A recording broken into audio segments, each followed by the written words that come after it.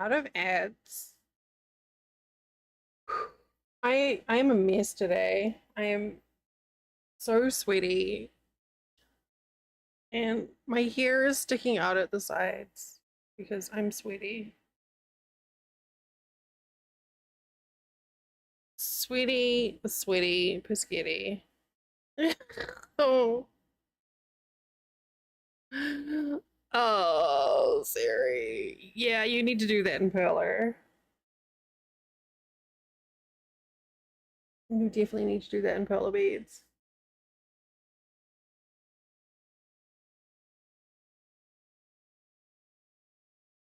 The look of what the fuck are you doing?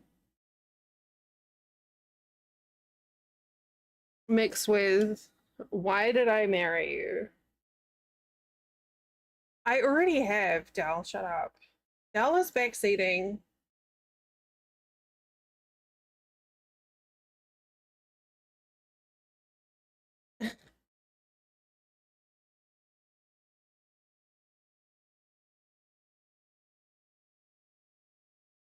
I mean, that is the appropriate reaction.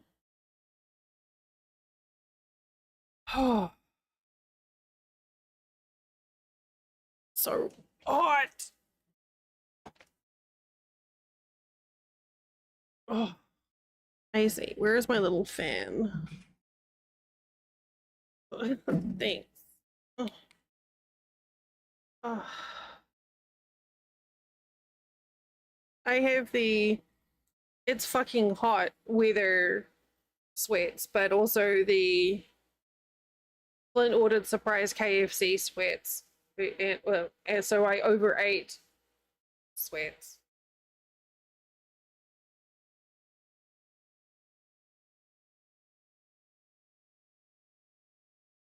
Oh dear Lord, this feels glorious. Full power. Oh.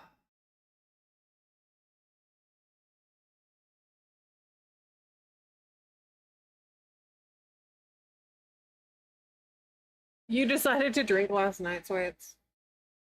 Oh no.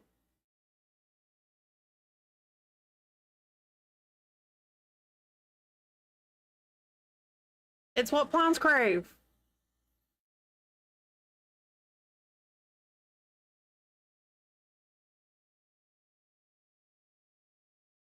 I'm just gonna stream like this, okay?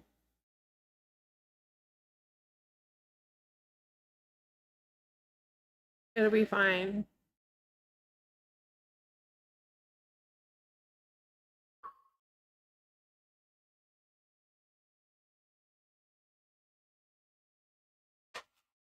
I can get that easy breezy.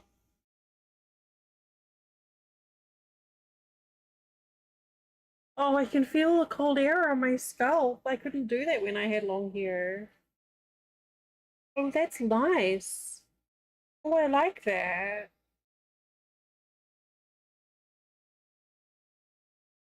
Oh,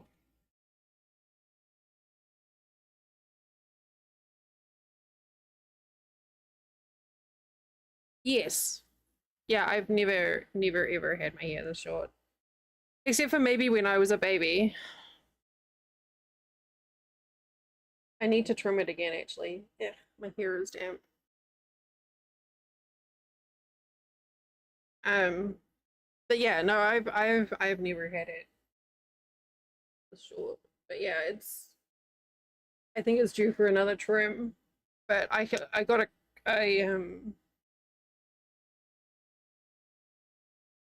a set of slightly longer combs than what comes with Flint's clippers.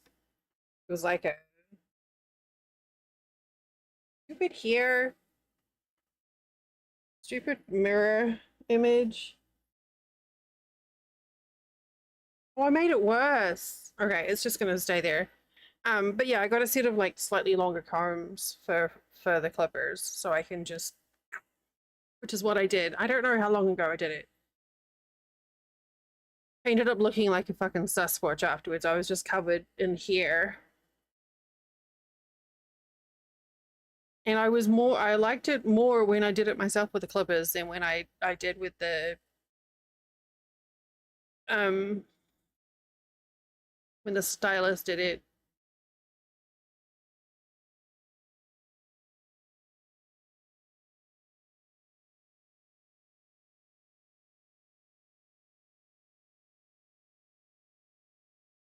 I don't know when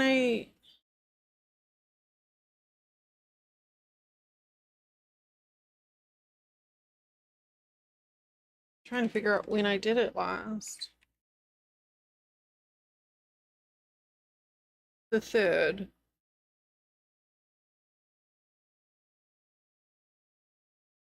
Apparently in 2 weeks it's got too long for me.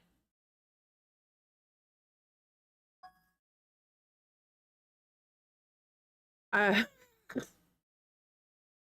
I feel like each time I'm just going to end up going like a little bit shorter, and then at some point Flint will have longer hair than I will.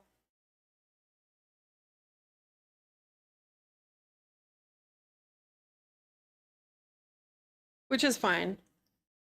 So the plan today is put some crochet, I have some knitting, and my cross stitch.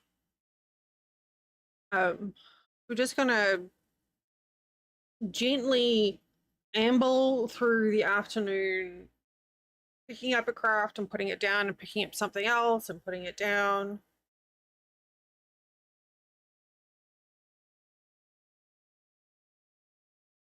Honestly, I love that. Well, I can go longer between washing my hair now, which is great. Um, but I can just like, okay, though this is pissing me off. My hair was so long, but it was also really messy. My little tufty bits, I've got a screen projector up so I can see myself. That's why I'm like fussing with my hair. But yeah, I can go longer between washing it, which is great. So that saves money. And it's probably better for my scalp. But like I can just put like a wet cloth on my head and just go like this. And then I just kind of like floof it a bit and it's done. And then I can put a couple of barrettes in it because it makes me feel like I'm a bit girly. And job's done. In fact, if I use mousse on day 2, I can refresh it with a bit of moisture on day 3, so I don't need any product. It's just a combination of mousse and sweat. It's very classy. I'm so stylish. It's Florida. No one cares.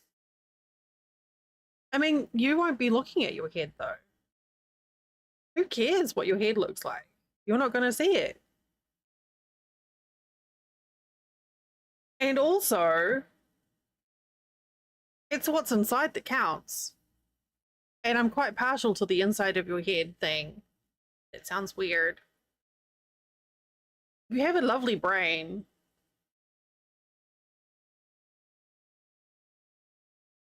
Yeah, and you know, like the packaging, like all the sawdust and stuff is lovely.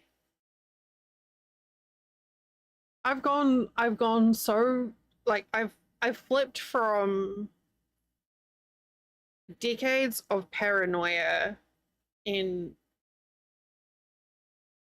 dysphoria associated with cutting my hair off. And in the space of like a month, I'm just like, I don't fucking care, it's hair.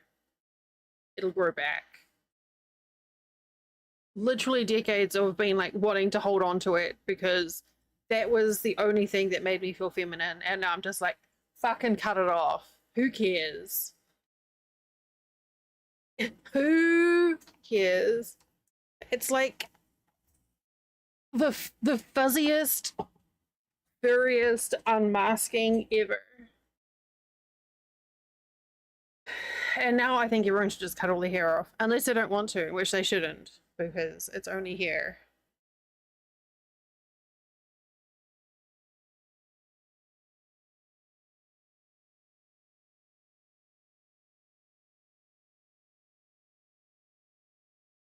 And in fact, I've taken more selfies that I've liked with my short hair than I did with my long hair, even before I put on my weight.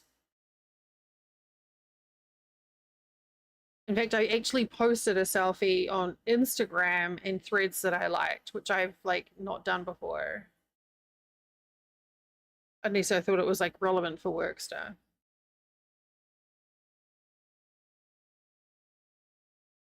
Oh yeah.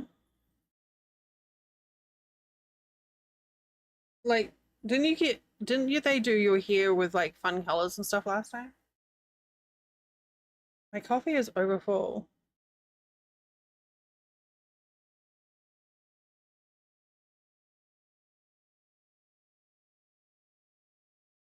Oh yeah, I had that too. I was nervous though. I think it was pretty obvious I was nervous. Because when I had mine cut, mine was like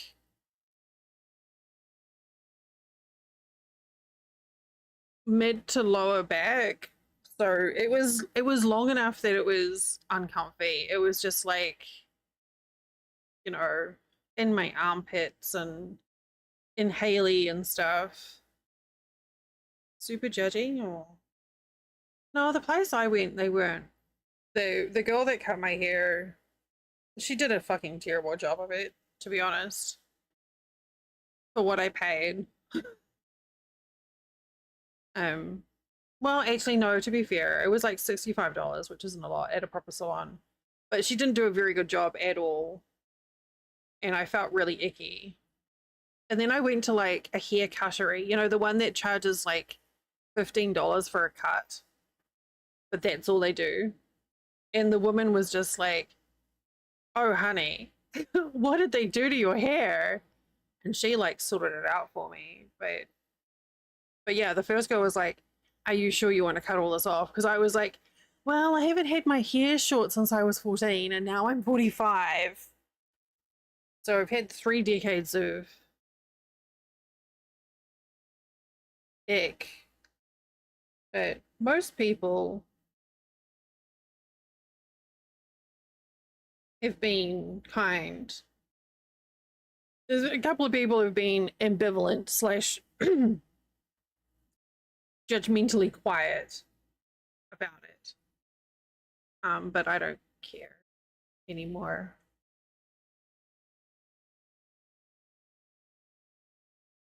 Uh-oh. She's not in town again, is she? What you doing? I'm like, what do you want?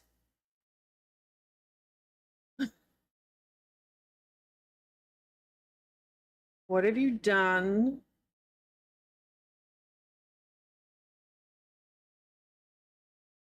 Okay.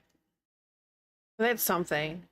Like that's one sinecure for me living here, is I know my mother will never, ever visit.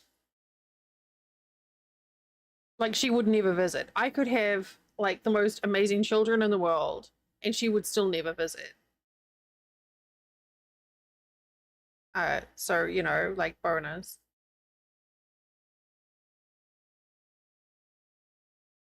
I think that would be the only reason why she'd even vaguely think of it, to be honest. um,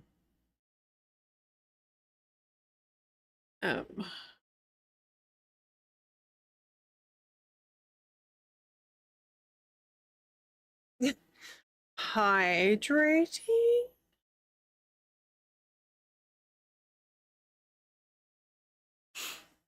Um,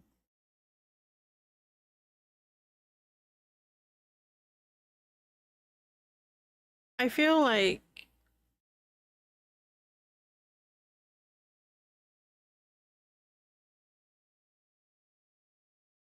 it's literally been 2 weeks since I cut it. I'm not doing it again. I think we'll, I think like once it cools down, I'll try and decide if I want to grow it out or not again. Comfortable in knowing that I will be confident in cutting it again. Hey, phone, have you considered not being a piece of shit? Cool, thanks. Um, okay, well, hopefully you're not about to get a weird bombshell dropped on you.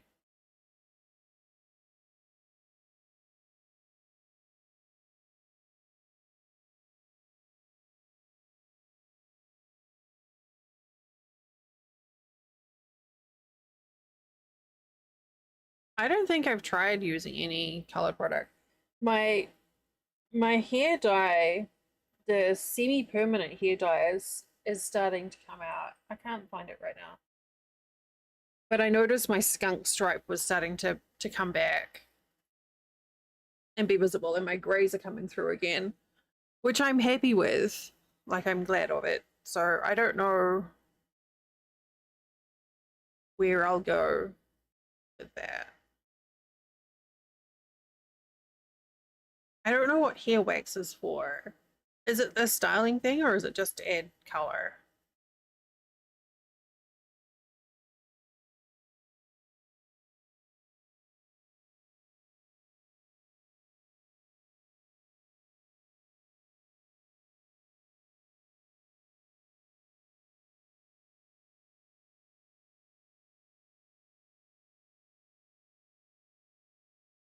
I think my color is kind of maybe too dark for temporaries.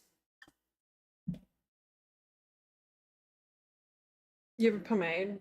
I yeah, I literally just have a, I don't know, random bottle of, oh, you do.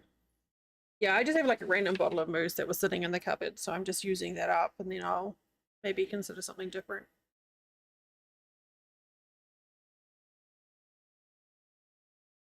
Hmm.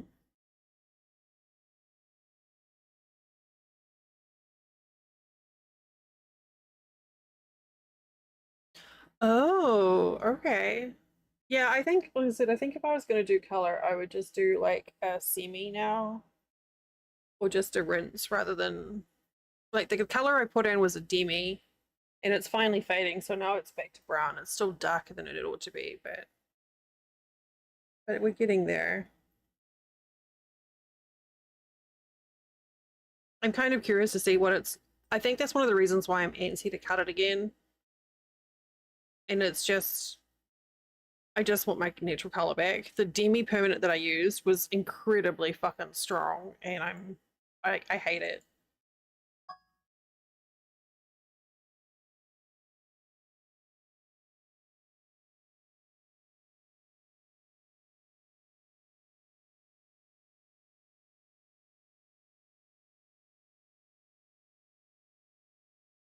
What was that?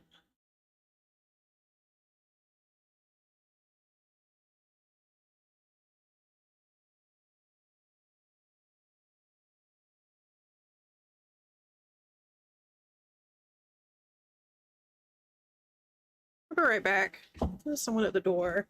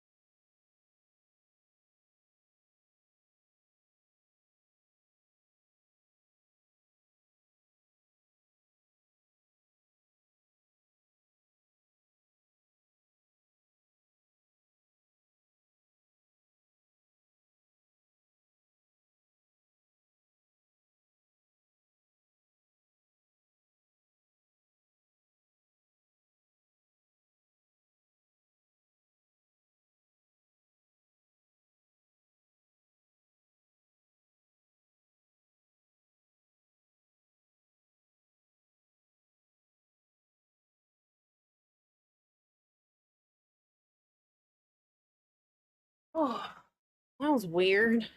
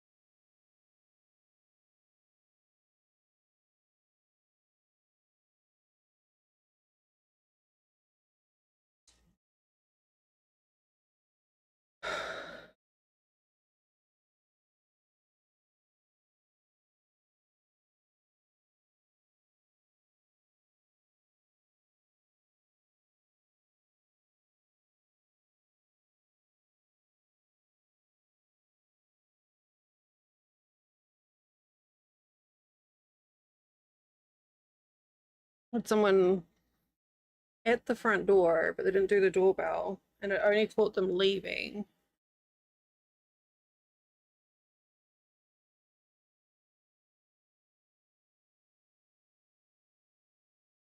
Just zoom in it, get a screenshot and onto from the camera and try and zoom in and see what.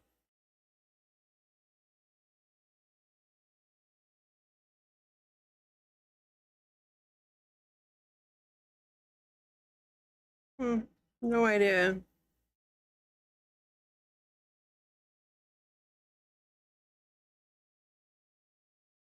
If it might have been to do with yesterday, but I don't know.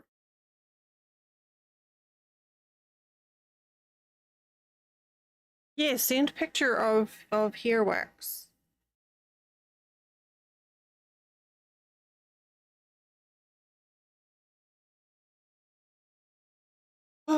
So we're gonna do a little crafty tech craft today, and we'll just see where we go. So I'm gonna come over here now.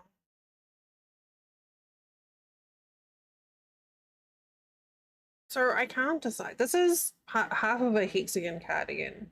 Wow, it's not half, but wait, is that dark? I feel like that's quite dark.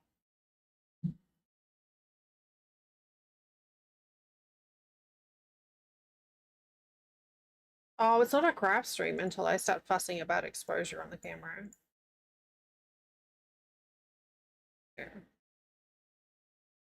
Yeah. So this is a hexagon.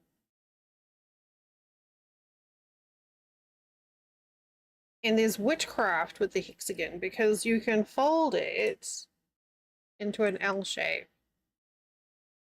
and then becomes half of a cardi.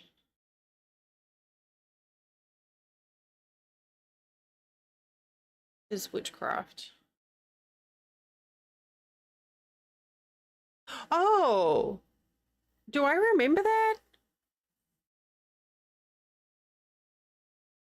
Or is that before you knew me? Because that's cute. I don't know.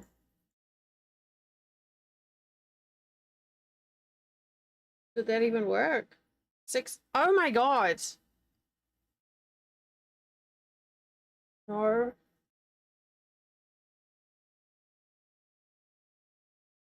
I actually maybe I don't remember. Maybe I don't remember the blonde.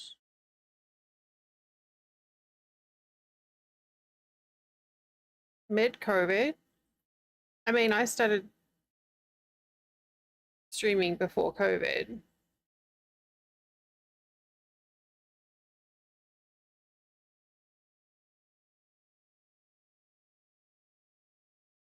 I mean, everyone did that. Oh yeah, we definitely did because I remember talking to you about when it started and our anxiety about it. How little we knew.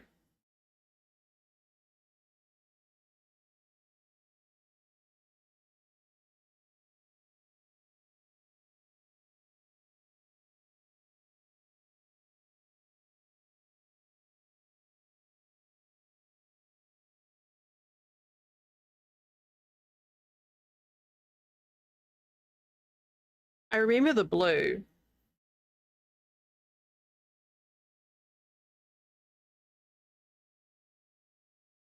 Yeah, I remember that.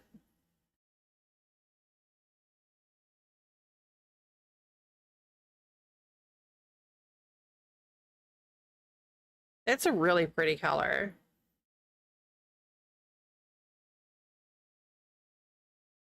Wait, am I doing... I don't know if I'm supposed to be doing a chain between these.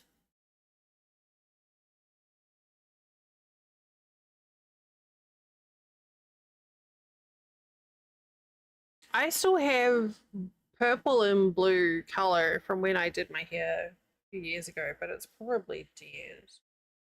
It looks like there's a chain, doesn't it? Yeah, there's a chain between.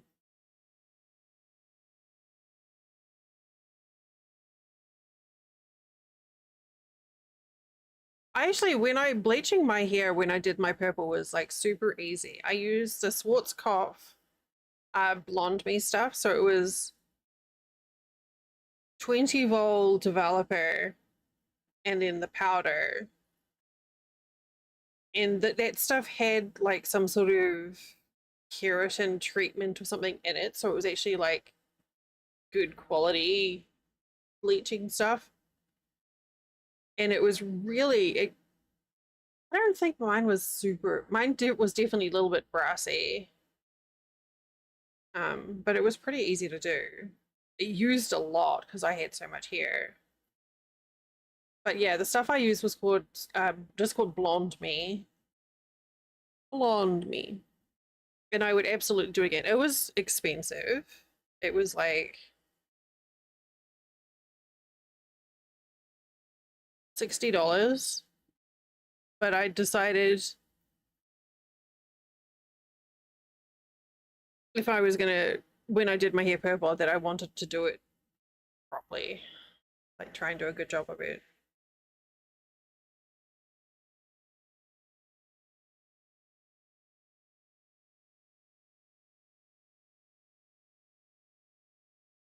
I still can't remember if I'm supposed to have a chain space here.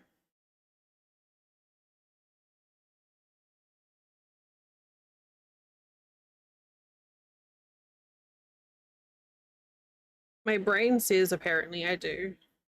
Nice aggro.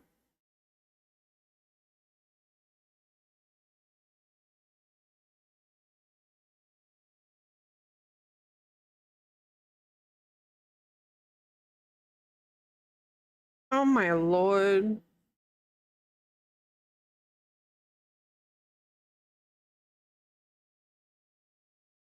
That's a lot of emotional labor you're being asked for just for in response to like a random text out of the blue.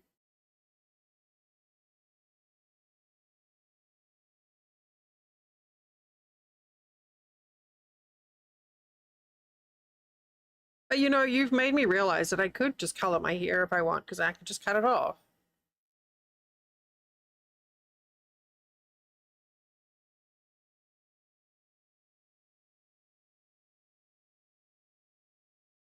Like so much faster to process through color if I want to play with it.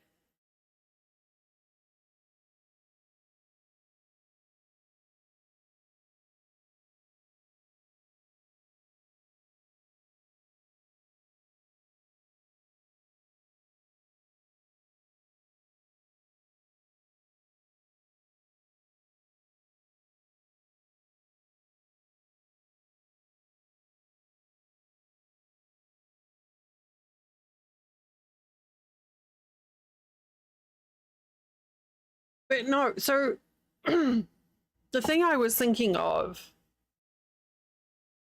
was this.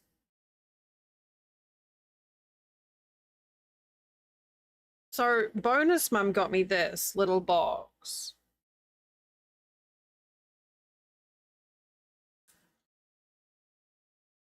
And it has a book. But it's got all of these granny squares. Oh, I like that one. And I was like, how cute would this be? Either as a scrapey blanket, but also I was like, what if you just pick like 2 or 3 colors? So like white, and then like a variegated color, and then a solid, like a dark solid. Hi, Luna. That one? Yeah, this is the one I like. And then just like use those colors. So just,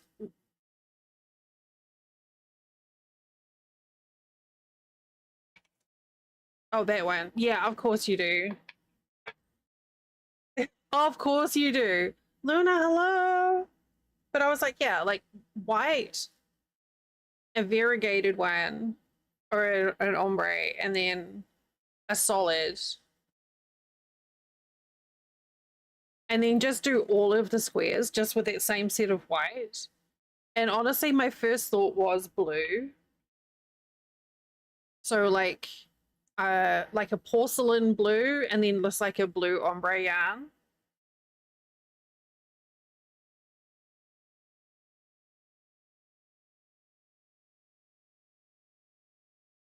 And then you could just like pick out a card. And I was like, how would I join? If I wanted to do them join as you go, how would I do it? And I was like, I just do a chain, single chain, like a row of singles around each one. And then use that as the join as you go.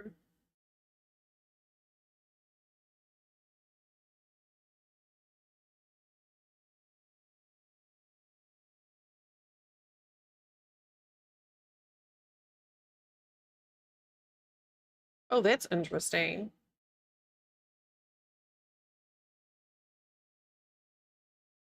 Luna, I hope you're well today. Oh, I thought it's a watermelon.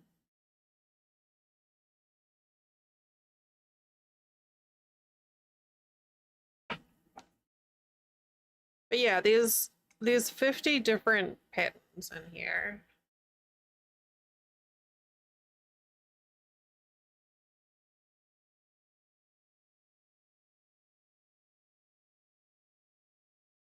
And I really like the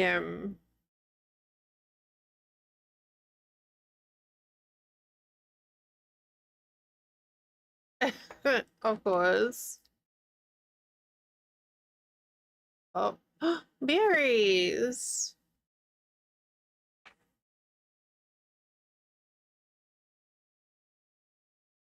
Oh,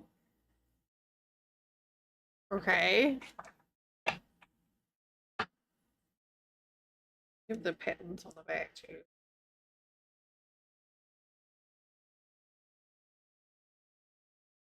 Uh, super high self-esteem, please.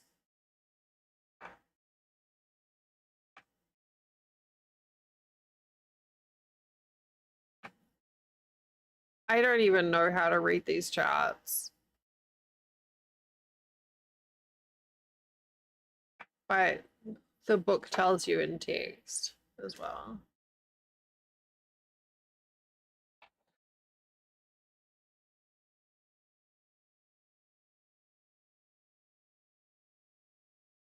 Luna, we're totally not talking about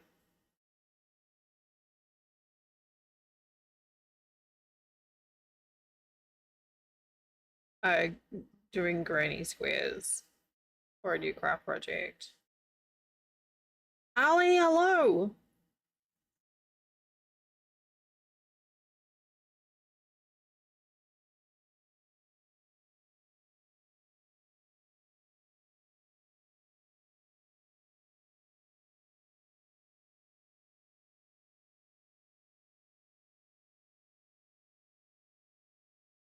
They are very cute. But I'm not prepared to pick up another big project right now because I'm not sure how much I can do.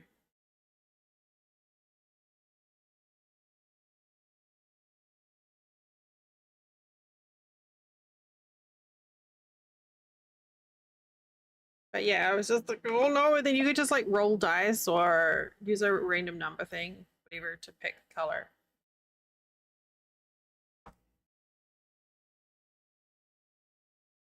I couldn't remember if I'm supposed to do a chain between each cluster, but my brain started doing it by default, so I think that's how we are.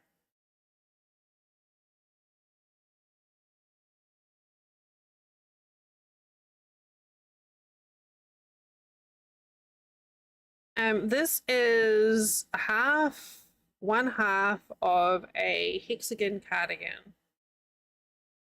So through witchcraft and or the wonders of geometry, it's a hexagon. It has 6 sides.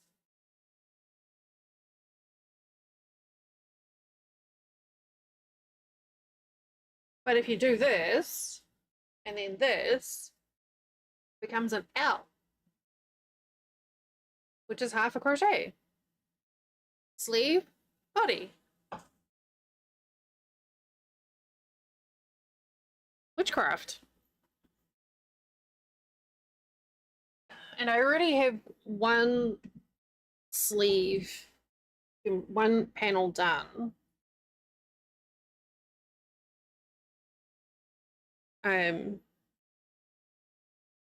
So I just have to catch up. But I don't plan on doing crochet or stream. I've got my knitting project. I've got cross stitch. Oh yeah, with the color separation. This is closer, the larger camera. So it's a little cooler, I think.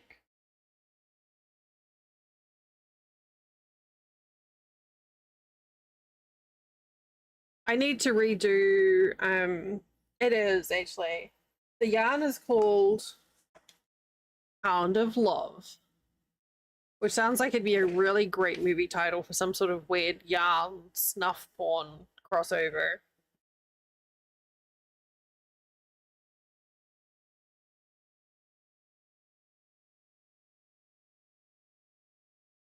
But no, you just reminded me that I need to update different streaming service.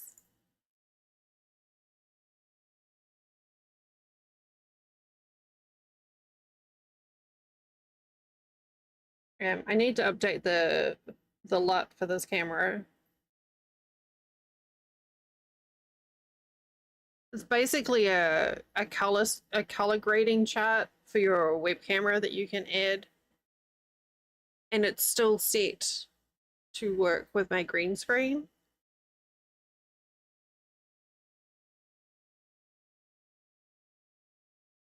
So I need to make a new one where I don't have to worry about the green screen anymore. So I should be able to get better colors.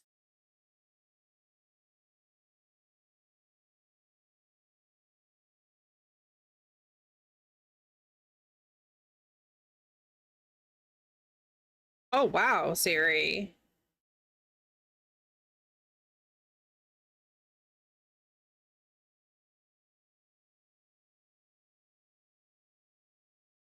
Sounds like we've had some moments of realization going on over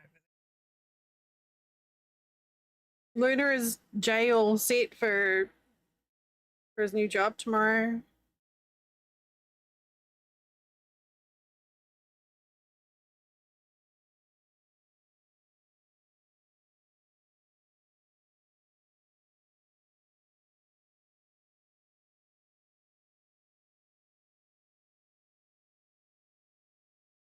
Yay!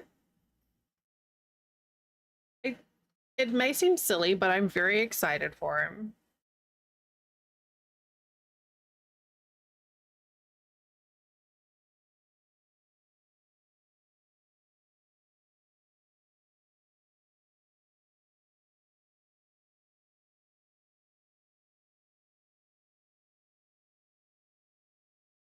It is like the first day of school. I'm like, oh my god.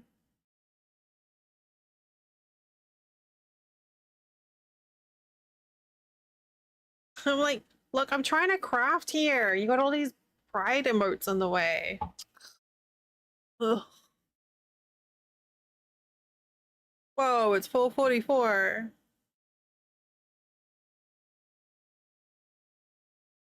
But yeah, we'll do a few stitches and then we're gonna have a rest. But yeah, it is very nice soft yarn. Hi Jay! Hey, it's you! Ding! Um, I have used this brand of yarn before, the panel of yarn before, because it is soft, but also I like it because it's a 1000 yard skein. So I don't have to worry about joins or different colorways. I can just like blitz through it.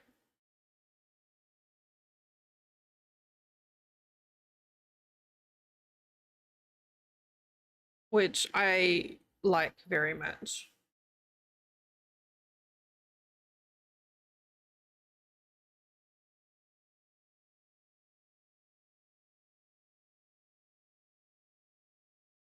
So my brain keeps thinking about those granny squares and being like, you could literally just do one granny square a day. That's not much.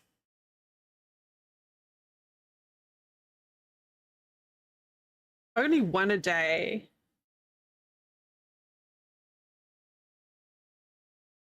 Oh, that's so awesome, Ali. It's always nice when you make a connection like that.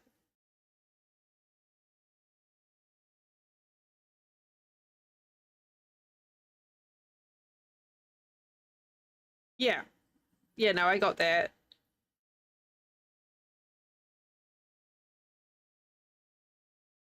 Oxford comma for the win.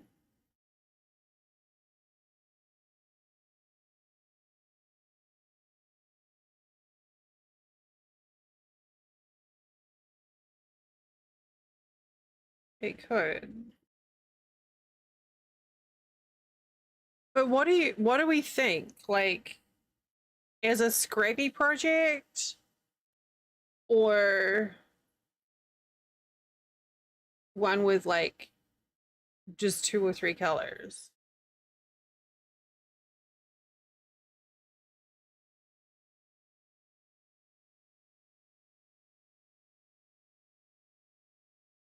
Because they're all gauged to work together.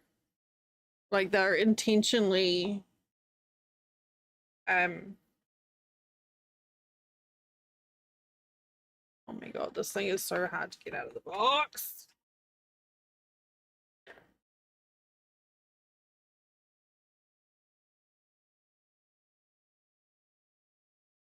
Um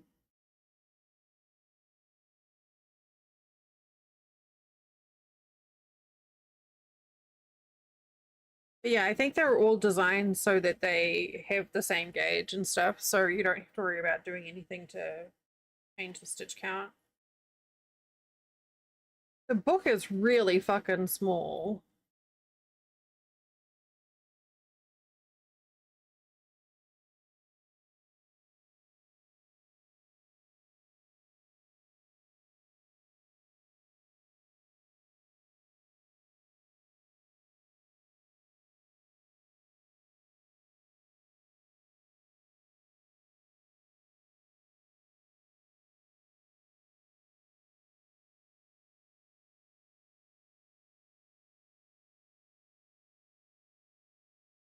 All squares in this book have either 80 or 112 stitches in the final round. Ha ha ha.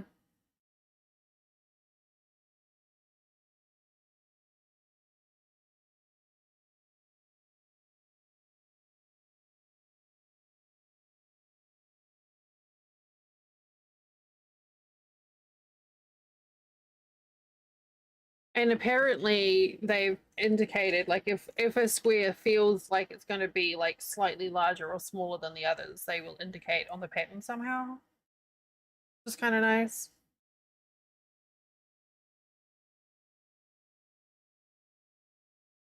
But it said in general worked in sport weight. Oh my god, these are huge. These granny squares are enormous. When worked in worsted weight yarn with a 5.5 mil hook, the squares will be approximately 5.75 inches for an 80 stitch square and 8 inches for a 112 stitch square. Those are are enormous. I thought they were going to be like that size. Ali, I see you on YouTube. Hi. Thank you. Those are big squares. Worsted weight with a 4.5 mil hook makes them about 4.5 inches. With a 3 mil hook, they become 3.5 inches. But yeah, those are fucking big granny squares.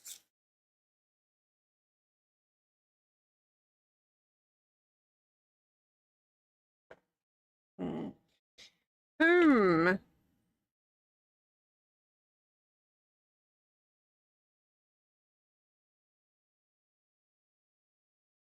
Yeah, I mean, mine would be smaller.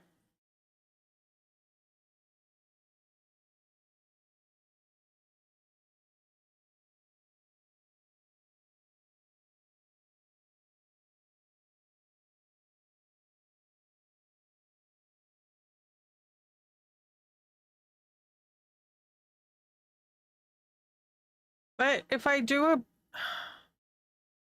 blanket in the blues, which I think would look pretty, it wouldn't go with anything in my room.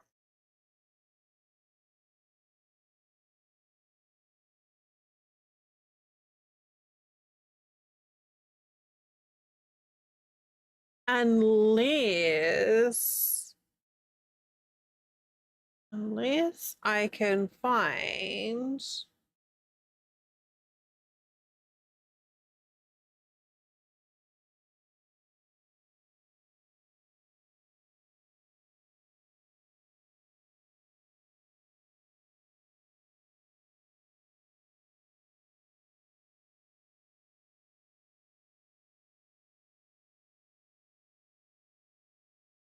what about this? Okay, maybe not like this exactly.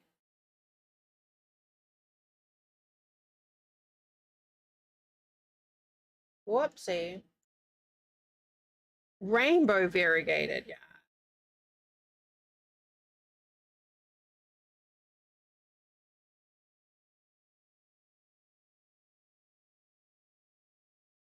So like white and rainbow. That's really pretty, but that's an Etsy one.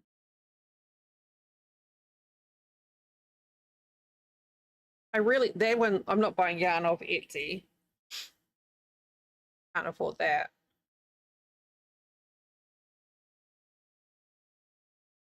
Definitely not that.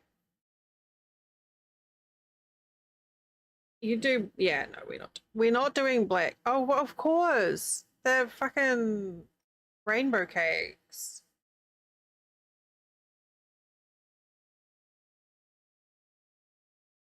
That's Lion Brand, right?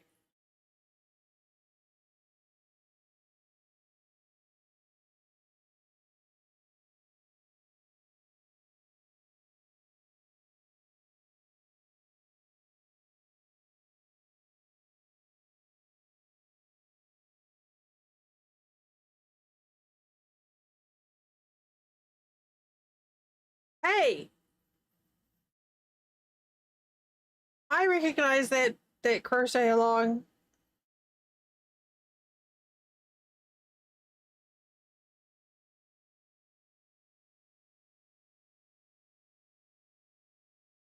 I was like, wait, I know that one.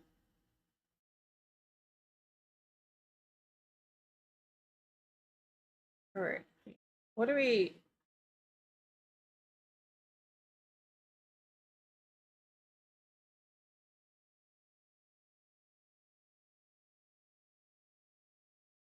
those are really pretty, but that's chenille.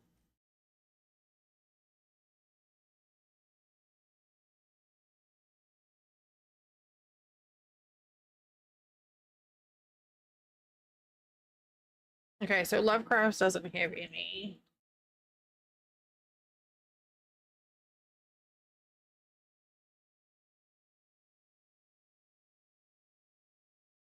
I think those colors take too long between braiding, though, changing colors.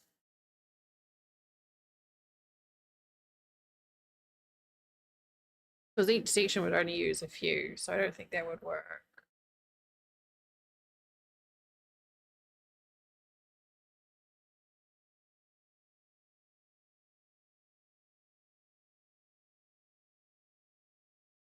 I've used this big scoop stuff before, and it's okay. That's pretty. Hi, hello, welcome to Craft Stream, where we shop for shop for yarn online. Like, I love these rainbow cakes, but I don't think on the scale it would work.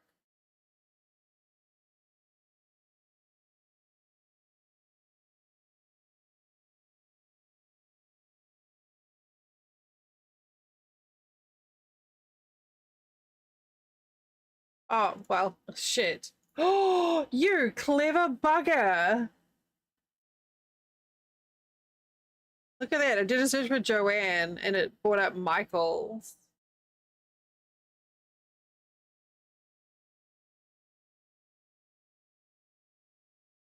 Oceanus has Big Twist. Oh, that's nice. Yeah, Big Twist has got some nice colors.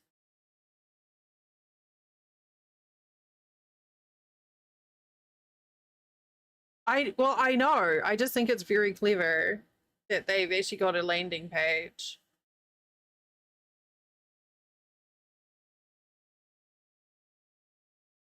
Specifically to welcome people looking for Joanne's.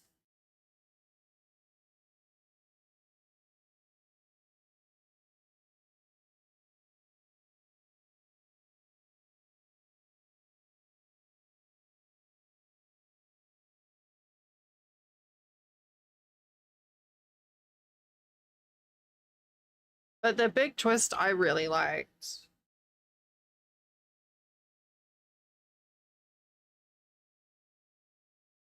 I hate loops and threads. Like loops and threads is terrible.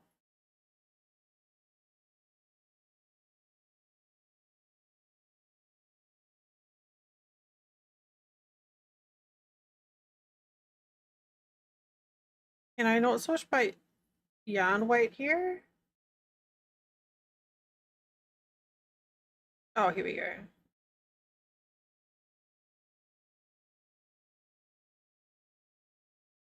Ooh, that's pretty. Oh, look, but it's loops and threads. That's super pretty though.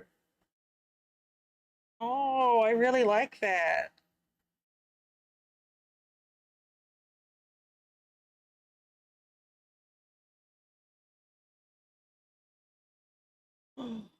Oh, that's even more pretty.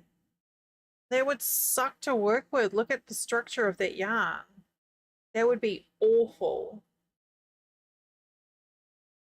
But that color variation is, I know, this is just absolutely stunning. That makes me think of Starry Night. But that is gorgeous.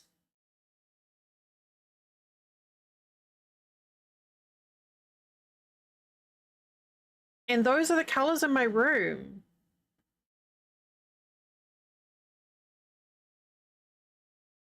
It's a 400 yard skein. That's actually not bad.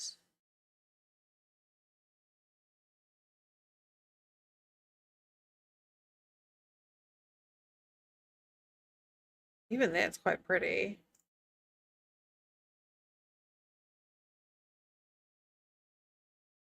I really like that.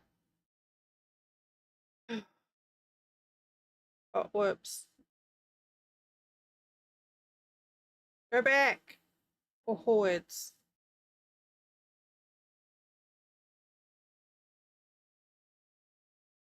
Siri, you do not need to buy yarn. You don't need to buy yarn. But Siri, look at this really pretty yarn. Siri, look. Look.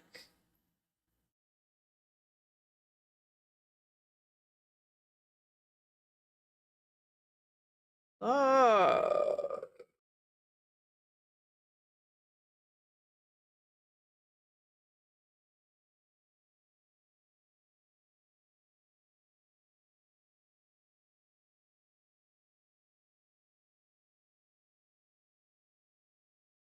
Oh, that's so pretty.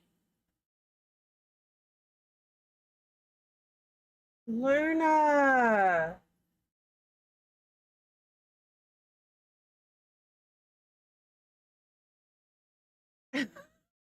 Oh no.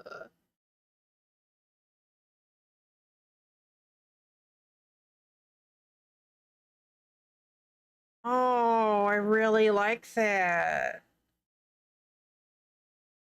Look, free shipping on orders over $35. So that's just like three skeins and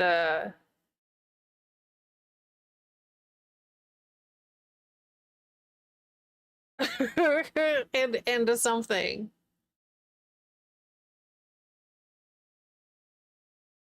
Ooh.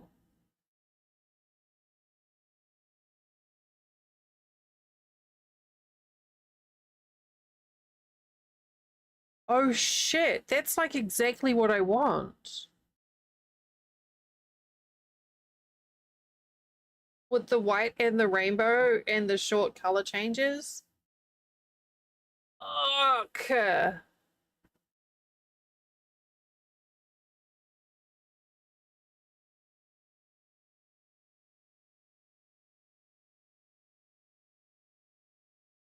What have you done? How fun would that be? Look, look, if we did.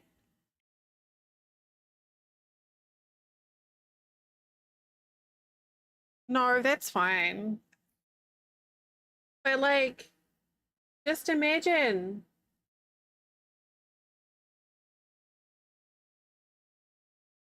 Just imagine these all done with that yarn.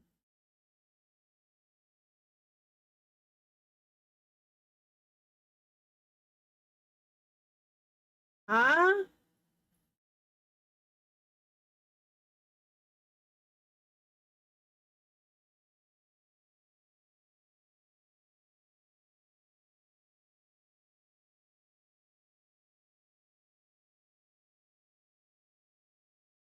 Huh?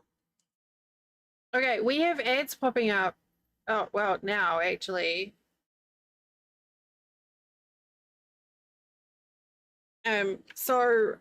Go do a self-care and don't do yarn shopping.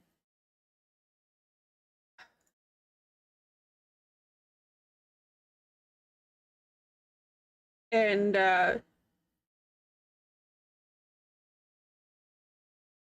I'll be right back.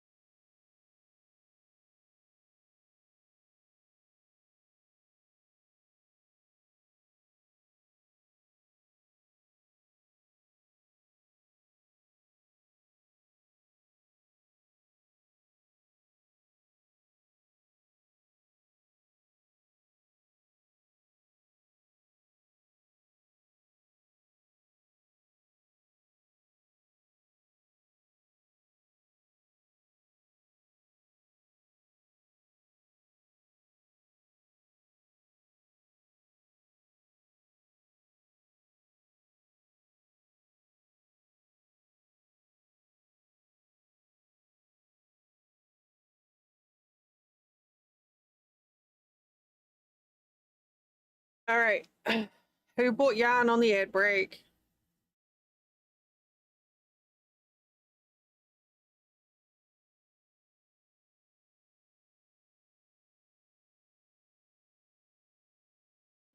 You tempted John.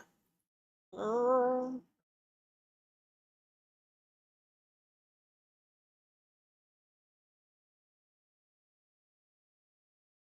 Oh. Oh, this would work too for what I want to do.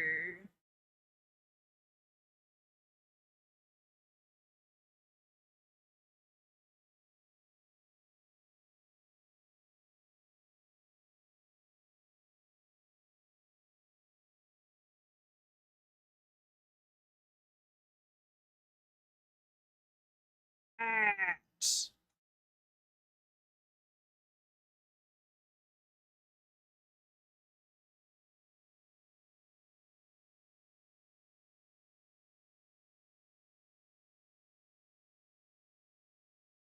It's quite fuzzy so it doesn't frog at all, but otherwise it's pretty good. Love the shirts.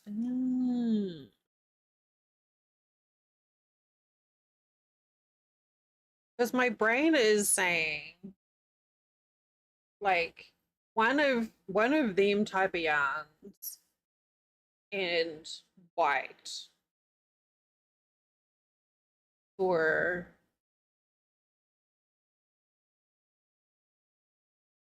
because I was thinking if I do a granny square, I'd want to make sure I do the blanket as a join as you go, otherwise my soul will be destroyed. If I did the granny square and then just did a row of singles on the outside, and they've said that all of them are either 88 or 112 stitches across, because I could figure out the math to do like singles and then just like chain 2 or chain 3, whatever, so that I have loops for connecting, right? And then I could use both sides, both size squares.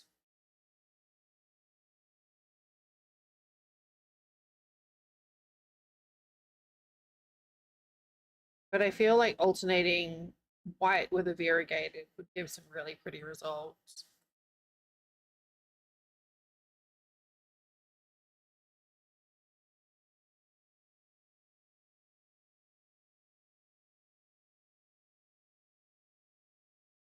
It's really pretty too, actually. So's that. That's gorgeous. That's only 136 yards. Oh no! Luna, what have you done? Look at this really pretty yarn.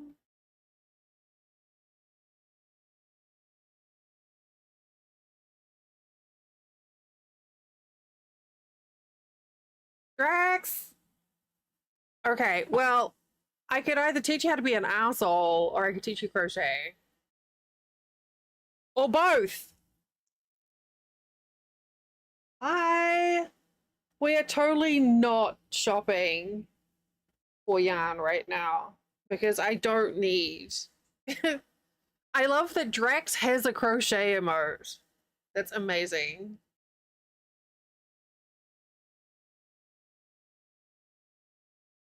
No, you're right, Luna, but look at this pretty yarn.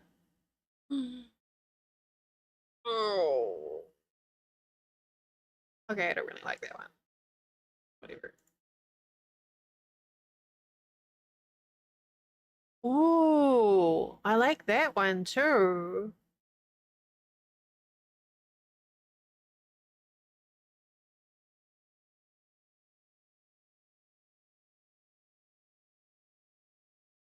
I don't need more. Yeah. Mm.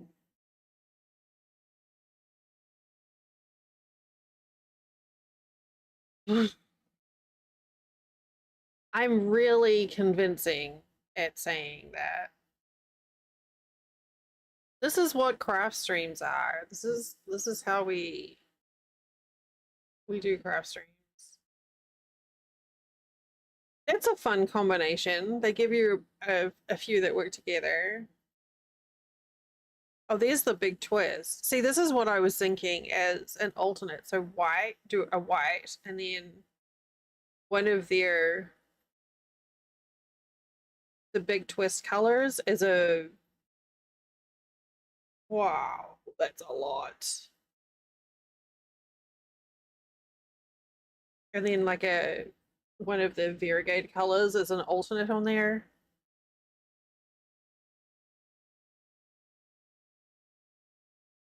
What, man? Man.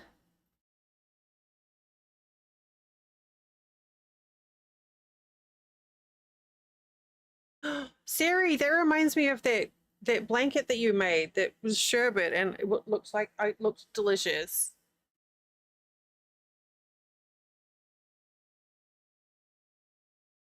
Drex, I hope you're well today. Or candy corn, but also sherbet blanket.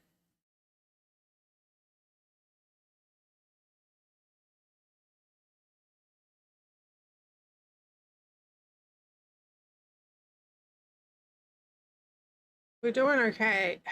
The yarn across the bottom is like, hey, could I interest you in this really, really pretty yarn?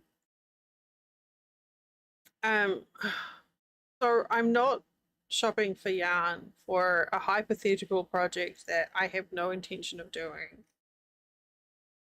I just accidentally clicked a link on chat and here we are.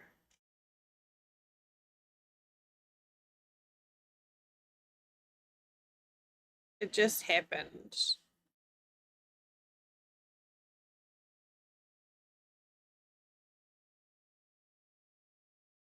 It just happened because I don't need another craft project to start when I can't really do a lot of crochet stuff right now.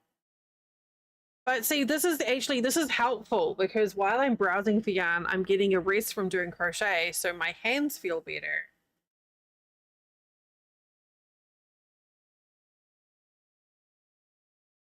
Right?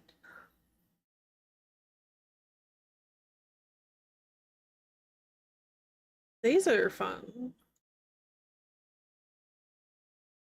No, never mind. I lied.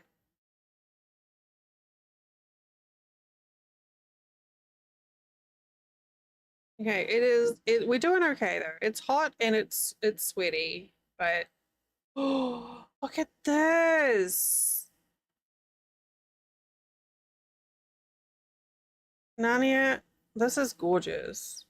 Oh, I love this. They have a sherbet one. Okay, no, I don't like that one so much now.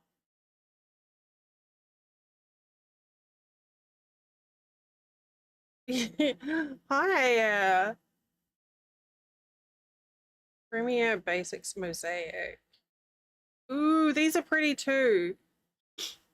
How surely at least one person here is window shopping with me.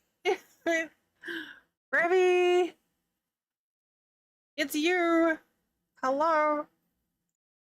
We are not yarn shopping. You can't prove otherwise. I really like those.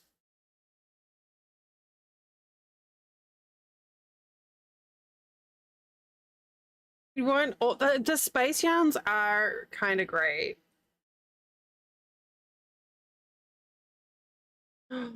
That is beautiful.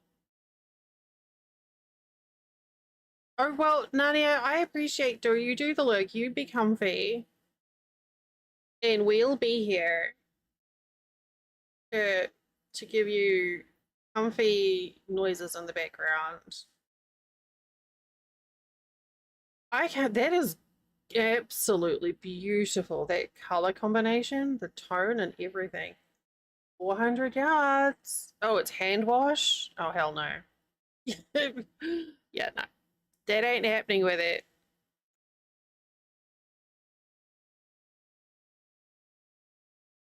Those are pretty.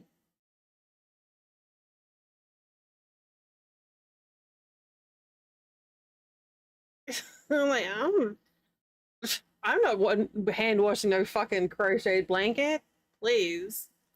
That sucker goes on the washing machine and the dryer, and if it falls apart, that's a them problem, not a me problem.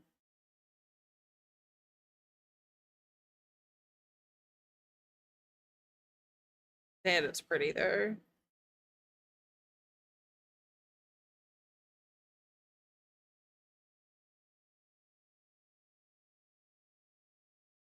Yeah, no one got time for that bullshit. Well, actually, maybe people do, but I don't. That is absolutely stunning, but I have no desire to make a blanket out of it. I have no desire to make a blanket, full stop. I am not crocheting another granny square blanket. I hate granny squares, and I will kick myself if I start doing it, but look at all these pretty yarns. These pretty yarns.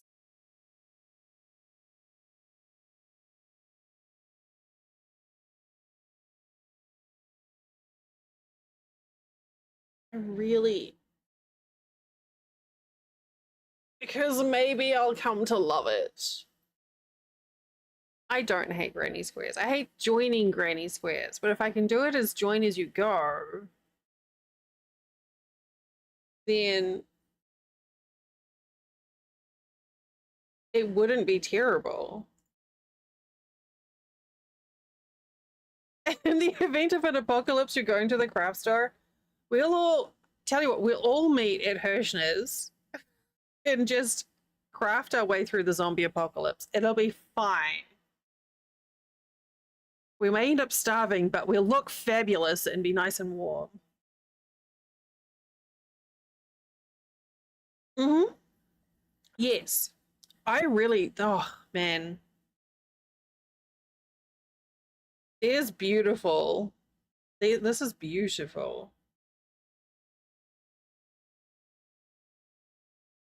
Hi, Jenny. I cannot get over like all of these. You're right, Jay. All of them are just like the colors are just so well thought out. Like with the tones and everything.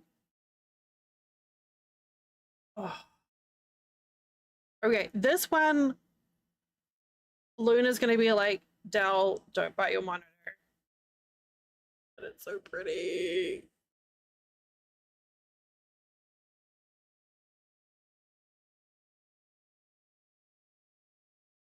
It's a really interesting one.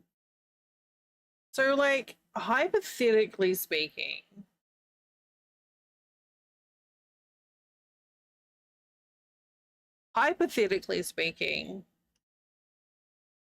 if I were to grab, say,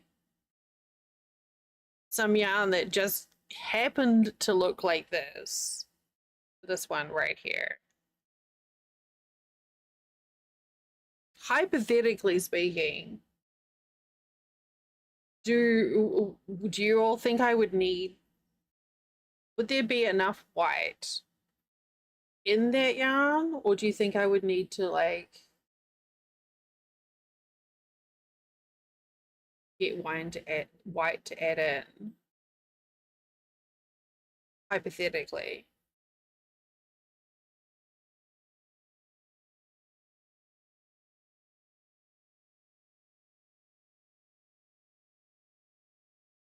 I almost feel like that is that's got enough of the what I want in it that I wouldn't need anything else. My only my only concern is that I've never worked with wool before, so I don't know how much it has. It does have a lot of weight. It's really, but also some of these granny squares are quite ornate, so like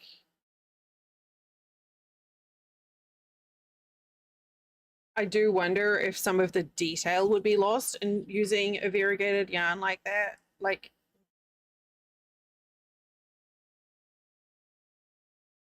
these would all be fine, but like some of them like that, I don't think would work in that yarn. it would need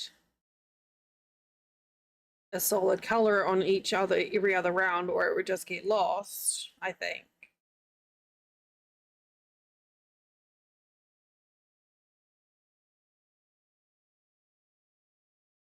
Berries.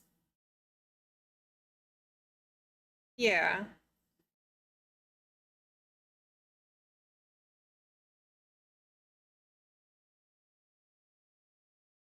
But I feel like if you did like white, variegated, and staggered the rows, it would probably work. Hypothetically, yeah.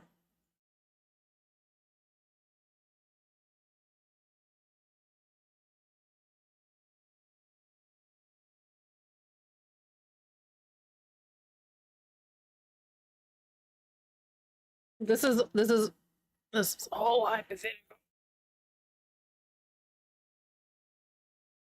Get in there. Okay, this is me not looking at yarn to not make another crochet project. I'm just gonna put this over here where I will absolutely not look at it ever again. And it'll be fine.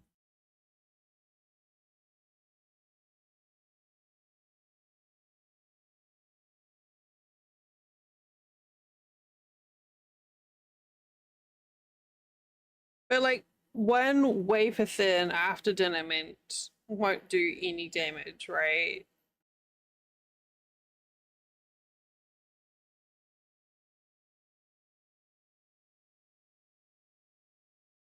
Yeah, this is honestly, that little box is fantastic.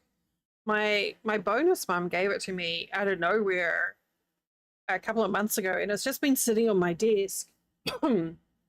It's got um a graph on each card, and then in the manual it actually gives, in the book it tells you the actual like written instructions as well, and it's just really nicely presented. Like, it's pretty great. It's only way for then.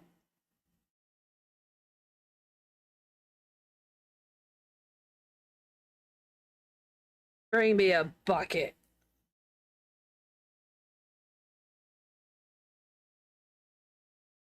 No, my brain is now like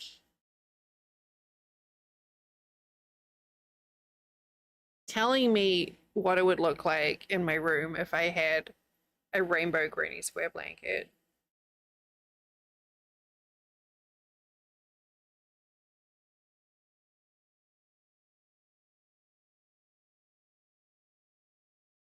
And do we get an idea of how much yarn? Obviously, it's going to vary, but do we get like the instructions are very small. It tells you skill level on here, which is nice as well.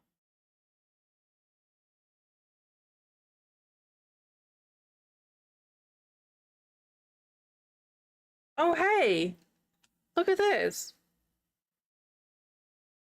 Mixing and matching the 80 and 112 stitches squares, how to join them.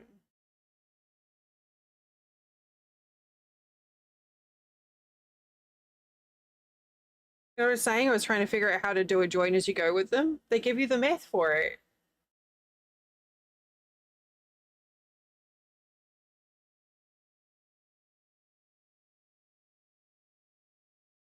I mean, that doesn't seem lazy at all.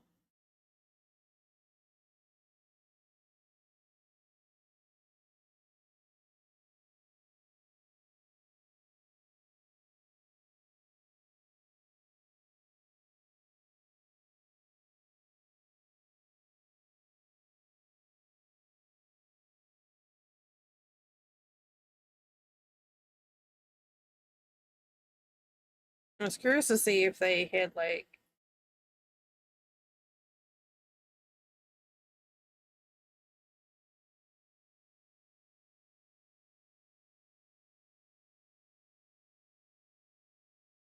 Oh, there's like a little thing. Hi, Mar. Thank you.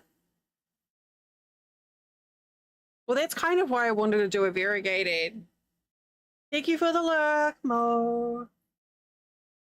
But yeah, that's why when if I can do like a variegated yarn, then I don't have to do anything else. I'm all about not having to change things. And I feel like switching between white and variegated would be pretty easy. Like especially that variegated that I was not looking at. Because I can just carry it if I'm clever.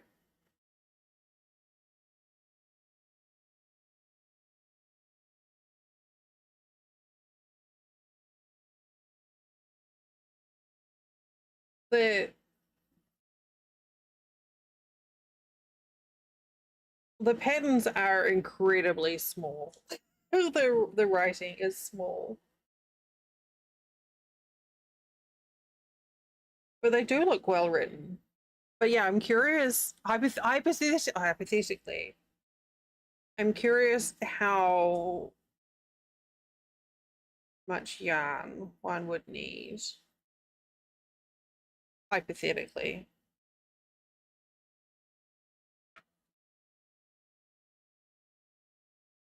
Like how many granny squares could I get out of uh 1400 yards? 1425 yards, give or take, a hypothesis or two.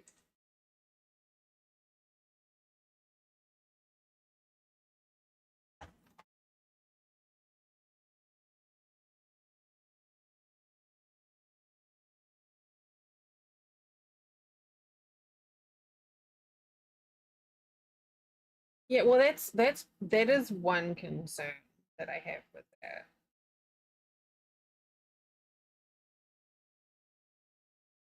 Machine washable.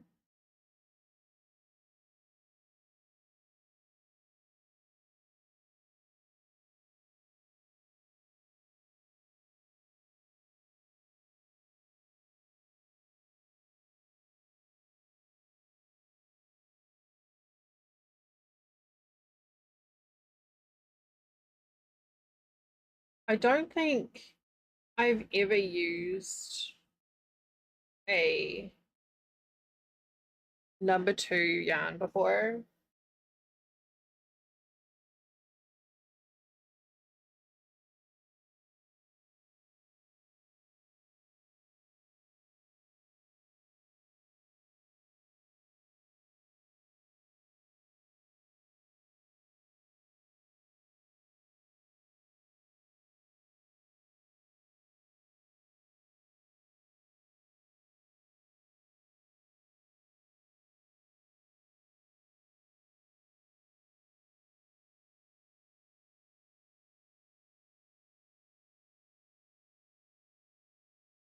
I mean, that sounds perfectly reasonable.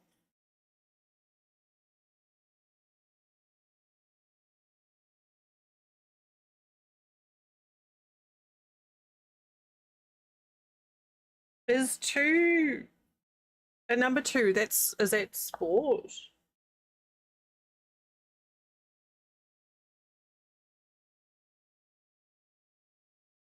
These are still really large. It's saying in a sport weight yarn with a 3 mil hook, the squares are still 3.5 inches wide.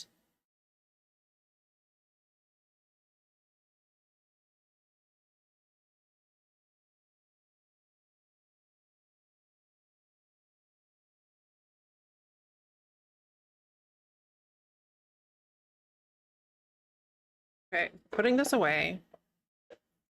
Putting it away.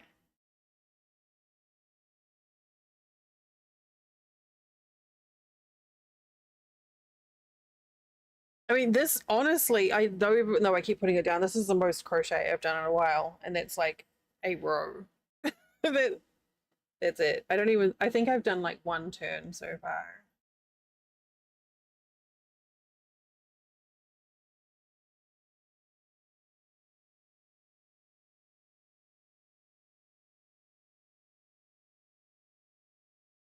There's so many factors to consider, like other than capacity. Um, it is a hexagon cardigan or half of a hexagon cardigan. I've done half, like one of the panels already, which is oh,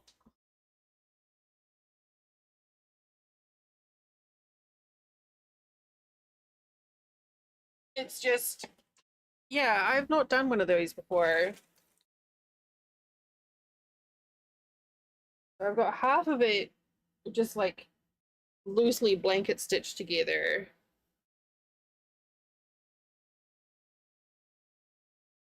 Um, and then I added some rows onto the back into the length because I'm I wanted a bit of width in it. This color is more accurate. This color, the camera here is a lot more blue. Um, but no, I'd been mulling over doing a hex cardi for a while, and then Luna did one, and then I was like, well, now I have to because Luna's cool, and that's the yarn I had left from doing it. Funnily enough, I've made 2 items of clothing loosely ever, neither of which fit, which is great. And I made this like I made this little caddy, and I didn't really like the way it came out. Like I didn't like the way that the yarn came out, which is fine because it was too small for me anyway. I don't even know if I've got it anywhere.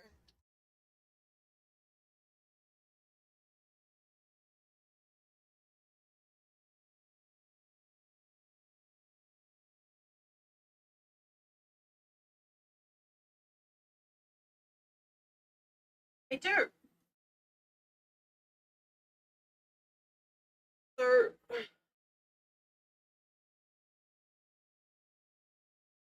it's a long cardigan with like dolloping at the bottom. And it's finished. Like it's been washed. Um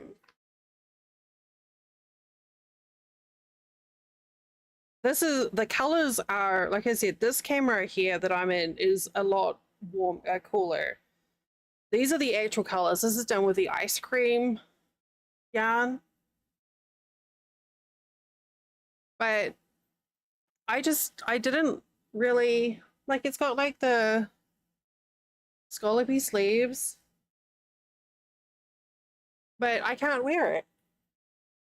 It's like even with a whole lot of ease, it's just it's way too small for me. And I did gauge it. So I don't know what to do with it. Because it's like the first thing that I've made. I don't want to just like send it to like a thrift store because it took fucking hours, days and days and days to make it. And so I don't know what to do with it. The one time I've made an item of clothing. Oh my god, Drex, you would look fabulous in this. I mean, to be fair, anyone would look fabulous in it. But it's got like I love these details. I have the pattern still. And I would be tempted to do it larger. And then maybe as a solid color on the body and then like detailing. See, part of my problem is I like the colors, but I don't like the way that they pulled either. But it took such a ridiculous length of time to do it. And now it's just sitting in my closet I don't know if anyone has the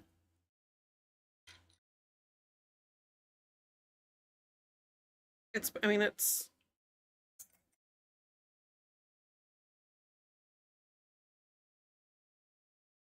like 15 inches across the back, like under the armpits, across the back.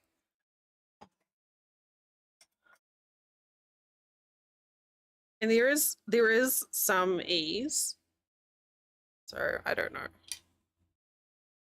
I'd maybe be tempted to sell it, but then I'd feel really bad if someone bought it and they wouldn't be able to fit it.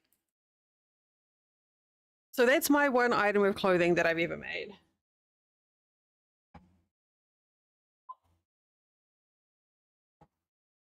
And it just sits in my closet. I don't want to throw it out. There's too many little panels on it for me to even like try and pull it apart and reuse the yarn. Uh, I don't want to throw it out. Don't want to give it away. It just sits there, I guess. Or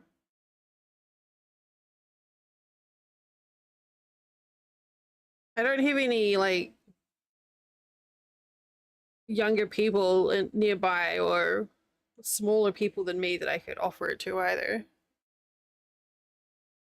But this will fit. Like it's got so much stretch in it, and I've deliberately added extra panels on the back of it, so I won't have problems. I could get a mannequin.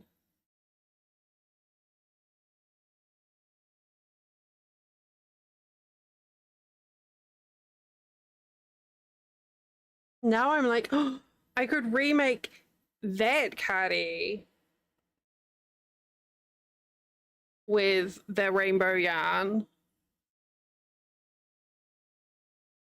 The supernova yarn.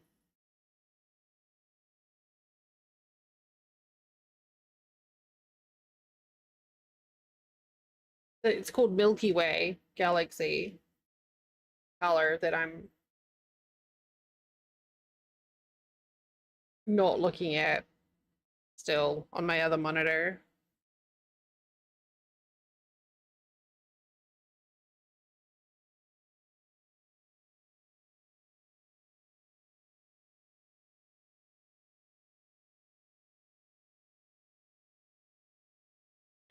But yes, I've got this to work on, and then I've got my cross stitch, and I've got some knitting. So my plan is to sort of do a little bit of each thing today so that I don't overdo it, because I haven't done a lot of crochet in a long time. Hey, Luna.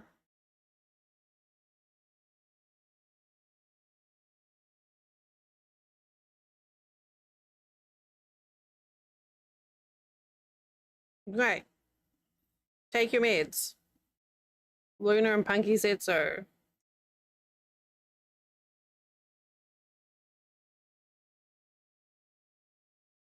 So yeah, I figure I'll finish.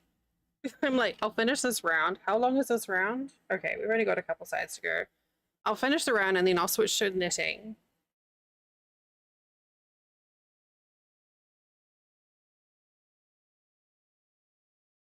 And then I'll do that for a little bit and see how we feel.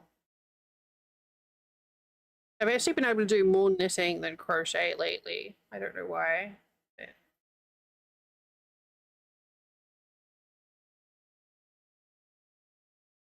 I am obsessed with that fucking yarn.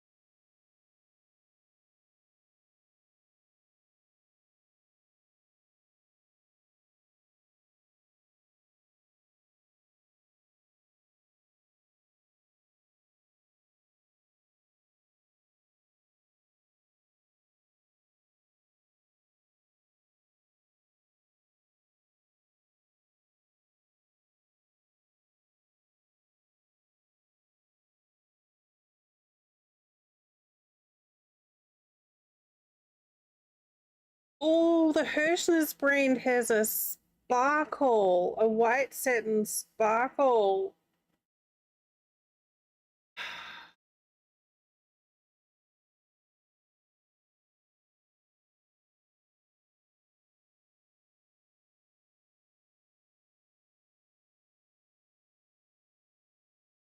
I'm not yarn shopping, you're yarn shopping. Ah. Well, I started knitting when like 5 years ago. I learned how to knit and crochet on stream. So I started off knitting first. And like my first year I knitted, I became almost exclusively knitting stream with a side of Final Fantasy 14. I picked it up because I was my character in Final Fantasy 14 was doing a lot of like grinding of crafting, and I was like joking that I should do something, and one of our regulars suggested that maybe I should also knit while my character was doing tailoring. So I was like, yeah. So I learned how to knit on stream, and then it morphed into learning how to crochet, and then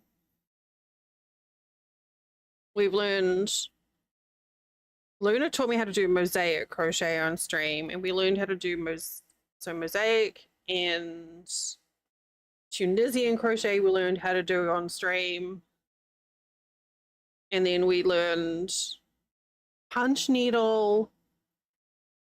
Yeah, I was just like, well, we'll just follow some YouTube guides and see what happens. So the first year I started knitting, I made like everyone in the family blankets for Christmas. And then I realized the error of my ways. And I was like, never again.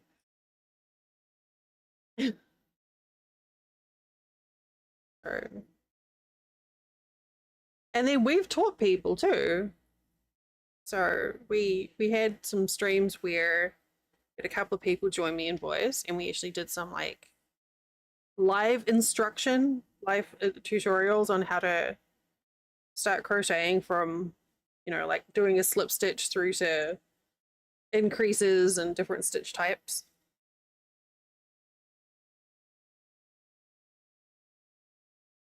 It's been a really fun journey. It was like a really very much a key part of stream for many, many years. But I've had to pack it in almost entirely over the last 6 months or so to a year. I don't know if I've got any pictures of the two blankets. So I did 1 year, well, actually 2 years, I did crochet blankets.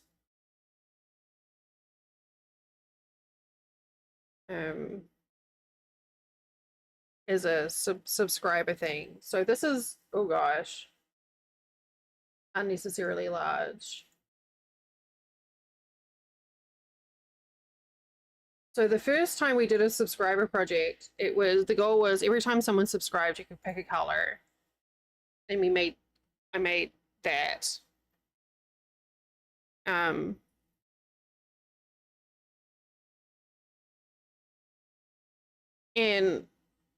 Sadie won it. Saturday 86, one of my good friends won it. So when I went to visit them last year in Ohio, they had that on the back of their couch. Yeah, yeah, yeah.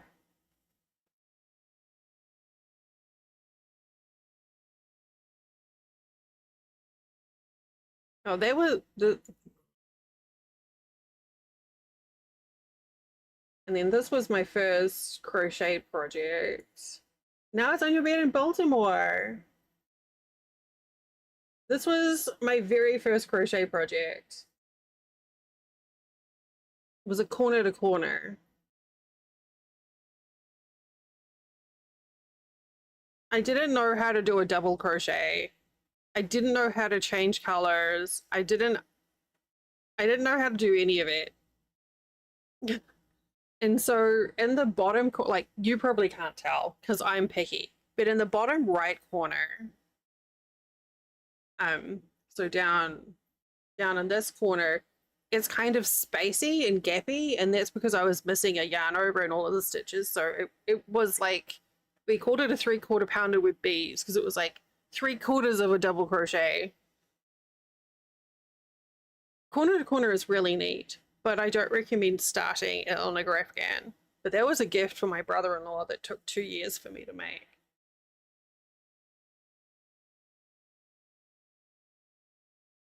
Oof.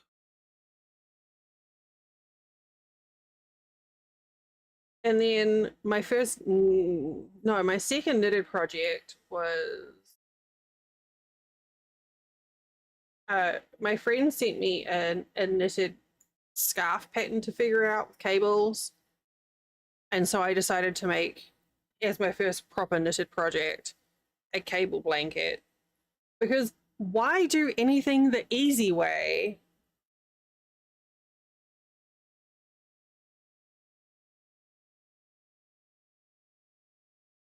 This is a terrible picture.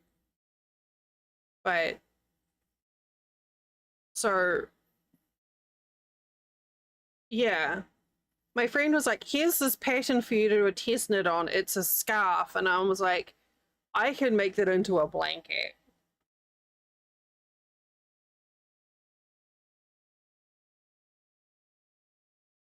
So I did a bunch of knitted blankets.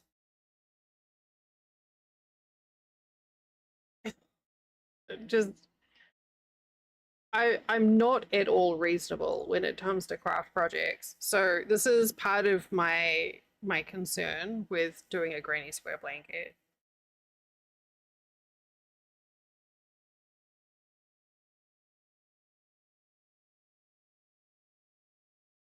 Sadie, hi.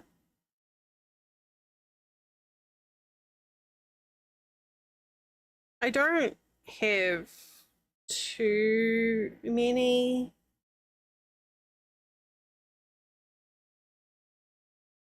I had like one huge commission sitting over me, but I was able to hand deliver that in July last year, which was great, which is a bunch of crocheted bees based on the game Hades.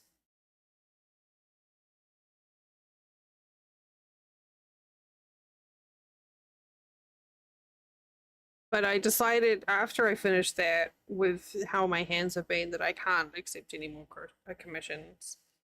So it was like a little flash in the pan.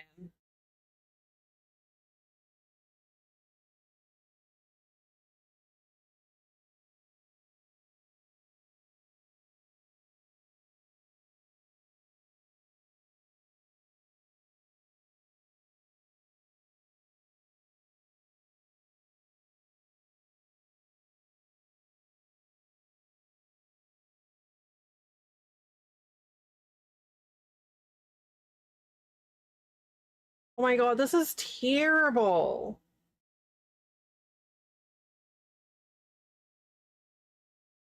So, like, hypothetically speaking,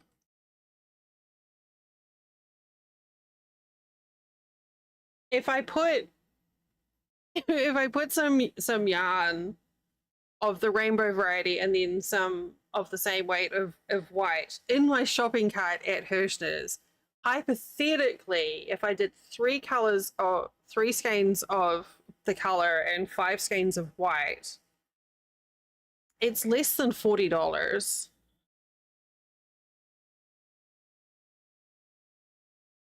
Hypothetically speaking.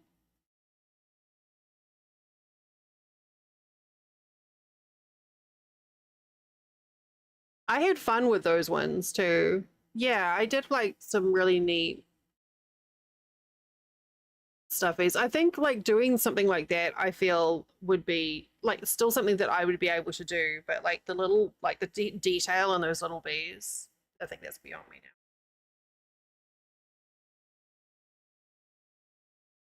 now. Okay, do I like no one else has that yarn, right? Like I'm not gonna find that yarn at a better price elsewhere.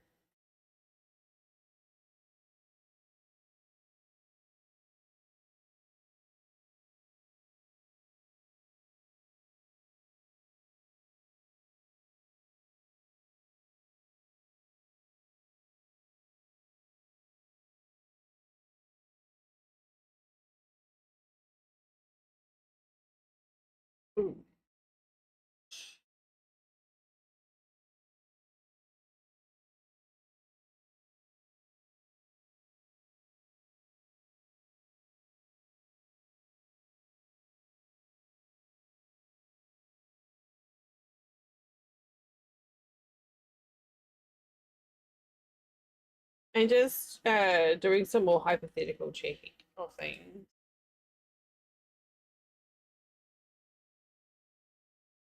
No, it's not there.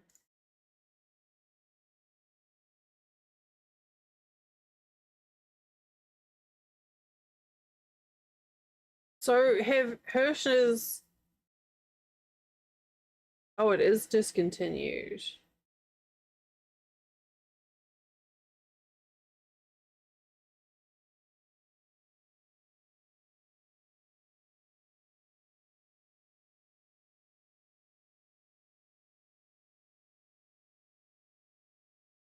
Oh gosh.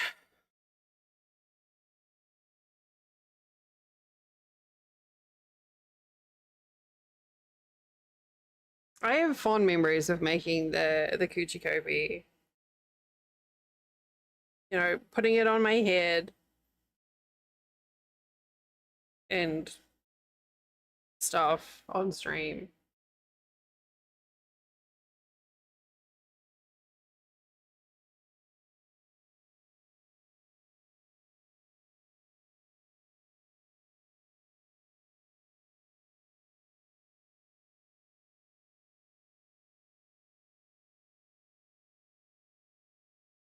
Okay, so we got 1.5 sides to go.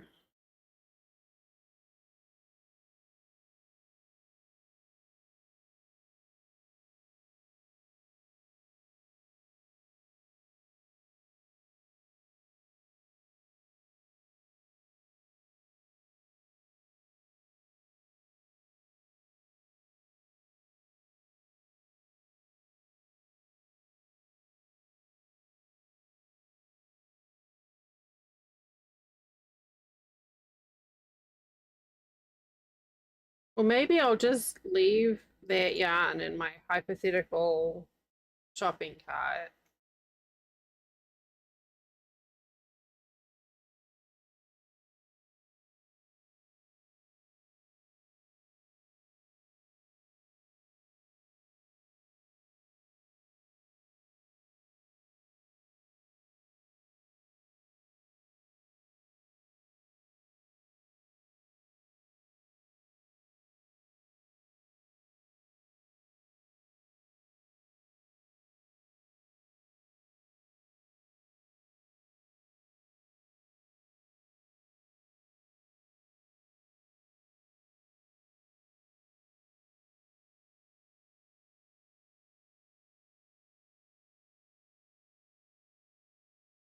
The only thing is, working on a cardigan or a blanket like this is decidedly less interesting visually, I think, to working on like a little amigurumi.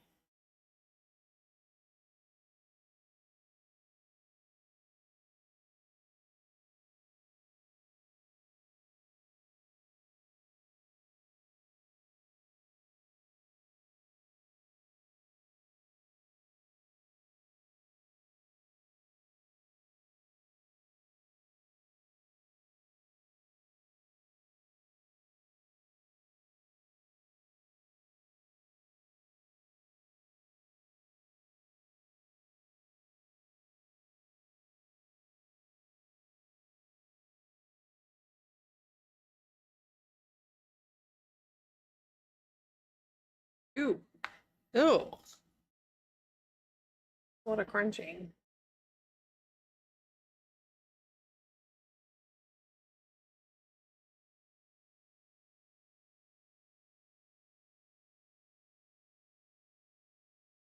Geez, my YouTube preview is still on me window shopping for yarn.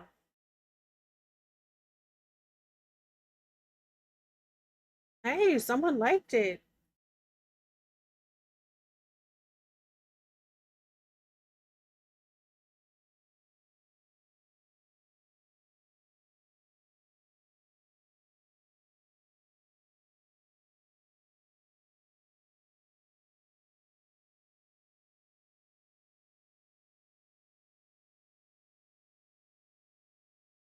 It does feel very strange to be doing a craft stream. By the way, Drex, if you're still here, if you haven't gone to bed yet, I would gladly teach you. Although I think you already know how to. Or is it knitting that you already know how to do? I think you already know how to do one of those.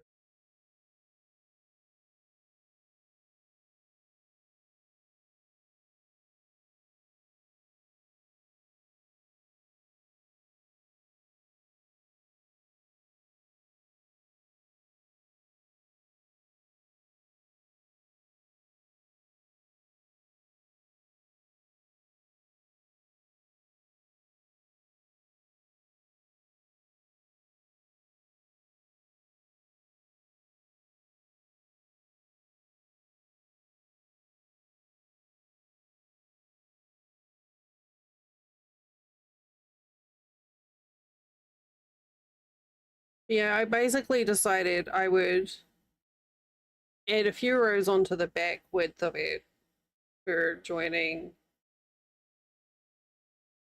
and then with whatever yarn I had left in the skein, I would do a few extra rows at the bottom.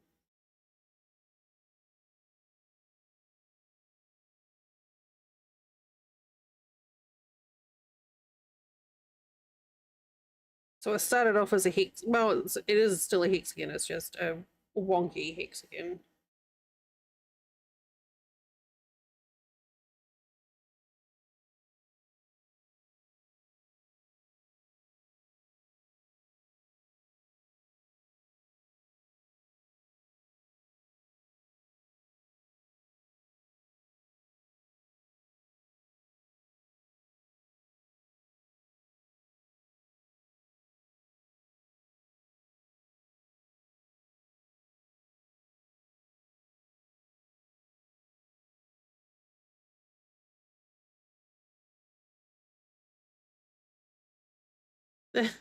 The one problem with the design like this is each row gets longer and longer and longer.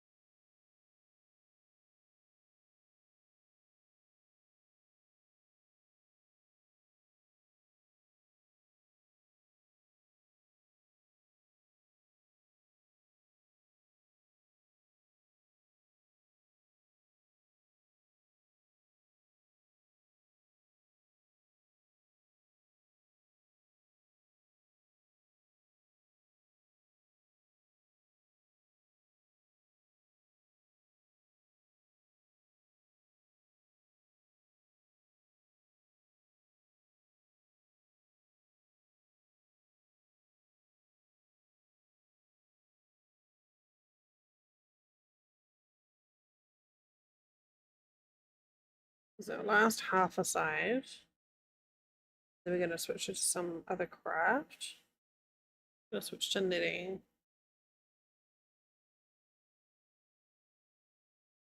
Oh, I just realized I need to charge my tablet.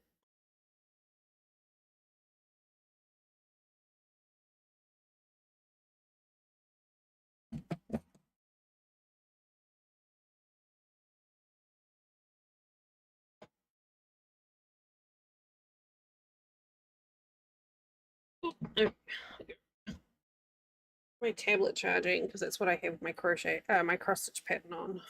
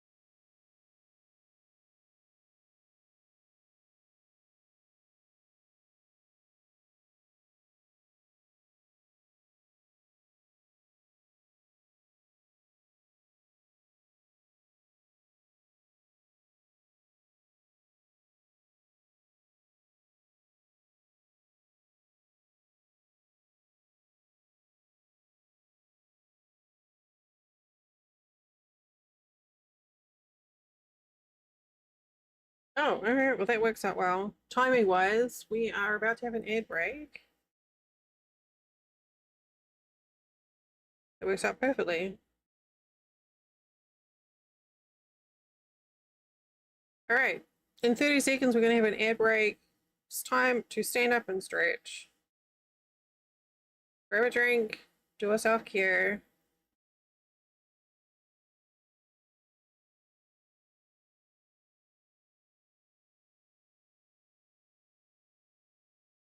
Let's do this first cluster. So I've got the direction set.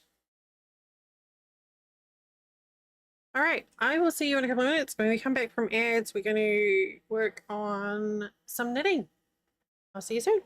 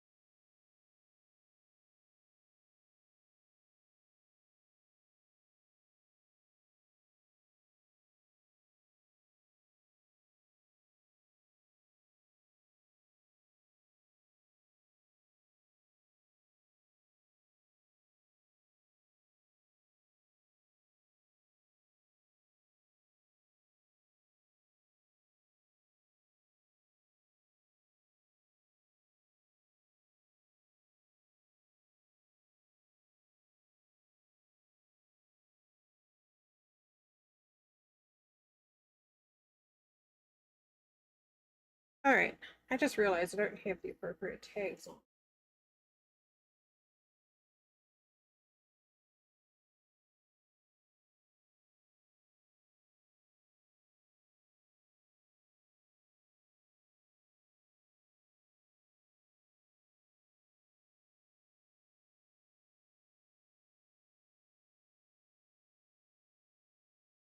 Here we go. All right, so we got another side done. I will take that as progress. We're getting there. A little bit at a time.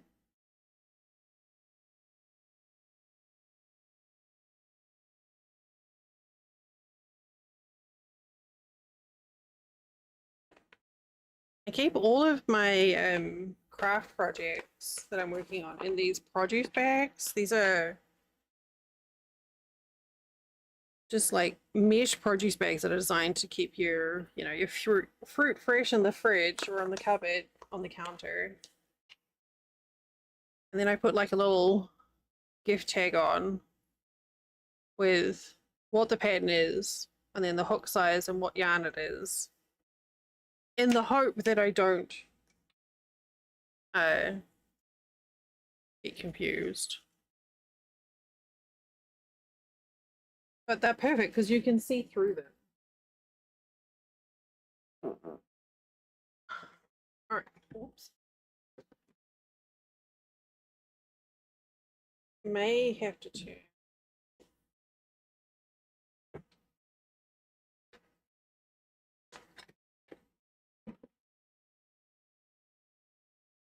I found the thingy. Found a thingy that I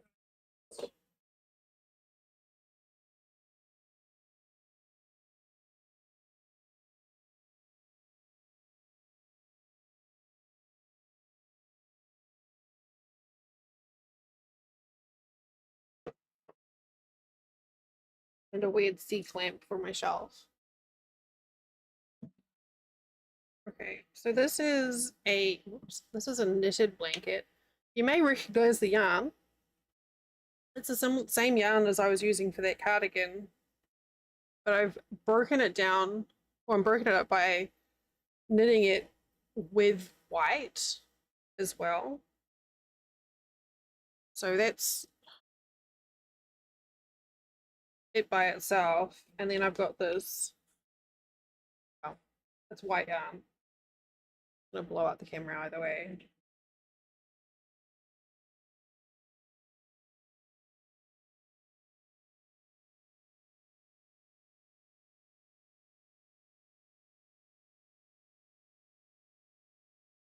Oh my. I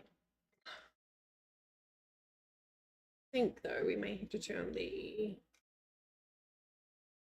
closure down on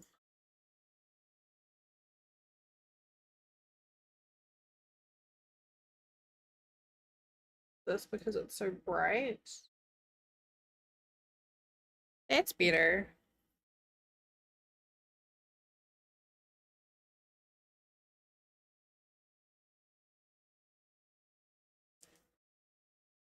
Now I have to just try and remember how to do this.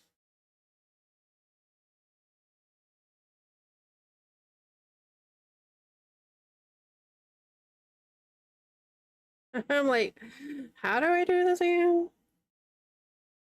All right, so it was slip the first. Wait, was it slip the first? It was slip the first purlwise.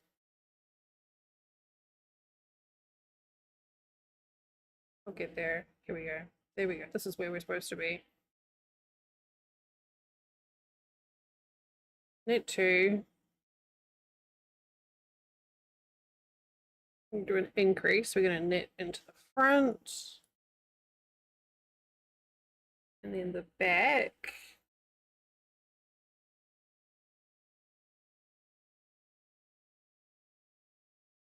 Okay, now we've got that starting cluster going down. We'll switch to continental.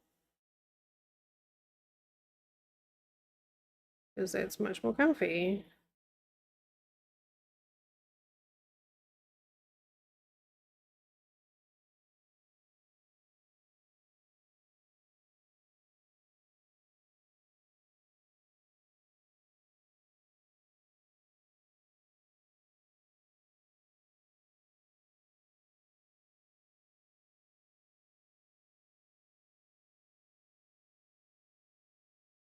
I like switching between continental and I don't know what the other one is called.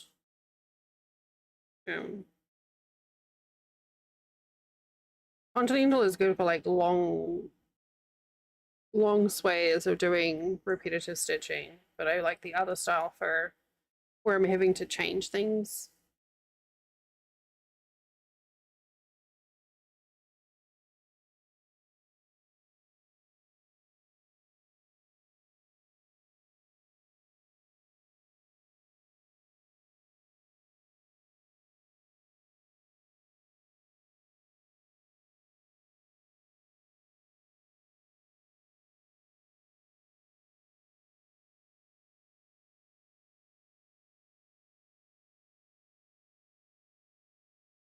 This is another reason why I don't need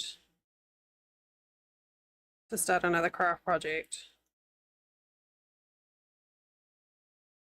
Because I have this on the go. I have two knitted blankets like this on the go. I've got one in here, then one in my room, which is getting closer to completion actually. One in my room is like really pretty, and the bedroom is like pretty sort of beachy, sandy colors.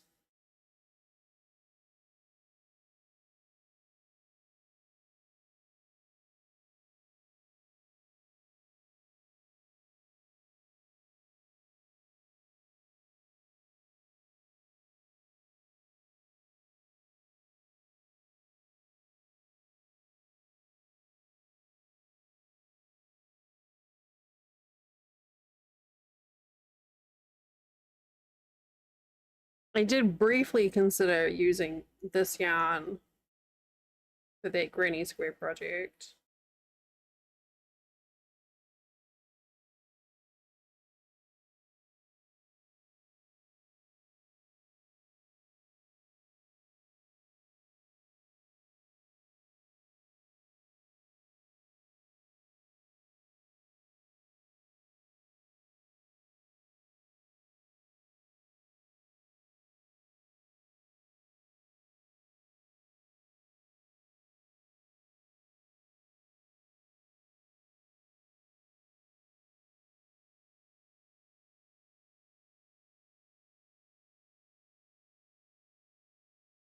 This, if I ever finish it,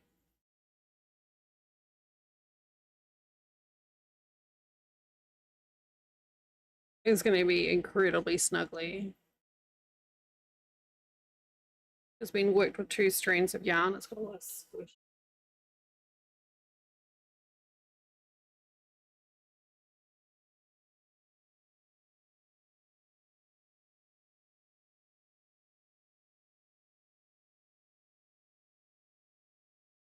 I have no idea what size it's going to end up being. I'm just going to go until I've got another skein. So it's basically going to knit until the end of the skein that I've got and then start decreasing on the next of the purple. And we'll just see what size it ends up. And that way I don't have to think, I don't have to count. Just mindlessly knit.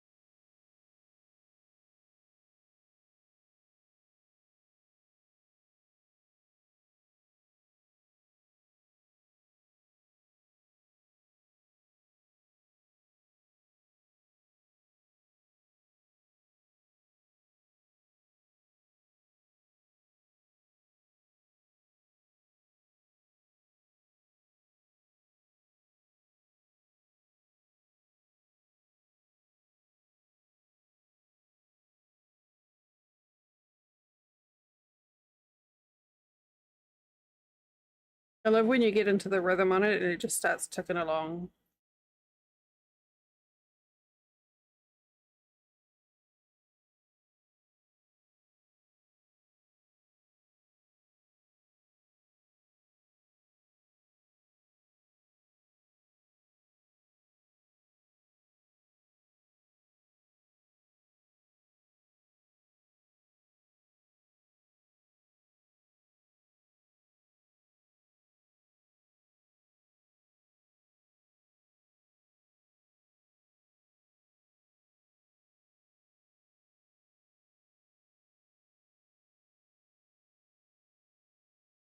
We've almost done an entire row, but that's because these rows are like short.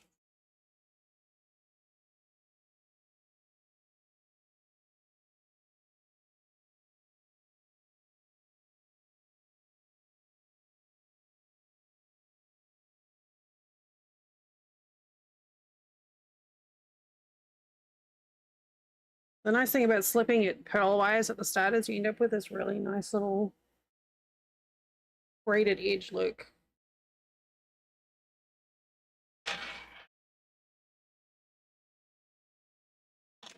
Oops, dropped. There. What? The floor is the wrong way down.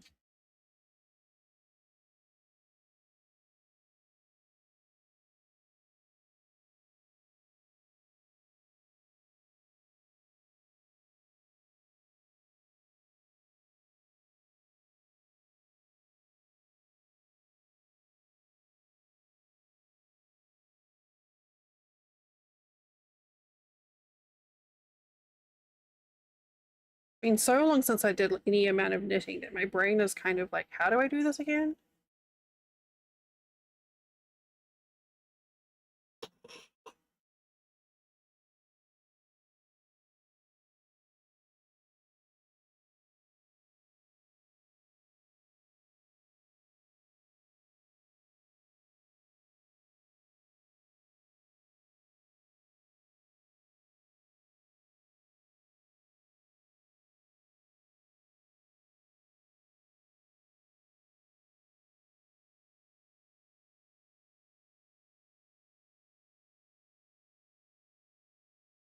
Oh, I just continental that. All right.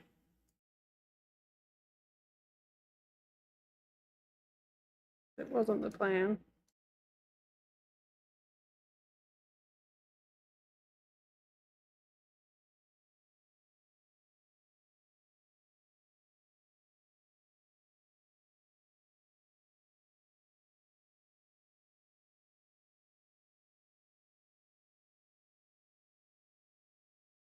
This is going to be the softest, squishiest, most snuggly blanket.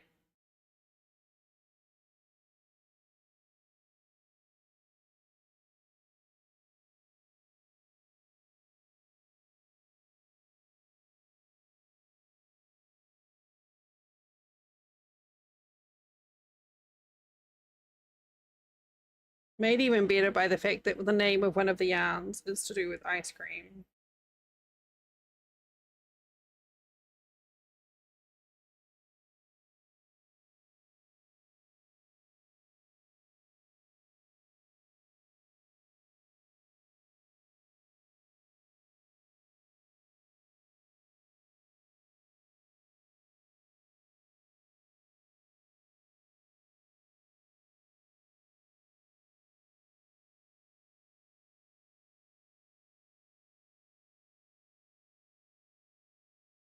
That is something you need to be careful of though when you're knitting with two strands, is that you don't drop one.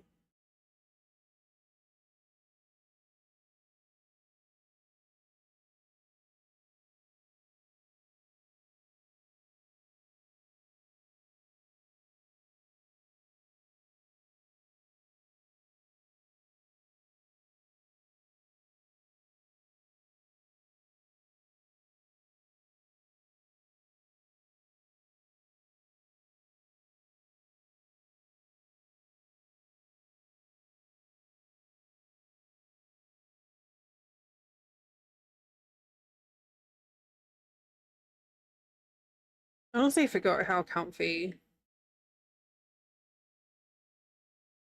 craft streams are. Stop looking down. I don't need to look down.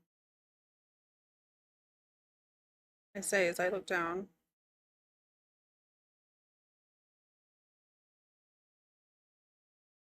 Little knitting needle hats out of the way.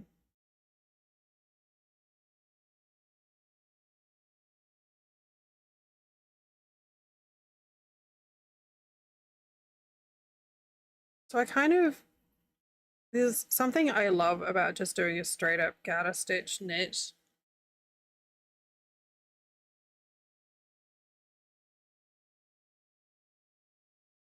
Where you can do this sort of thing and it looks, I don't know, it looks kind of fancy, but it's not. This has a nice texture. I've done like basket weave, like basket stitch and moss stitch and a few other ones, and I just prefer the way that the garter stitch looks. And then of course you don't have to worry about pearls.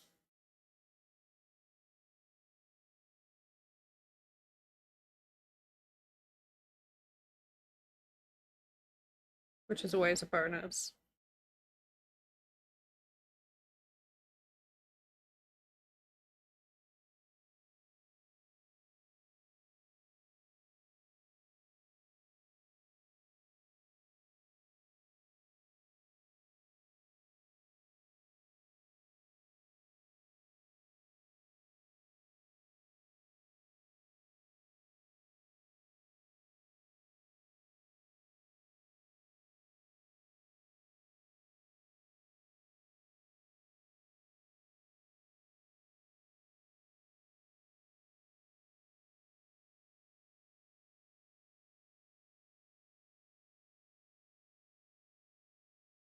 Can't stop thinking about that really pretty yarn.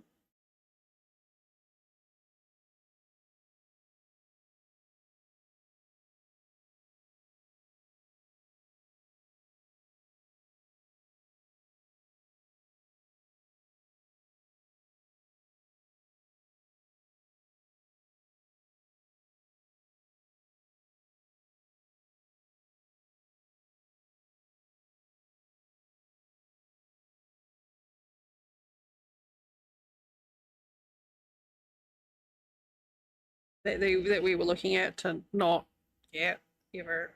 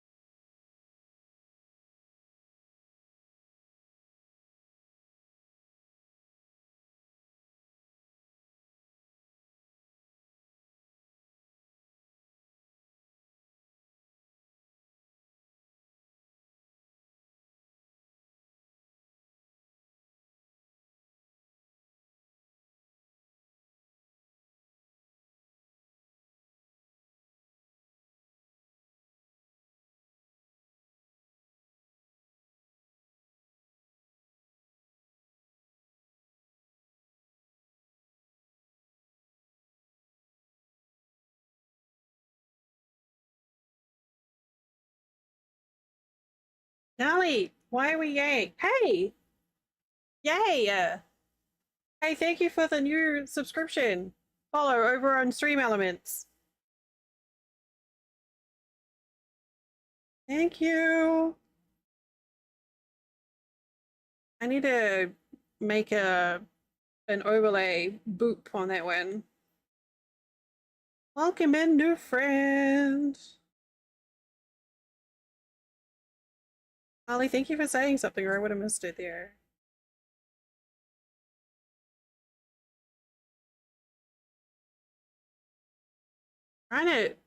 trying to get to 500 on YouTube is my goal.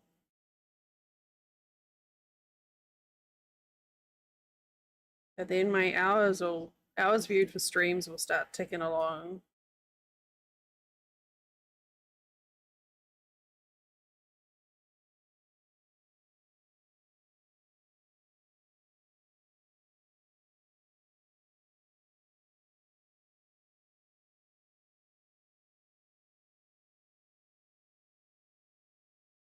Oops.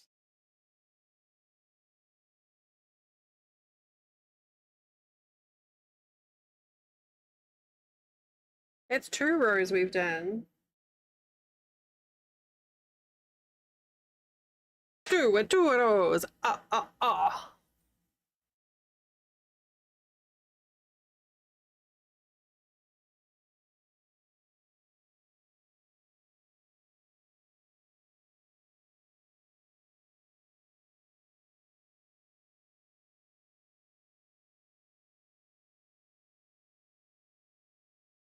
Do a stretch if you haven't in the last little while and you're crafting along at home or sitting at your computer playing games.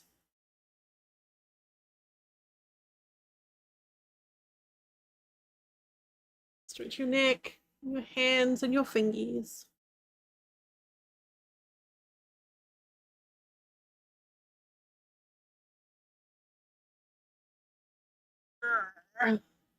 You again, bored?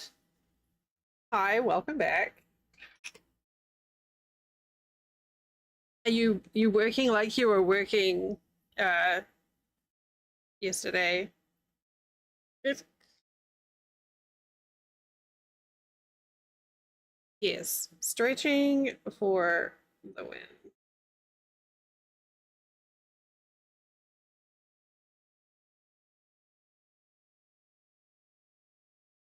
There we go. That's what we wanted.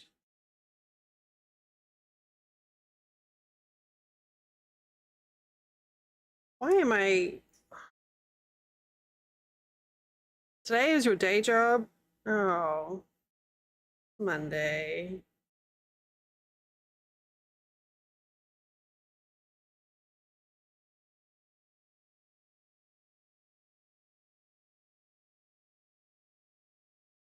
Well, I appreciate you coming by on a Monday.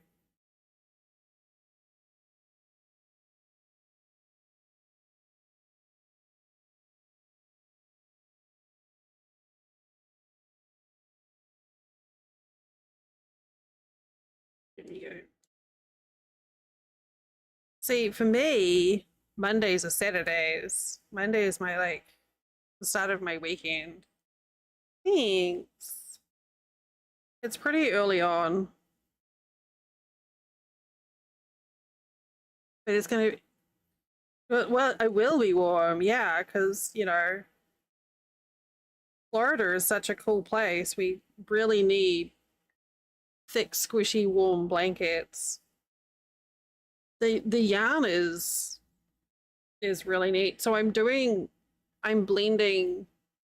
a solid the purple with a white just to sort of soften it up. But this is what it looks like. Oop. Otherwise, the primary camera is cooler color palette than this, but this is what it looks like. Reading, oh bloody hell! Oh, that sounds so good. Oh, I'm jealous. So jealous. It is currently.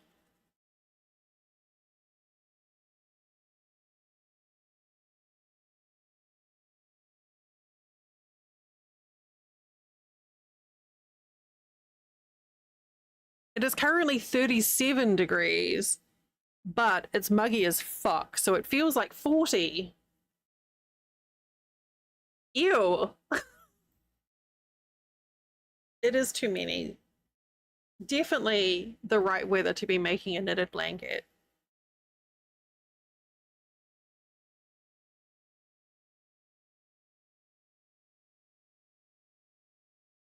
Medea, my air conditioner, she's almost an arm's reach. We have a very close relationship with a lot of codependency. Yeah. She's there for me, you know, like she she's there for me when I start stream, she's there for me when I end stream. It's great. I have it programmed so that it, because I don't, this is just my office space. I don't sleep in here. So I basically have my AC set to turn on like late morning when I come in here. And she turns off at night by herself too. I would recommend Spring is Death still. Like March, maybe. Maybe like super early spring, like late winter, like March or like early April is like perfect. Any other time of year, you're going to get munted with sweat. It just, yeah, I had a friend visit in April a few years back, and we spent the day walking around the zoo here, and it was really nice, but it was already getting kind of too hot to be doing outdoorsy shit. But yeah, March is good. Like between November and March is when it's comfiest. And it does actually get cold here. Like, I mean, to be fair, I'm up in Northeast Florida, so the climate is a bit different. Um, but it, like in January and February, it frequently does get to like to zero or below zero overnight, which is, everyone's like, oh, boo hoo, that's not really cold. I'm like, bitch, please. That our homes are designed for heat.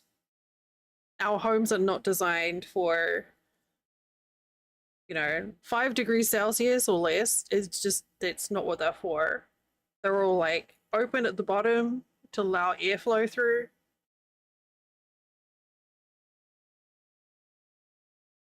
But yeah, love me. Spring here is nice. Late winter.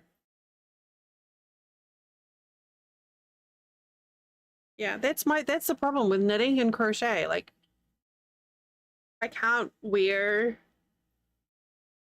I've yet to find a knitted or a crocheted item of clothing that I could wear year round, other than maybe a headband.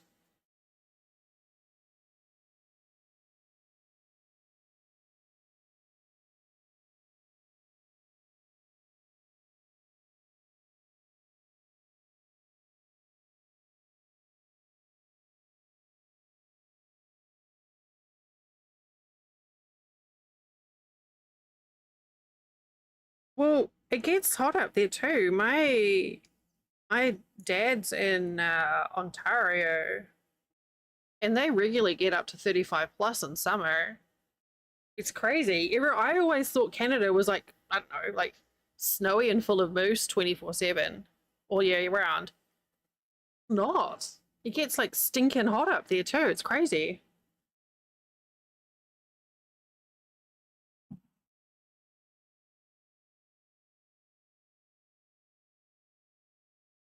Or at least it does on the east coast of Canada. I don't know what it's like in central and west. Yeah. It's not, it's nice up there. I was up in Ohio for just shy of a month last year, around this time of year actually, and it was lovely. Like, I absolutely love it up there, but it does get hot. Oh, I miss you. I stayed with Sadie and their wife and their doggo and their cat, and we ate snacks and watched TV and went thrift shopping, and it was so fucking lovely. You get 100 days of 100 plus heat. Yeah, it's gross. I've always liked Ohio.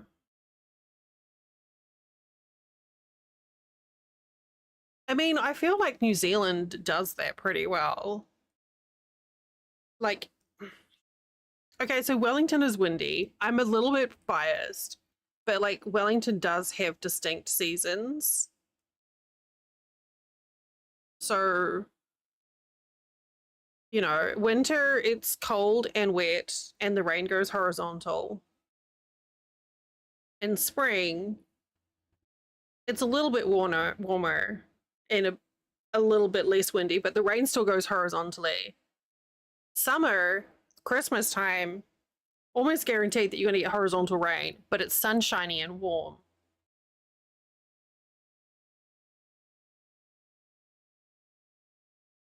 And autumn is kind of nice too, but they do, New Zealand does have distinct seasons. I think it's just because it's in a temperate zone, though.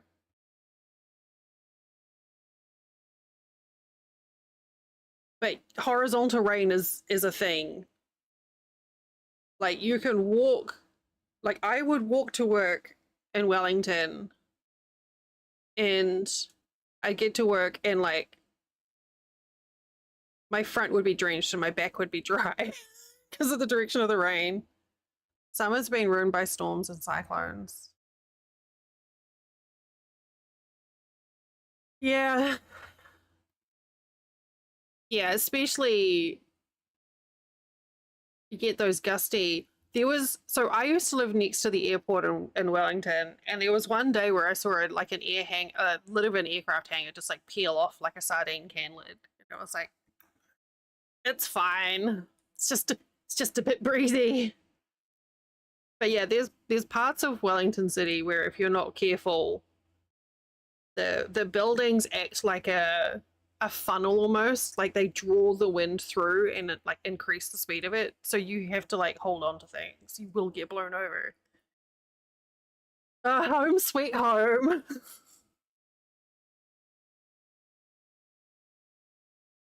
It's funny because I don't remember much in the way of extreme weather there, but of course I'm aware that my memories are tempered with nostalgia and absence. But I do remember there being a hurricane came through or a cyclone because of the hemisphere. Cyclone Bowler came through, and we traveled through that part of the country like a few months later, and there were just these big swathes of like flat trees, and like the middle of the North Island, like north of Taupo, it was just these big swathes of flat trees from the storms going through. Yeah, it's crazy. I've seen a lot of stuff. Albro. Oh, like the North Shore is so bad for flooding as well. Oh God. In Auckland, like there's just areas. There's so much of Auckland is like reclaimed swampland as well, so it doesn't take much for it to get saturated and just start flooding.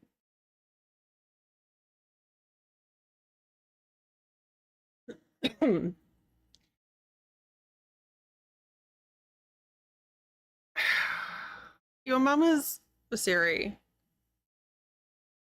I love that your mum provided us with you, but your mum is pretty fucking weird. And I mean that with all the love I have for you in my heart. But yeah, I did remember seeing some stuff about like Auckland Domain getting flooded out really badly year before. And like all the flooding and like Greytown and down the south, all of the road slips and stuff. The thing that I didn't really grasp until I came to the States was how big these fucking storm systems are.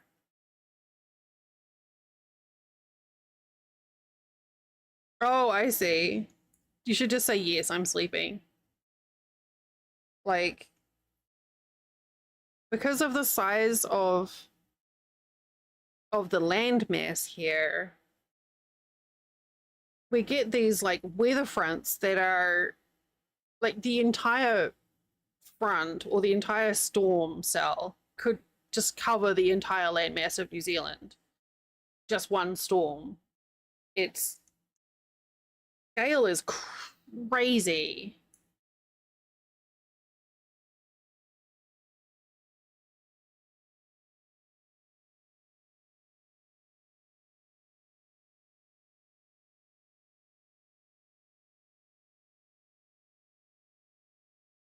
Oh god.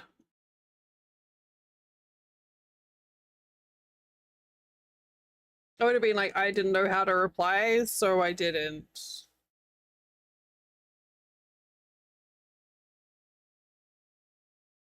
Or you could be like, oh, so you wanted me to reply with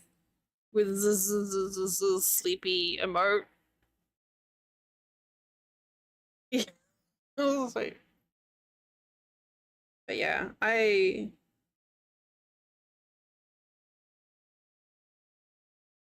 the climate here is pretty crazy. And but we're not allowed to talk about it here in Florida. They've literally legislated that you're not allowed to talk about climate change. Well, no, I mean you can talk about it, but you can't legislate for climate change.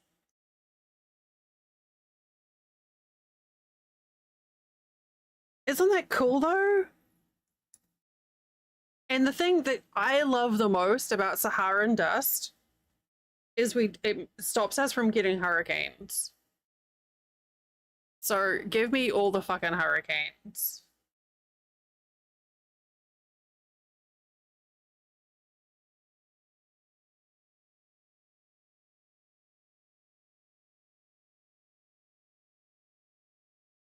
We're oh,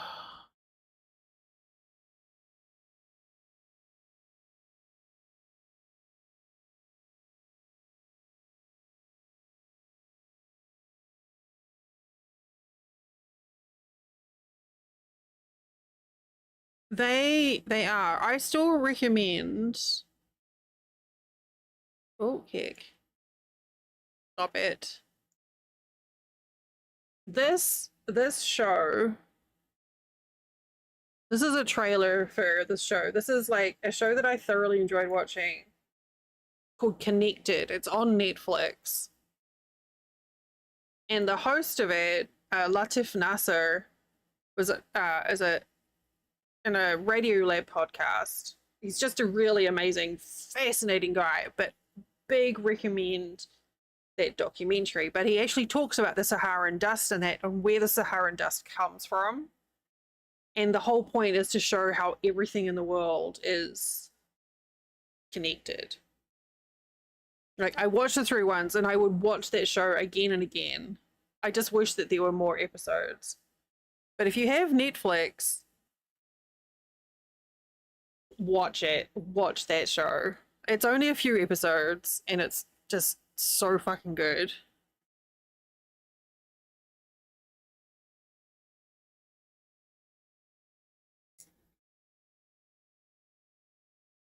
But yeah, there's like a low pressure system out over the Atlantic at the moment, but its chances of formation are like next to zero because of the Saharan dust. So I'm like, yes, let's get cloudy and dusty. We'll keep it.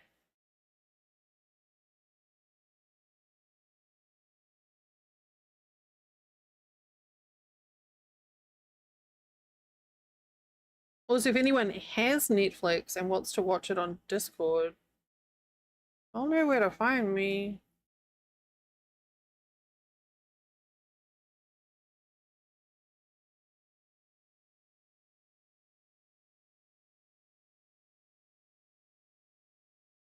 But yeah, that link is just the trailer for the show.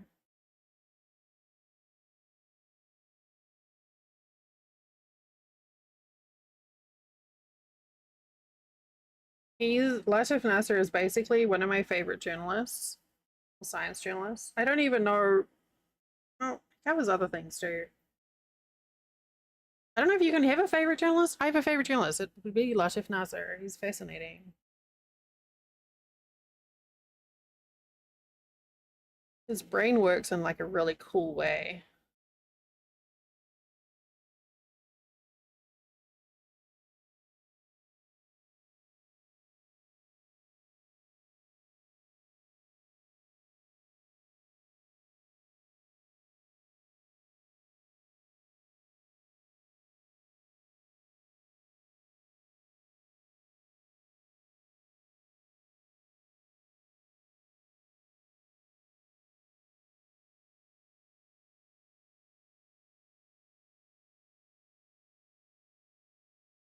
Well, this is the most progress I've had done on this in a really long time.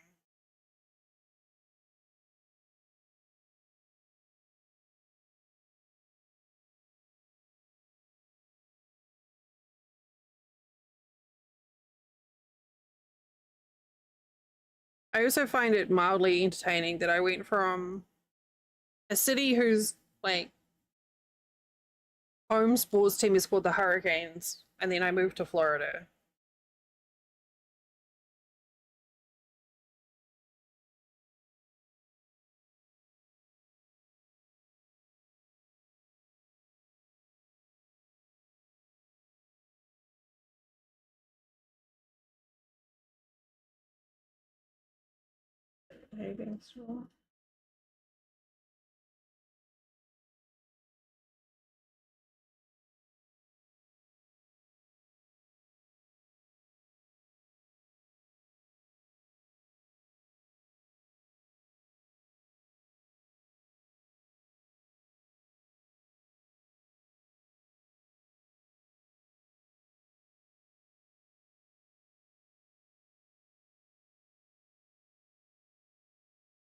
Pretty sure I'm supposed to slip pole-wise at the side of the road.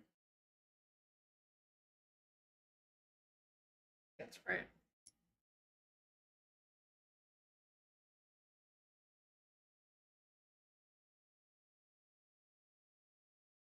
Oh, my tummy is rumbly. Oh, shit. Ali, I'm terrible. I only just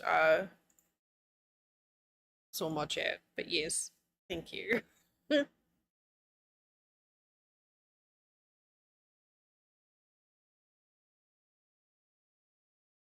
Oh, jeez.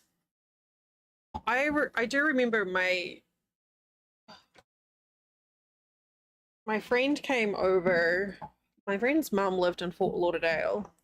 She's English or Scottish English. She came over to Fort Lauderdale to get married, and their wedding was nearly put off because of Sandy. I think it was a hurricane, and I think that was it was I think it was a Sandy that hit New York that year,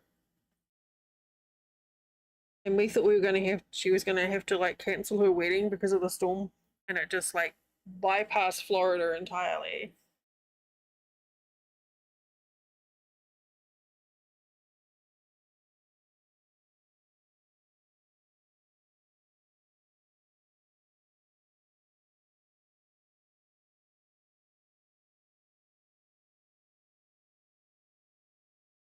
Oh,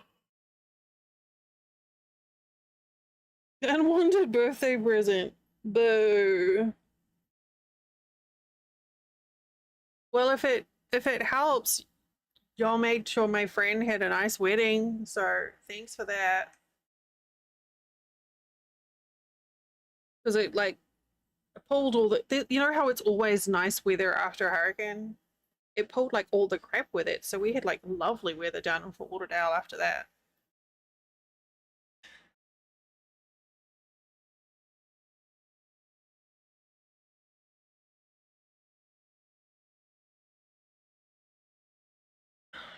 Actually, yeah, that's right. That's coming up soon, isn't it? Was it?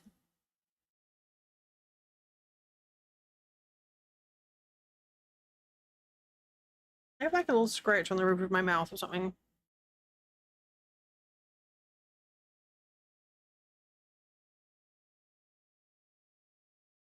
October.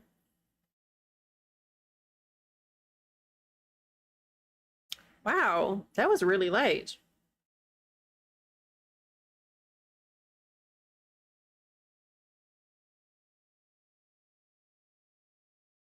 All I remember is that it was hot, but you know, we were Miami, Fort Lauderdale, so that's kind of how it is there.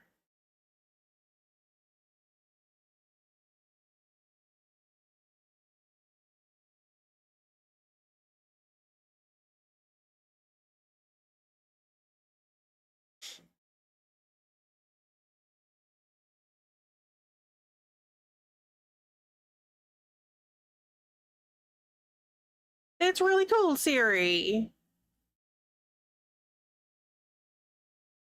Well done. It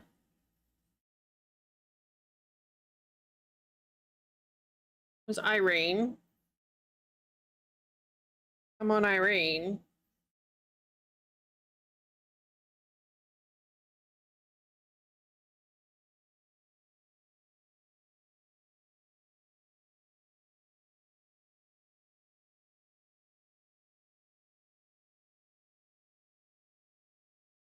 Come on.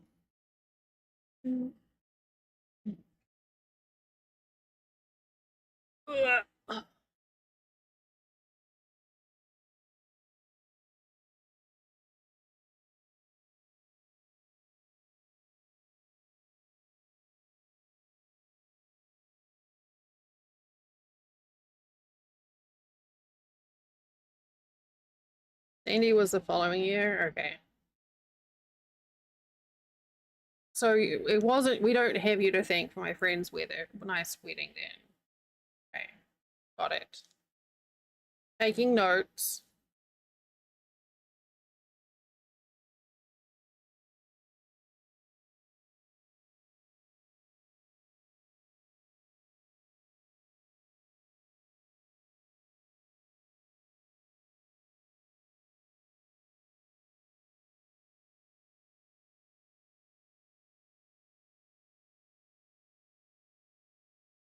Yeah, I'm just hoping we keep getting Saharan dust this year.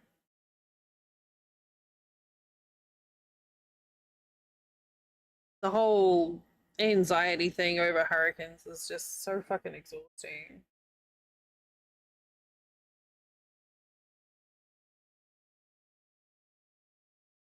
In some ways, I think like knowing in advance isn't. I mean, obviously, it does help for preparation, but it makes it more exhausting. But that's okay because we won't anymore.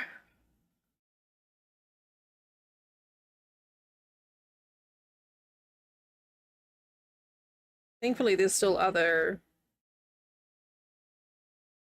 Yeah, well, that's the thing though. In some ways, I kind of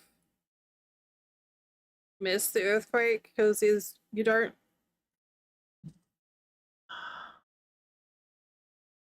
Oh no! Surprise! Yeah, I mean, I've been rolled out of bed from earthquakes, but there's something about like I do everything I can to monitor my media intake when I know that there's one coming that we're going to have to take action on because the anxiety just builds up and up and up and up and up, and you see media and everyone's like, boarding up windows, which is the thing you should do 100%. But it just like it builds and builds and builds, and while the stress of it's building, the air pressure is falling fast, which makes you feel more anxious as well. So you're just like waiting for the storm to hit. And then the outer bands are like, okay, this is fine. This isn't going to be so bad. But then like when it really hits, it's fucking terrifying, especially if you live in a really crappy home, like a prefab home, like a trailer like we're in. Your home breathes. So like the windows, the walls will it's literally like that breathing. With the air pressure changes, the walls will move and doors will rattle, and it's something else. Like I've evacuated a few times now for it. Yeah. I mean, there's a reason they advise evacuation. Like even like where we are in terms of like flood danger, we're fine. But they still recommend if you live in a trailer to evacuate because they're not like when I say a trailer in America is like a prefabbed home. So kind of like, the prefab school buildings that they pop down, but so they're designed to be mobile, but they're not. They still have axles attached, but yeah. But they're not sturdy. And like this one that we live in, it was built in like the 80s or manufactured in the 80s. So it is like old. So the last couple of years, it's just the extra burden of evacuation is just too much. Like it won't. At some point, we basically just decided that we're just going to do what we can where we can. Like you can only prepare so much, and then there's just no point stressing about it. So like we have, you know, water and we'll get like a water bladder for the bathtub and all that sort of stuff, but it is exhausting. I don't think I don't think there was ever really any like big shakes when I lived back home. They were always like up north or further south. Though, you know, Wellington is always rumbly. There's always something going on.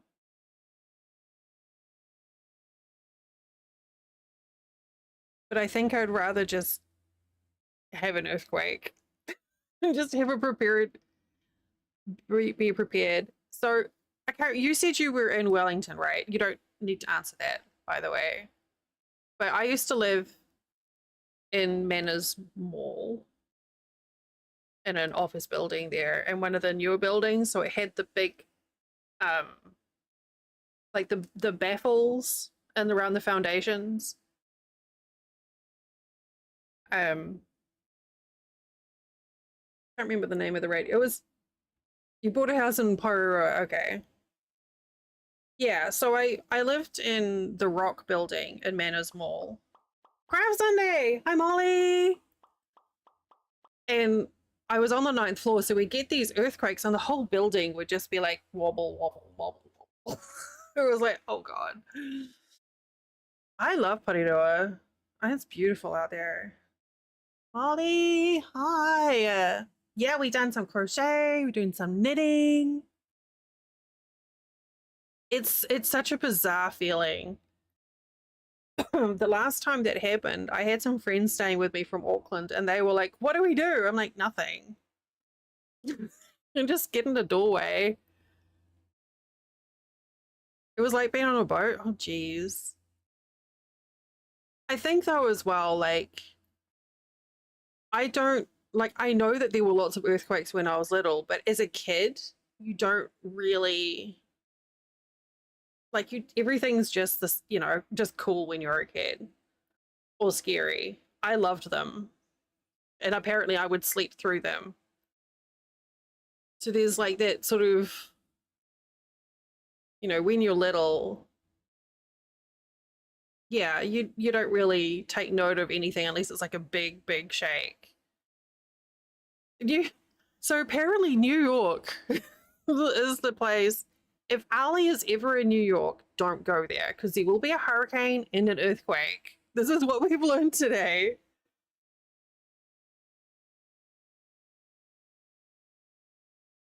Actually, I think I remember feeling it like the last good shake I felt was out in Titai Bay. That was weird.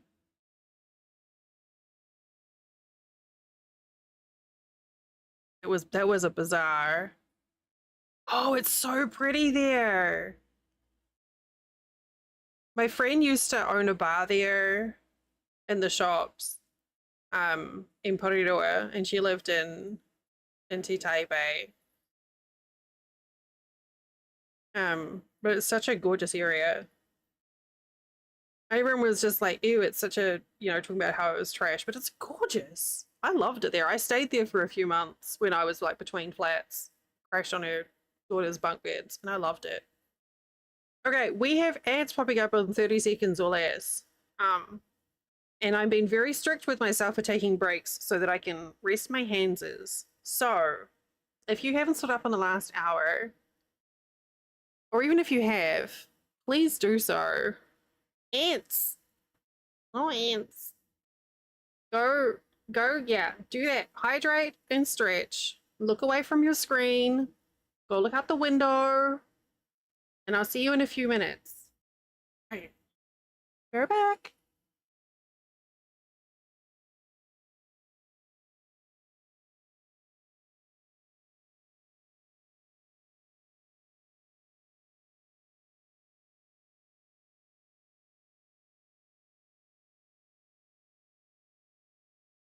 Oh no! Ali's fault.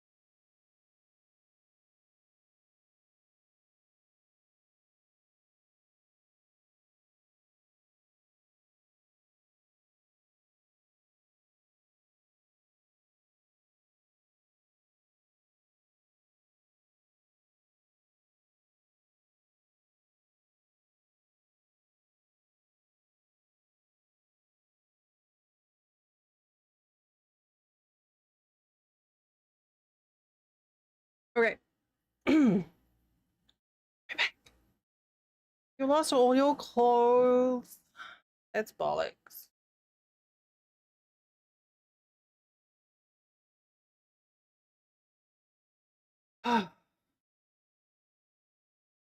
We've had, I reckon Matthew ended up with we had a branch put a hole in our roof, which was then compounded by Irene. And I don't know if you remember, Ali, when my room got rebuilt. I think I was posted pictures maybe in Jane's Discord of like my walls still just being like black with mold. And that was just from a massive leak from Irene and Matthew. So yeah, that was like started off with Matthew, and it took until after Irene, a year after Irene, for FEMA to be like, do you need help to deal with the damage from Matthew, which was the year before? And we were like, yes. Because we have an entire room we can't use, it's full of mold.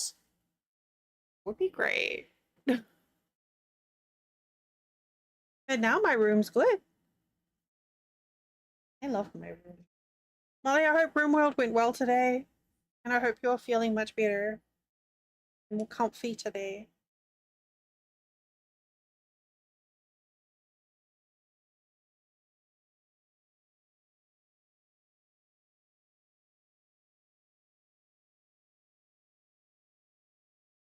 Oh, I definitely needed that break. My fingers are feeling much better. I'm doing a lot of hands down with the crafting today, just so I can craft for longer.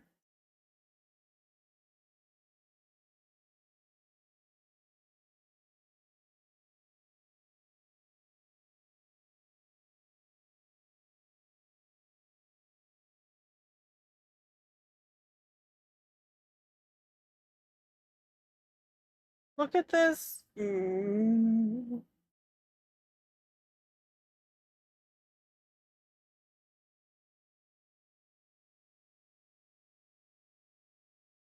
Wait, that's not it.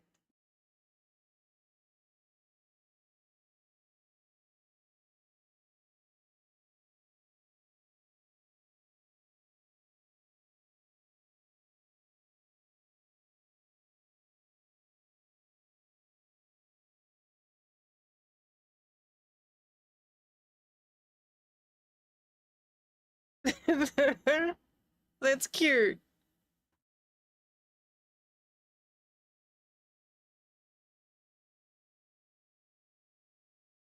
Yeah. Not super fun. Look at this. Look at this. Oh, look at this yarn. Look at it. It's so pretty. It's so pretty.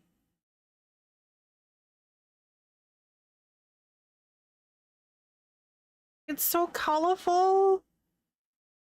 I really want it.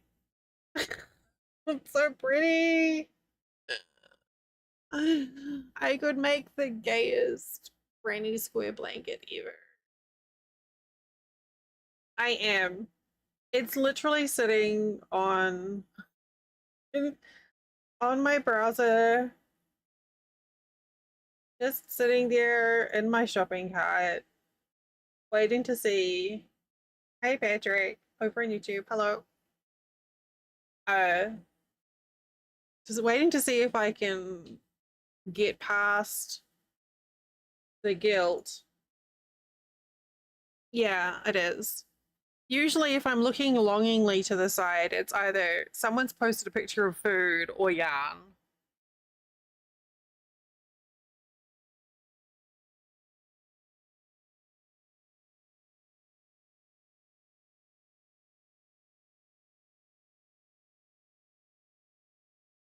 Urine does love a good yarn. Very good.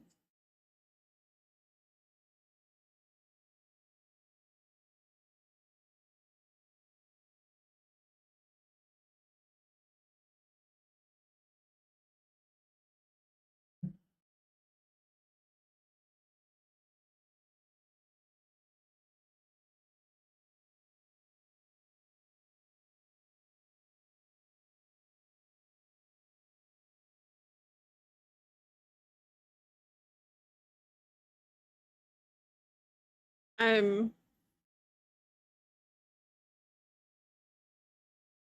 they have a fine weight in white.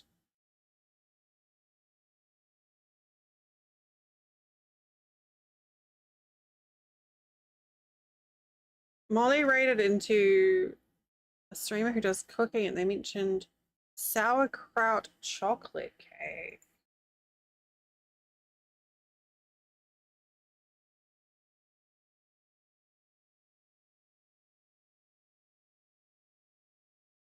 Oh yeah, there's no black.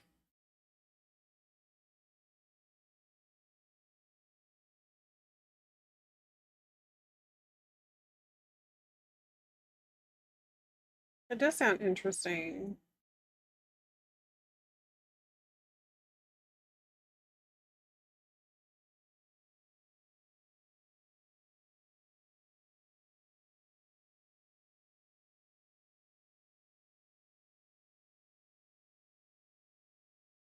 You like the color? Yeah, it's a very pretty purple. Acidic fermented cabbage to make cake batter preserved. Oh, all right. Ah, I guess it's the acidity of the cabbage is probably the same. It has the same function as like adding coffee to chocolate. Like it just the acid, the acidity brings out the richness of the flavor of the chocolate. Maybe. I don't know. I could just be making shit up. Oh, hey, Siri, I found Uh,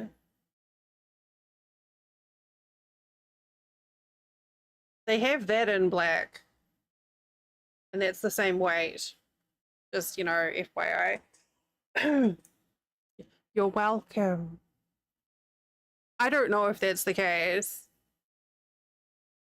Yeah. Yeah, we did crochet for 2 hours and now we're switching to some knitting just to give my hands as a break.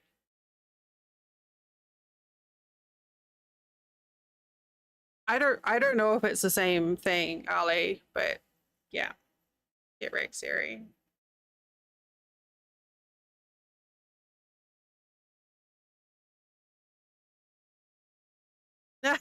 Get wrecked. Yeah. I mean, I love you.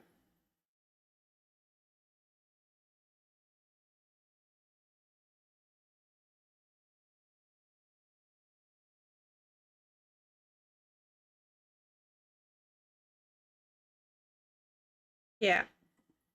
No, there's definitely black. I mean, they have some really pretty colors in that. Oh, look at their variety. They have variegated yarns at the bottom. Ooh.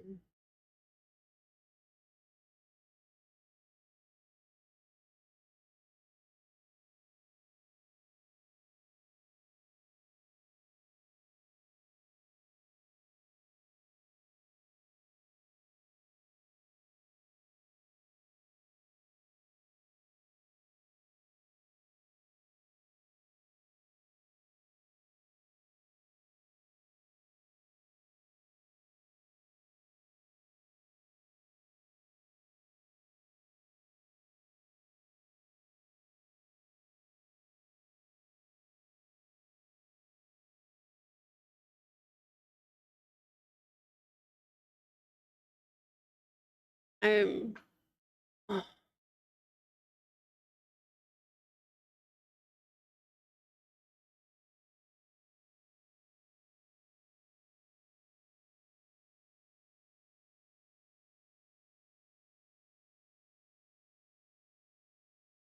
my brain. So how's about that wallet?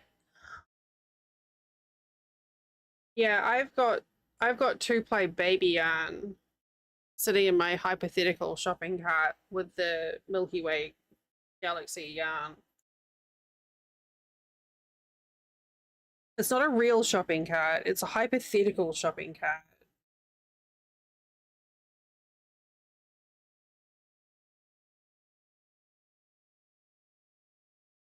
I just don't know if I can justify spending that much on yarn when, I have other things I need.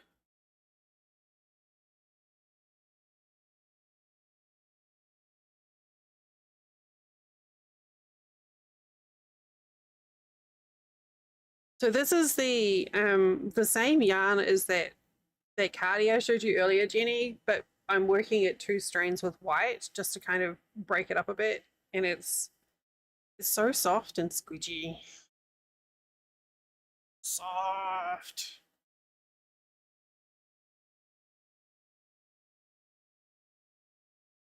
Ooh. Prickly is always posting delicious food in Discord.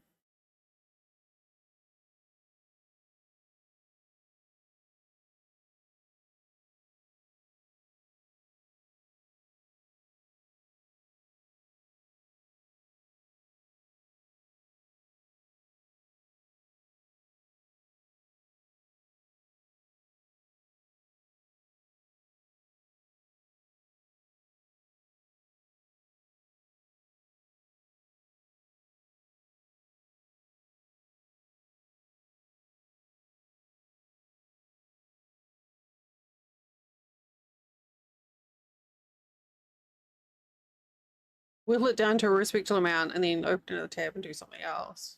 Can you close the shopping tab? Oh no! Well, I kind of like, I don't know. I'm torn on that because I don't know if that yarn is discontinued.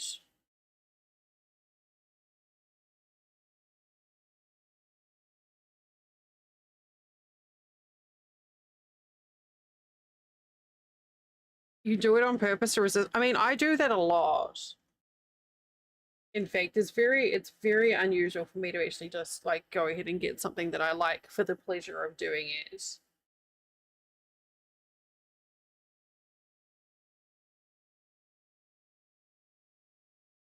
Oh, it just okay. So the supernova's not going anywhere. So I was worried that I'd get like a couple of skeins and then I'd be like screwed over. Okay. What is their what are their shipping rates?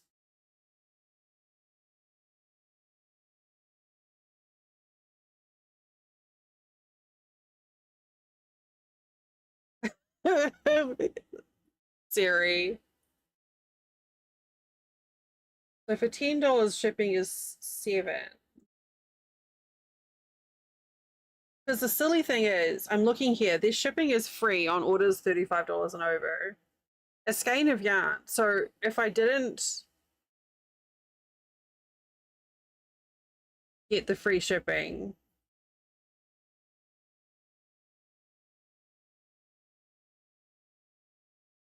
I'd be paying an extra $14, which is more than the yarn, like more than a skein of yarn.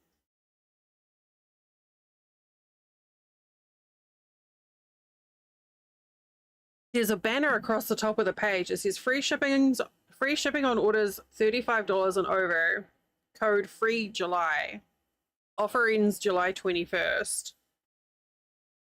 So put in the promo code free July in caps. Yeah.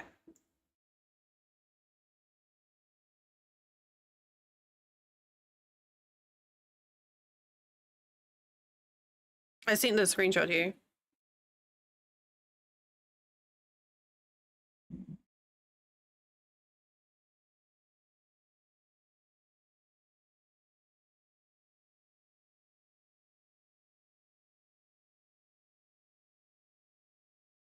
Because then you save, yeah, like $12, $13 in shipping.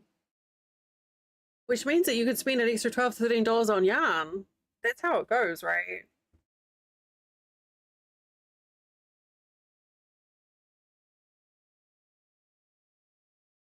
If you were to be shopping for yarn.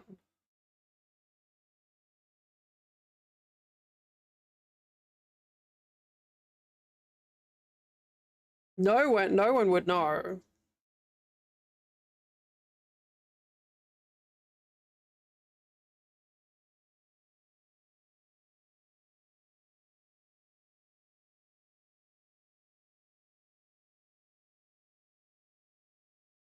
See, I've got 3 of the Milky Way and 5 white in my cart.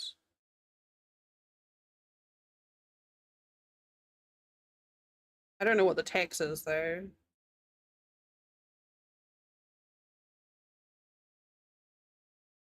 In my hypothetical cart, of course, obviously. And it's $39.92.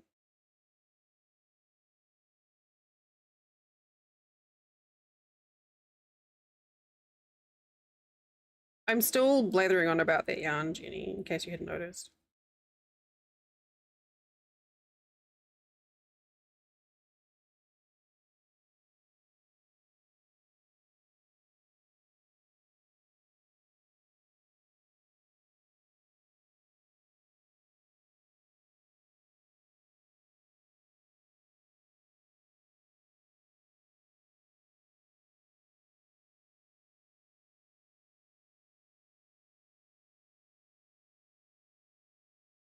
Eerie!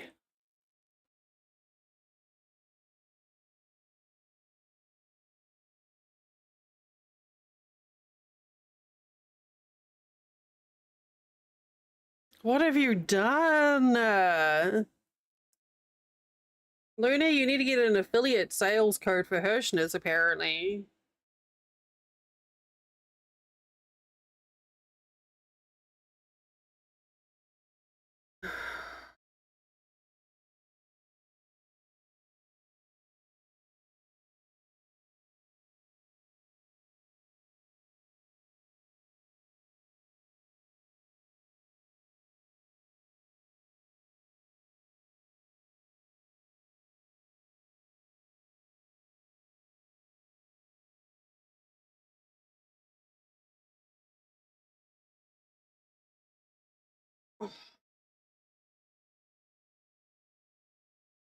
I'm so jelly.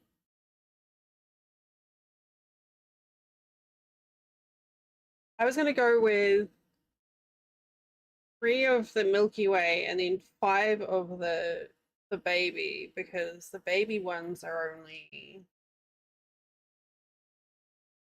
170, well, no, 220 yards.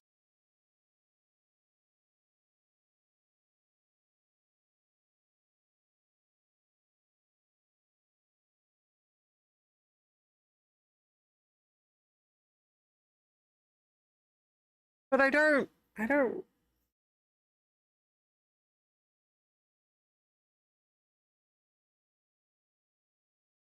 did I get frustrated with yesterday's game? Oh no, I just like to try and change things up when I can. And I used to always do craft streams on a Sunday, but I'm not always able to, so it's our comfy Sunday relaxation.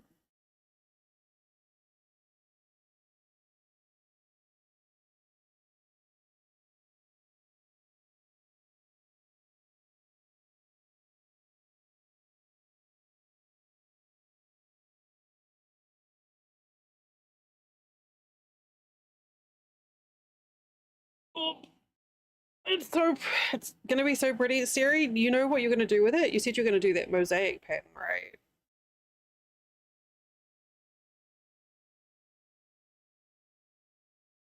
You're such a sucker for the mosaic stuff.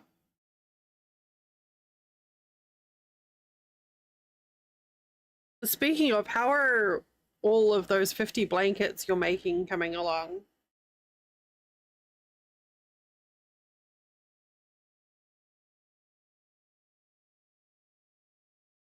The blue and green ones.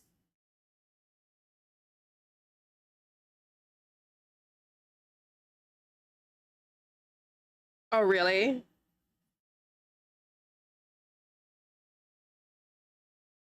I mean, it was a big project.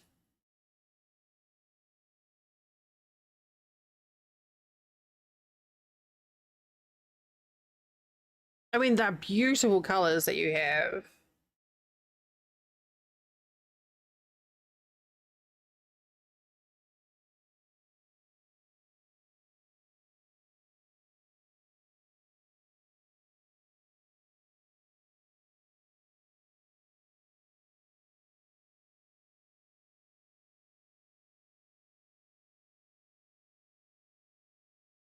Oh, there you go.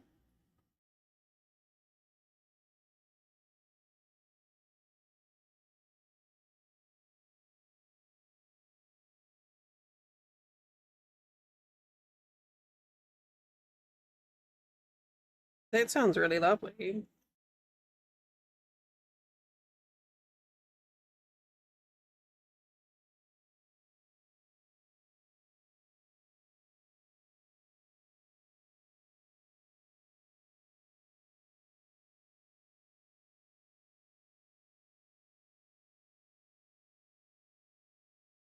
Am I?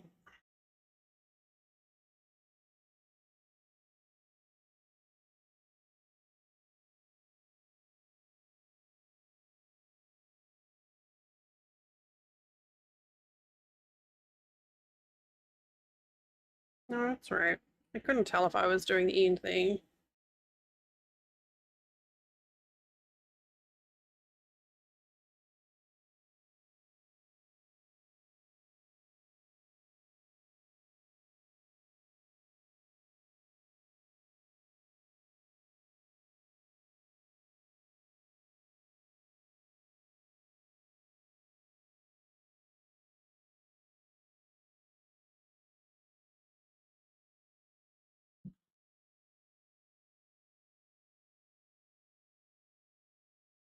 Oops. Hey.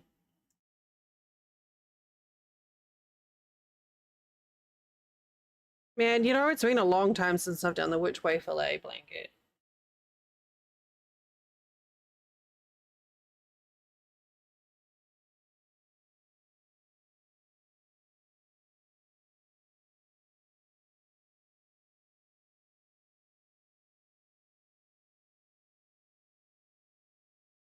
Yeah, just a few. Can't remember.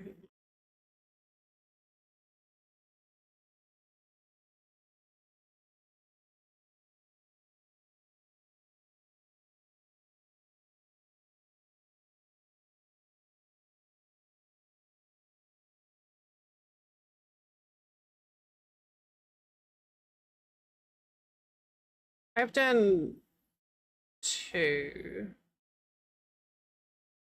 Oh God, I love that sherbet blanket so much.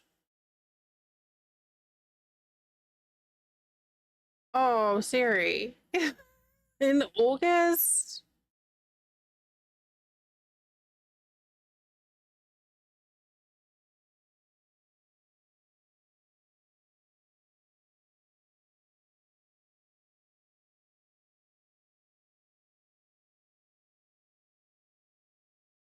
Oh, I love that blanket so much. It was the prettiest. Sorry, I'm just watching a YouTube video to check something.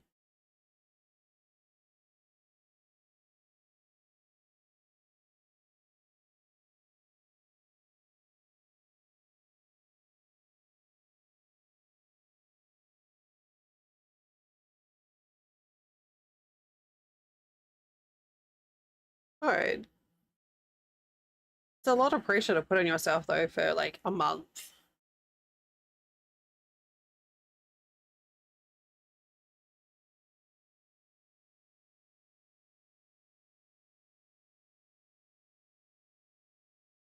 Why can't people just have written instructions?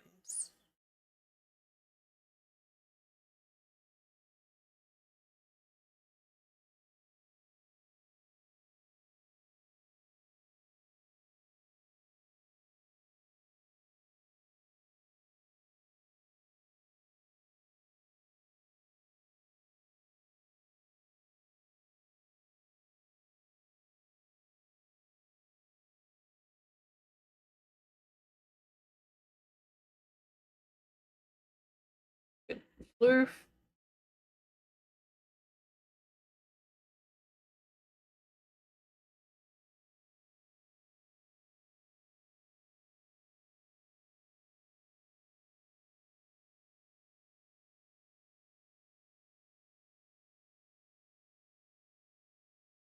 I just can't remember if I'm supposed to slip it knitwise or purlwise.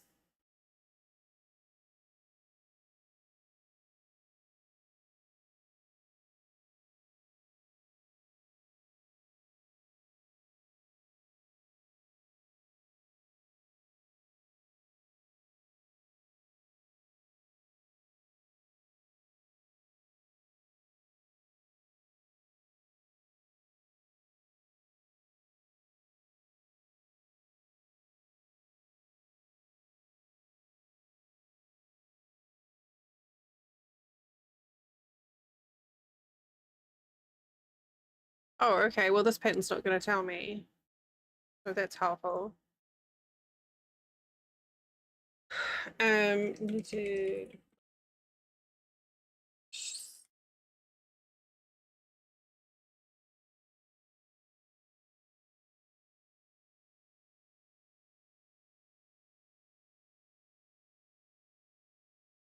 I don't want videos.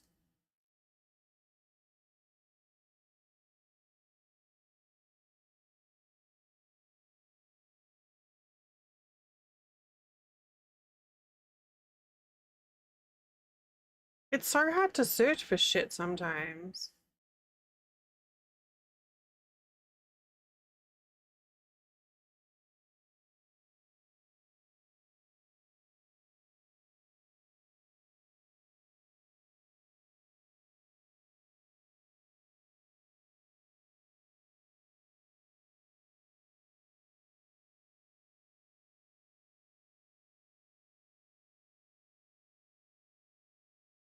Yeah, like videos are great sometimes when I need to see a demonstration of a stitch, but generally I want written instructions.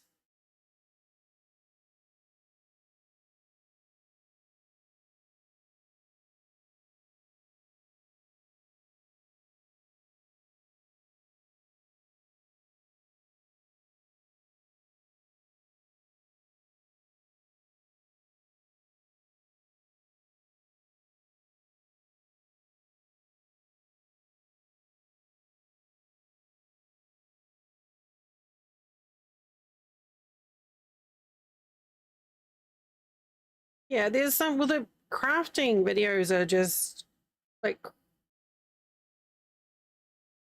it's funny enough, it's the I found the best videos for YouTube for like knitting and crochet is like a video recorded with their phone and it's like really crappy quality audio, but like they usually have like good information. There's no like background story on like Aunt Martha and her trip to Bolivia and all that sort of shit. It's just like information.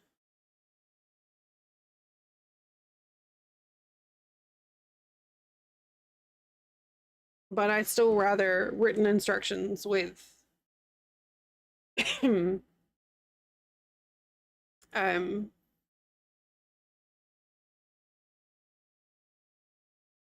with pictures.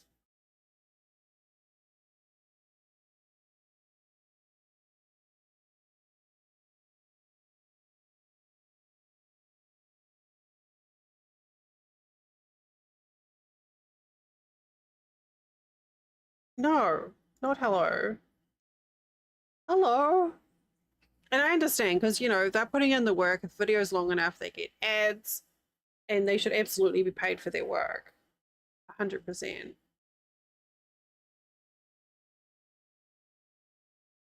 But also, I don't care. At the same time, I'm like, get on with it.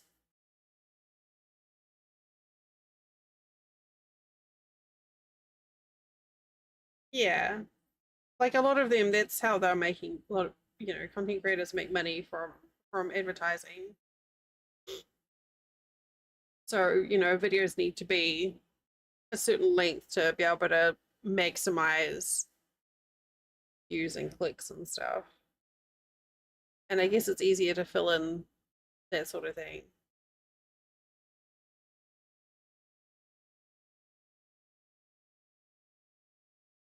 I cannot remember if I'm supposed to be slipping to stitch knitwise or purlwise, so I'm trying to find a video of someone doing it.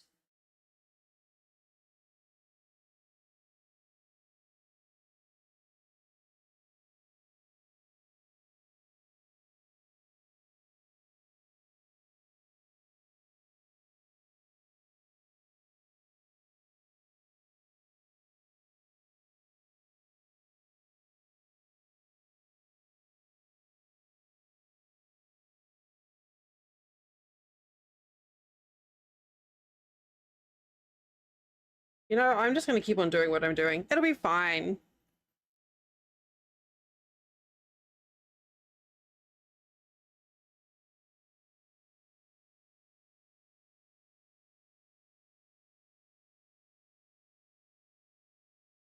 And if it's not, I'll change it. I'll find out in a couple of rows. It's no biggie. It's just for me.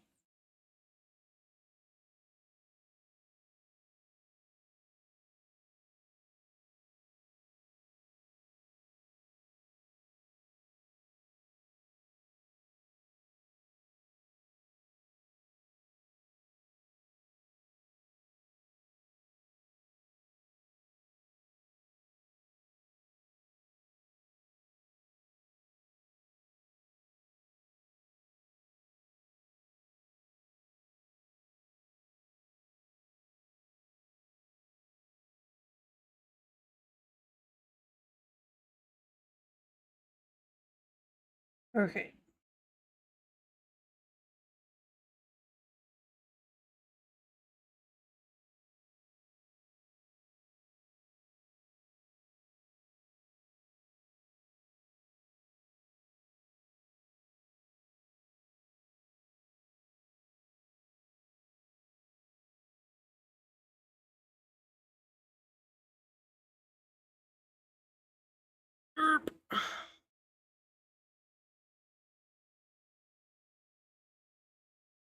Oh no, don't you yarn vomit on me.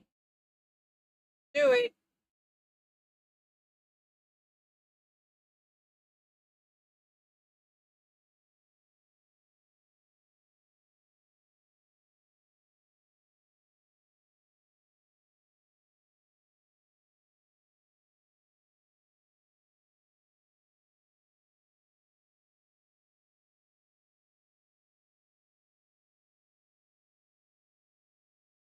Just over a week until Grounded 2 and Tales of the Shire drop.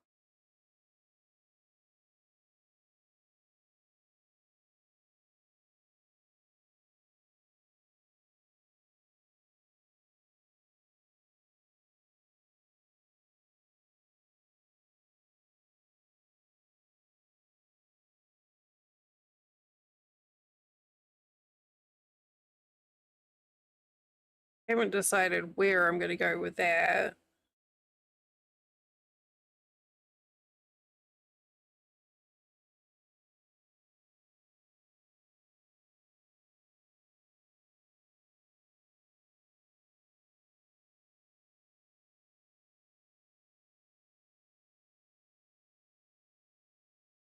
I think I figured out my frustration with my Vintage Story build by just removing a bunch of walls.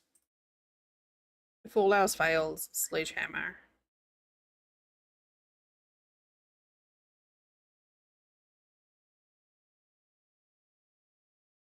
I've applied for a streamer key for Grounded. Or Grounded 2, I should say.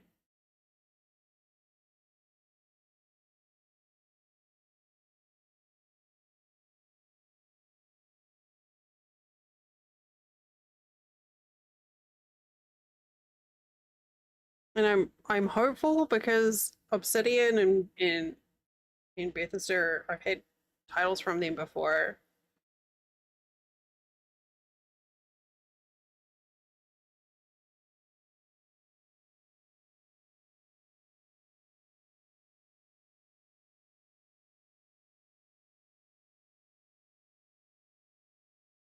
So I think the other reason why a lot of people just do guides on videos is that it's I would hazard a guess and say it's a lot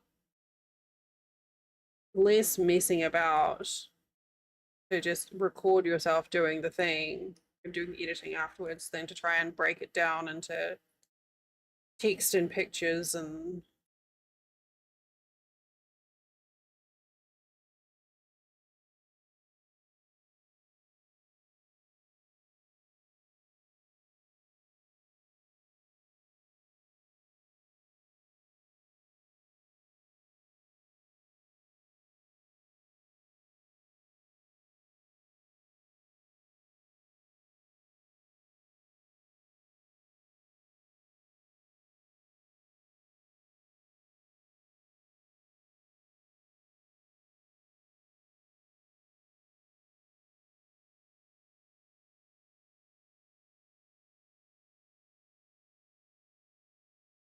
scourge.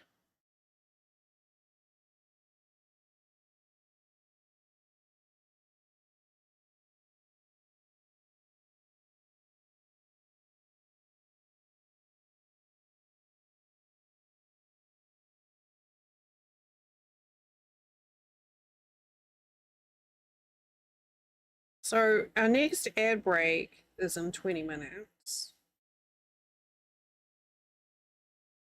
So I need to decide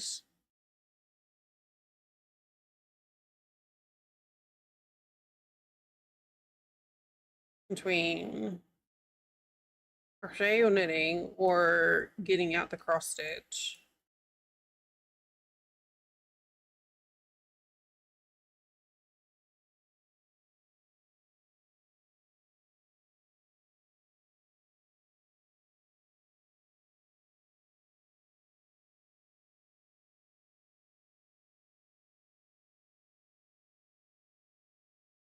Oh, that's a good point, Siri.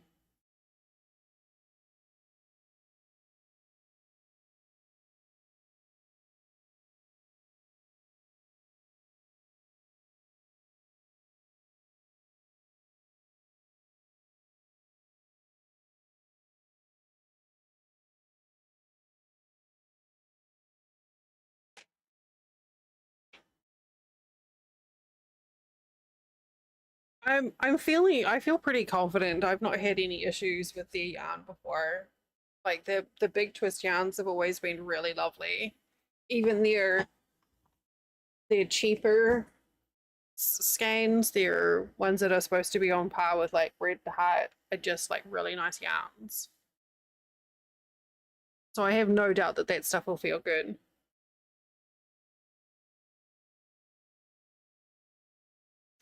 But letting you guinea pig it will make me feel a lot better.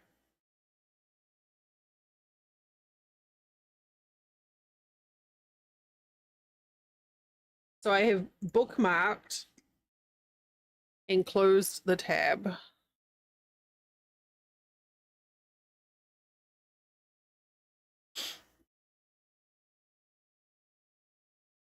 But yeah, what I'm trying to make sure is that I could get like a nice tidy edge. See how it's like a little braid almost on the edge there? Rather than just like an uneven bump.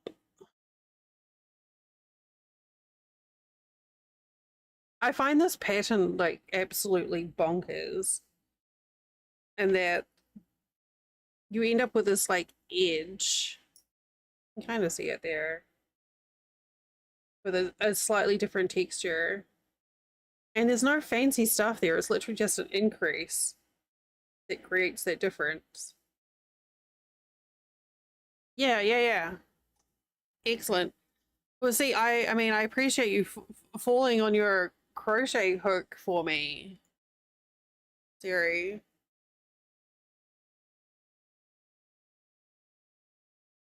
Making that sacrifice.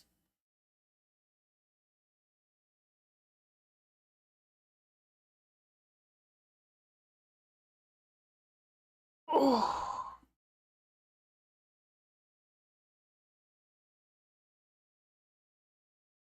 Oh.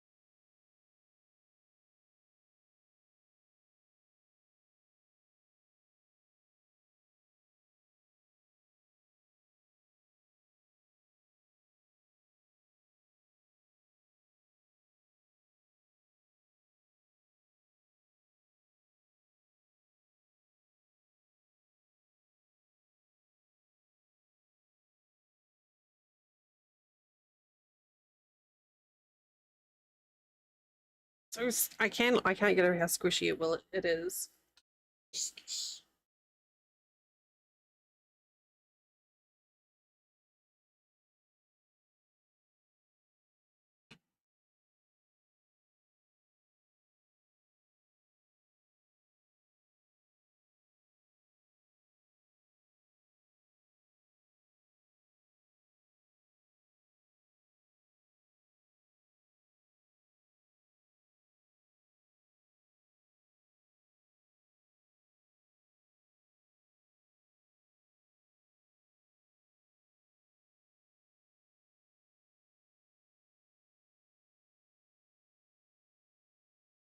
Not sure if I have what it takes for the cross stitch today.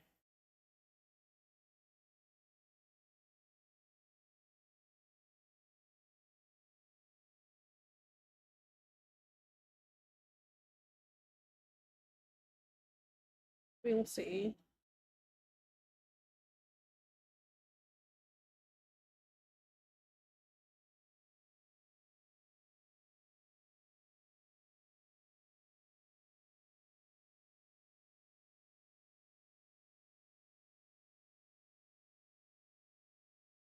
Honestly, I kind of wanted to do a bit of a crafty stream just to see how it feels. With being so long, to see how it feels tomorrow on my hands.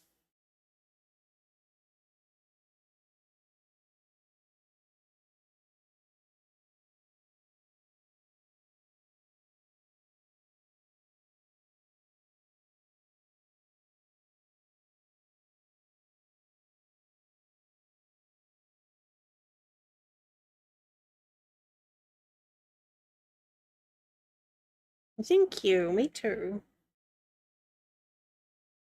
Thankfully, I don't have any like heavy yard work that needs to be done tomorrow. So,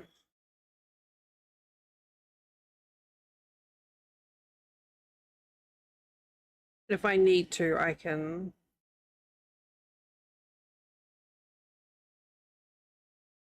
give myself a bit of breathing space.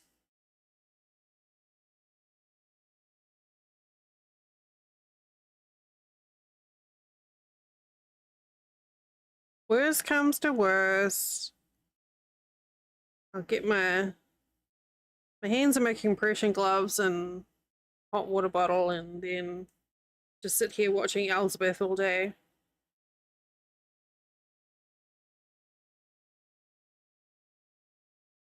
Which is my new favorite show.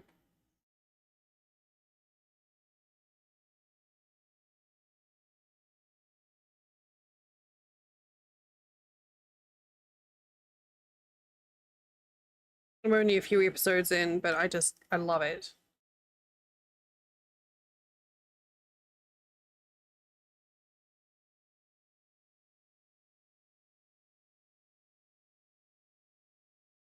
She is.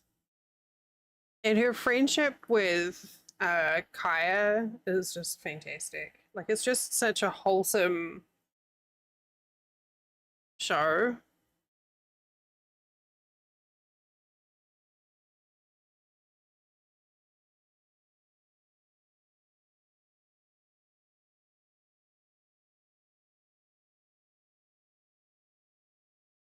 Yeah, it's just it's fun and it's creative, even though it's like a procedural of sorts, and it's silly and cheerful.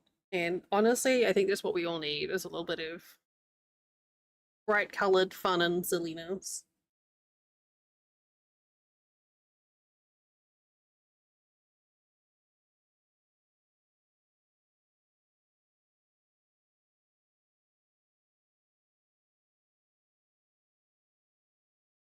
I was Yeah, and I was worried to start off with that it was going to be like I watched The Good Wife, which I loved, but it was, pretty heavy. And The Good Fight, which is also again it can be quite funny, but it has some pretty heavy topics. And so I was like, is Elsbeth going to be the same? Um, but Ali was like, no, it's like a murder mystery, and I was like, oh my god, I'm so there.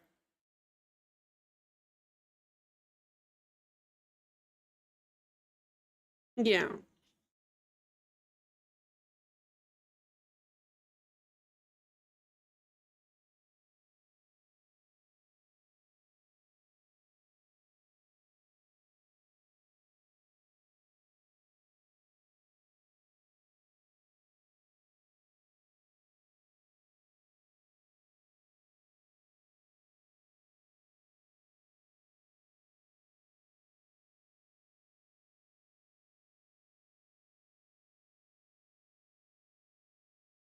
Oops.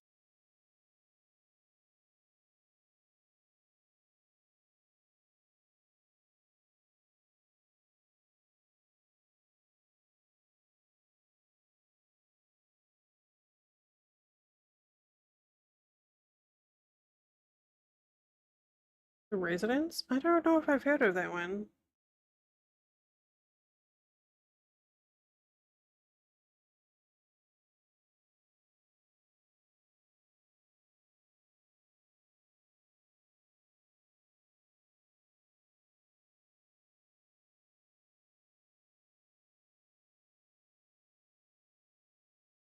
I know I still need to watch The Equalizer. I managed to pick up another deal on Paramount for like 99 cents a month. I was like, well, I can afford that.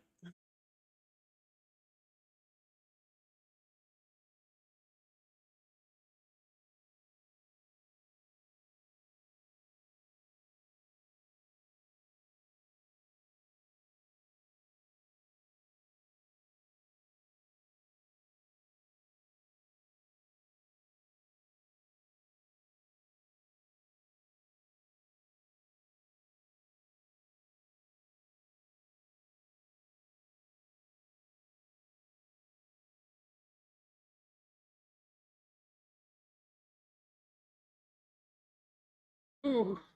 Oh, all right. Interesting.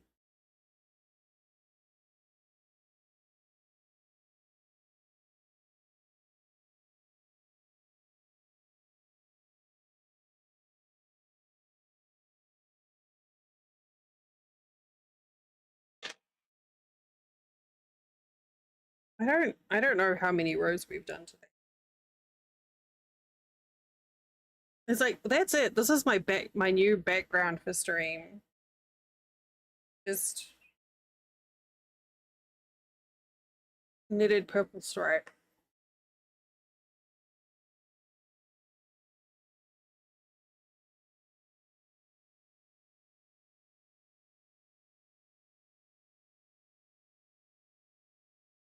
We can zoom in. Enhance! Enhance! I have enhance buttons on my stream deck for the camera.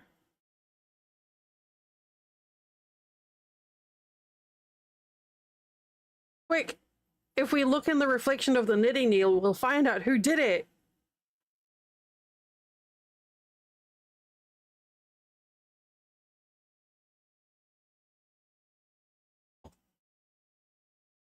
Oh, there was one of those like like me.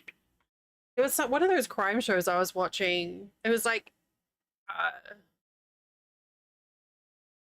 might have been SVU, and they had this like amazing, these amazing like forensic science technological type things where they were like, "Hey, Mega," they were looking at like figuring out trajectory of a bullet, and it was just like the most scuffed AutoCAD on a monitor thing ever. And I remember looking at it and being like, man, when that first showed on TV, that must have been like real fancy. And now it's like, dude, please. This looks like it was done in Microsoft Paint. How technology changes. I mean, we could be like zzzt, zzzt, zzzt, or something, fancy, bespoke effects.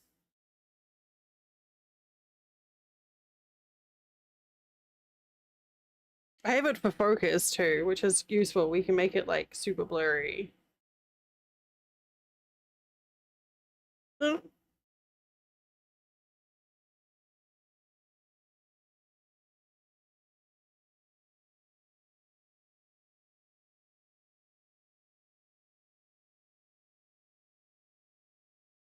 No, I don't know if I've got it back on off autofocus or not. Those sound effects, exactly. You're welcome.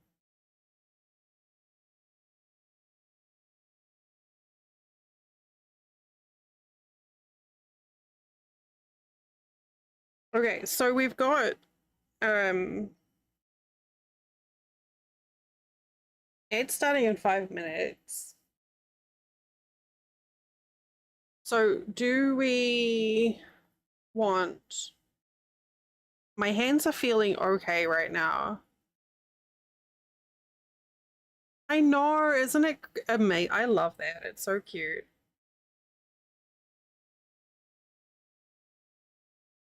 Or it's like the Matrix screensaver, and that's their like processing data. Look, we're number crunching screen, and it's like I've seen that before. So my hands are feeling okay right now. So we can look at doing more crochet, more knitting, or maybe some cross stitch when we get back from our next ad break.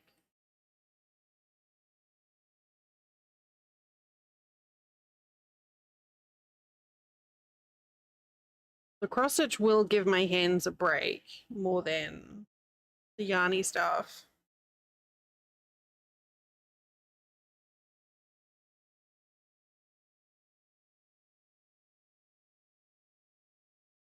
Right. I mean, that's true, but these are like shows that'll basically just show like a script that says hello world. And that's their fancy hacking.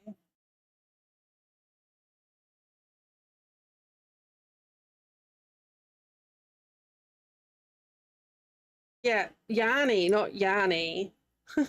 Omega.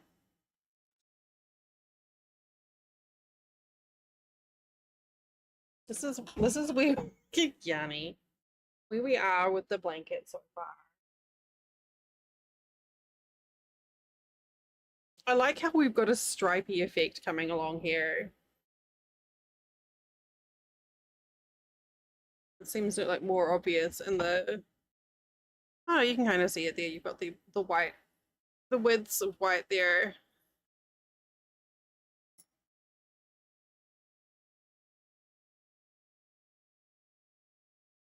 Yes. Let's see.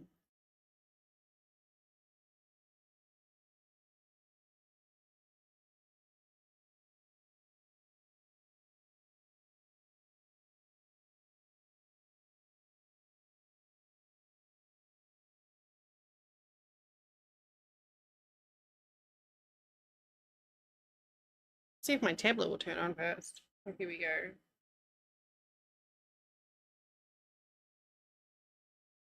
Yeah, I feel like mixing it with the white yarn has just sort of softened it a bit. I got this tablet uh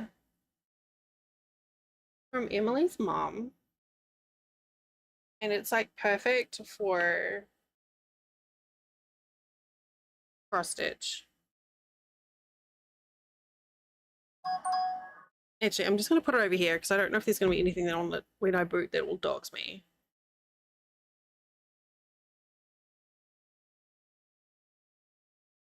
I don't only make purple things. It just so happens that the two things of the projects that I've worked on today are purple. And the project that I also showed on stream was also purple.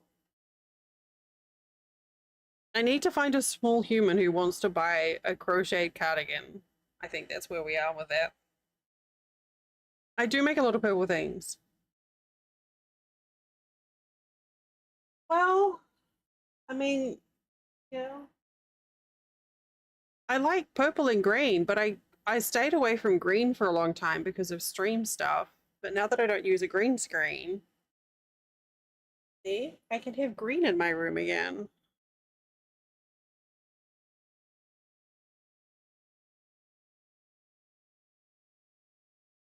Oh shit.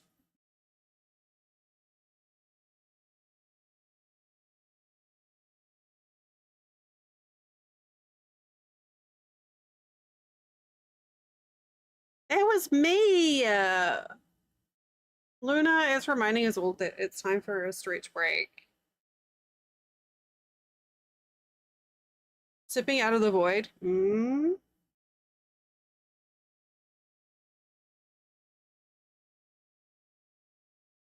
Okay. It is time. Go stretch and drink and be merry. Look at not a digital screen for a couple of minutes. And when we come back, we'll figure out whether we're doing knitting, crochet, or cross stitch.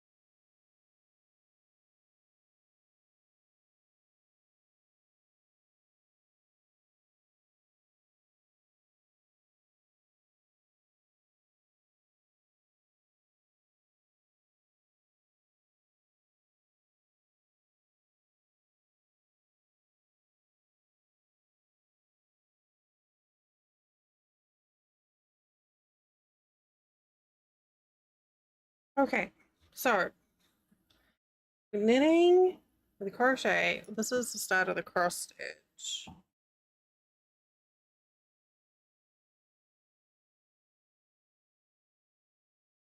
I have to put my embroidery glasses on for that.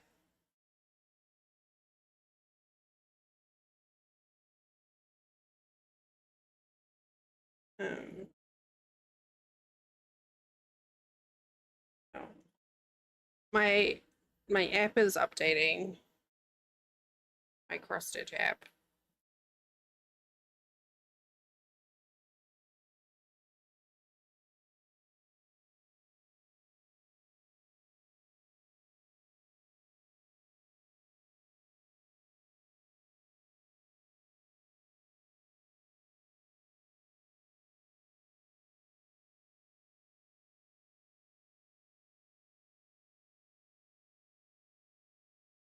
I still don't know how. This was the this tablet came with a little keyboard. This is how I blogged when I was up in Ohio. Very helpful.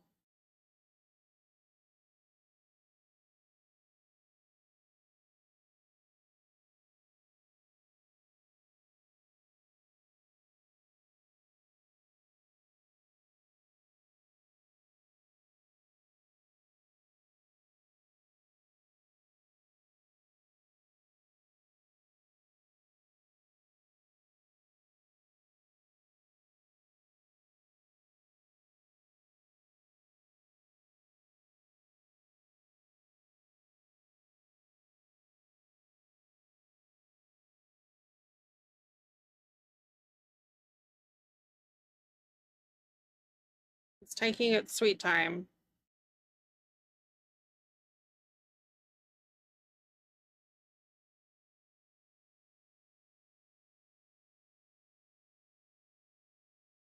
But yeah, basically this is a little turtle. And it's very cute.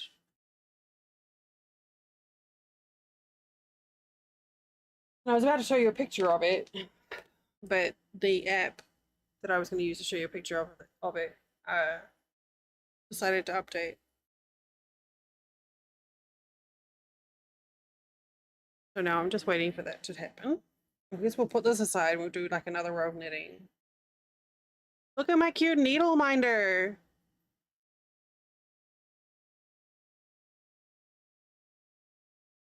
That a really lovely person sent me.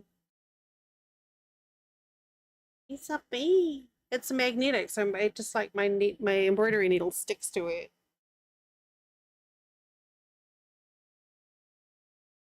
Who would see the same person who would see me? Two cute bees. Indeed. Okay, so this is the, yeah, doesn't look great. But this is the diagram basically of the cross stitch that I'm working.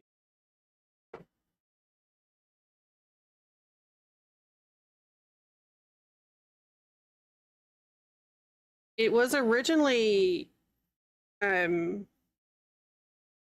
blue.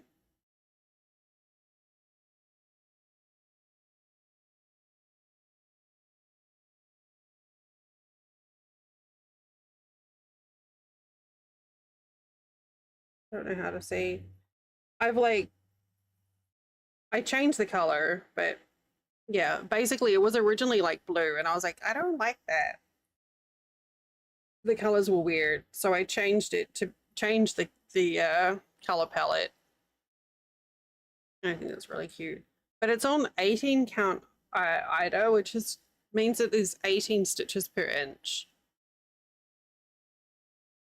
So it's quite small. So even though I have progressives, like my glasses are progressive lenses with like magnification at the bottom, I need like my special embroidery glasses to be able to actually see the detail in this. So that is one of the things I said I can do cross stitch, or I can do this, or some more knitting, or some more crochet. My hands are feeling okay right now, so I'm good for any of. I wish cross stitch when you worked on it would be like you can spend 6 hours working on it, and then you'll come away and it'll be like a 1 by 1.5 inch square done, and you're like, oh, cool. Great. Great. Like what?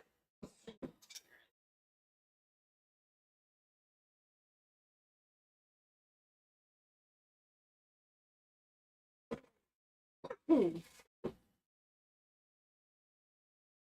embroidery glasses.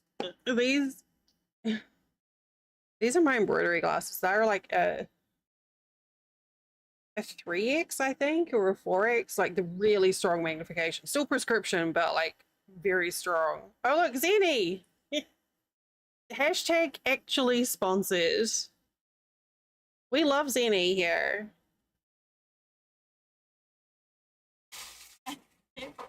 I have so many Zenny glasses. We got some more Zennies here.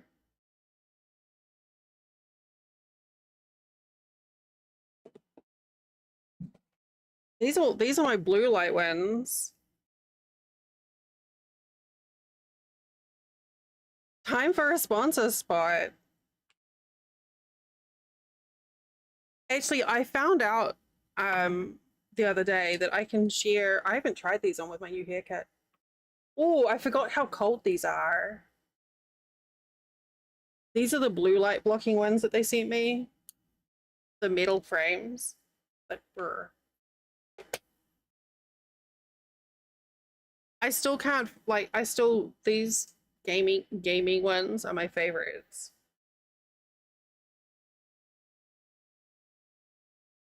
Yeah. Well, they've eased off on uh the freebies, which is and the sponsorships for this year, which is fine because honestly, we got like 5 pair in the space of as many months, it seems, which was like a lot. Um, but yeah, these are my embroidery glasses, which have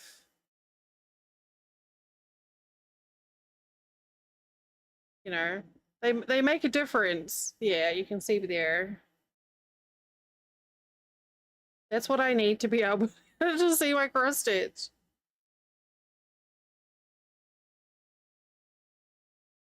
I think these are single focus. Um, Still my prescription, but like single focus. Well, I mean, these are basically just reading extra strength reading glasses. So I put in my normal prescription and then I just increased the magnification. Yeah, exactly. Yeah. My prescription with bonus magnification. And I chose to get like a narrower frame so that I can still like look over because I only need them for looking down. But these are like a sip here of like the frames were like $6.95. And that was it. Well, frames and lenses were $6.95 plus shipping. I think they've gone up a little bit in price since then, but yeah, that's the only way I can do the cross stitch now. Or if I've got like a lamp that's got a magnifying glass in it, so I can like pull like a dentist use. I can like pull it over and like work through that.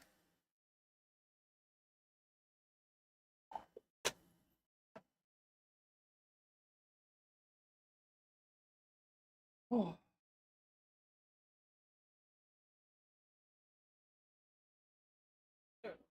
Let me.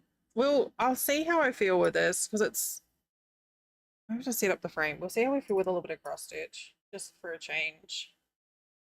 If nothing else, it's just a change in grip, so it's probably good for the old hand muscles.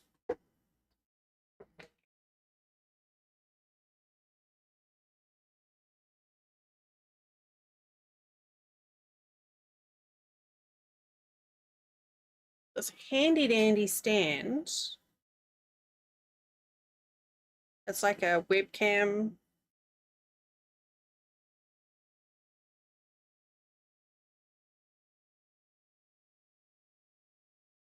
Um,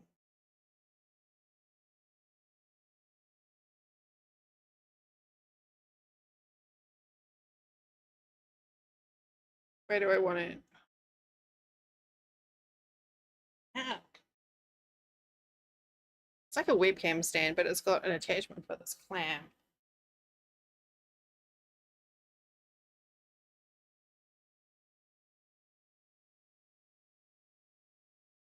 It in there.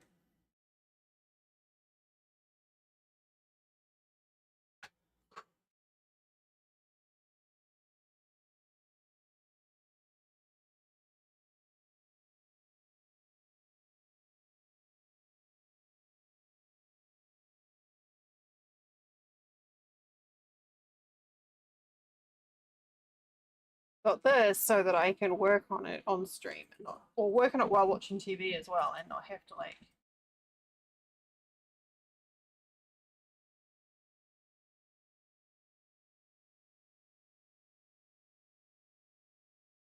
not have to hold it.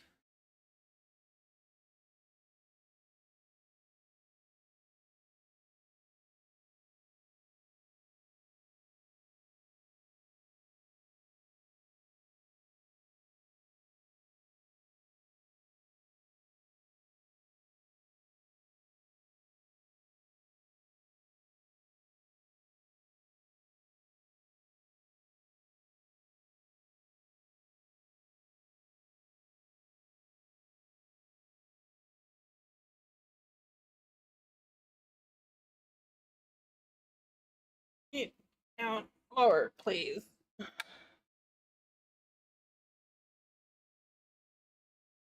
And then I can, but both my hands are free.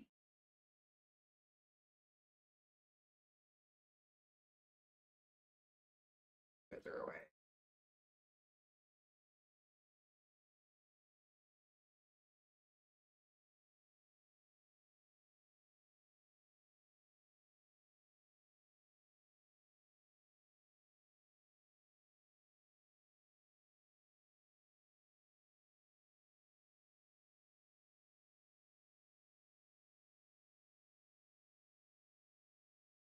I've changed my desk setup since I used this last.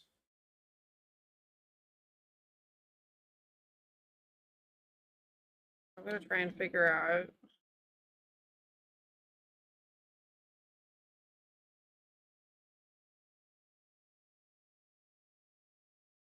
the best spot for it.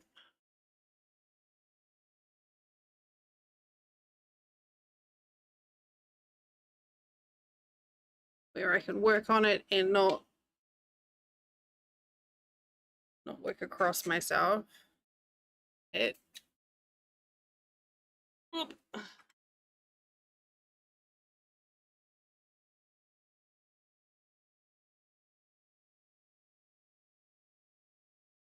We're back where we started, aren't we?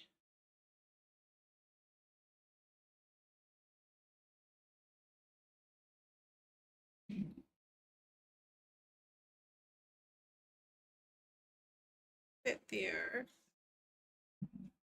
Sorry about all the movement on the camera. Hopefully it's not too.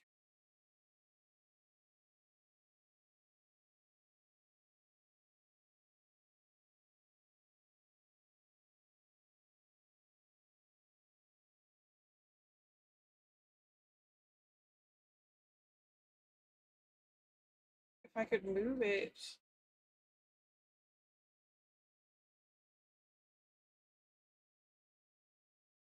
Why? Oh.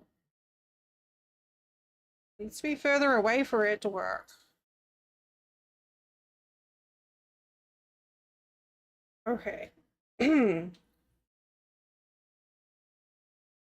we?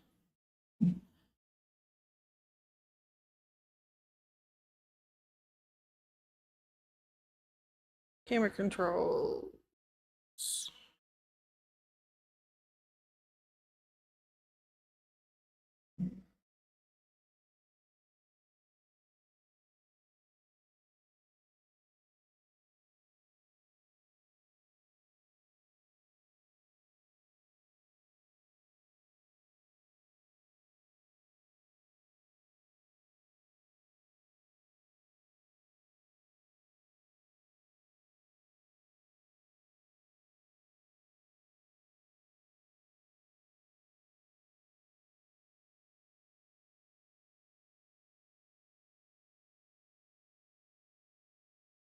Why are you doing that?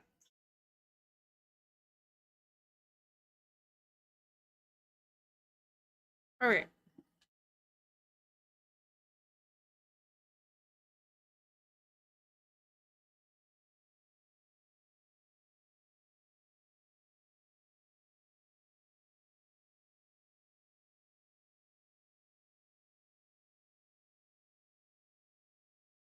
Crafting streams are so easy to organize. Oh God, please stop vibrating. Okay, thank you. Actually, if I'm working it on camera, I don't need my glasses on.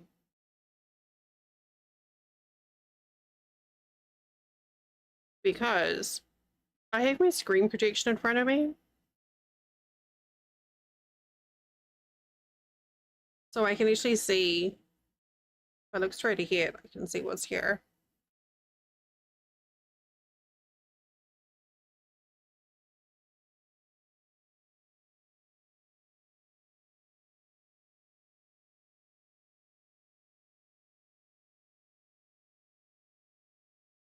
So easy.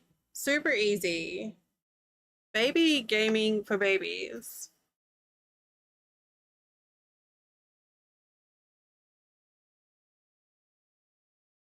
But the thing that like this stand is like a bit awkward to set up just because of where I have it set up situated right now. But I like it because it allows me to flip the work upside down so I can get to the back of it. We don't talk about the back of embroideries here though.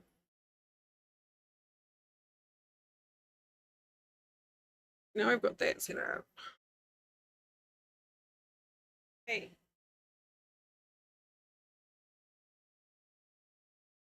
So this is hi Jenny. So this is the app here.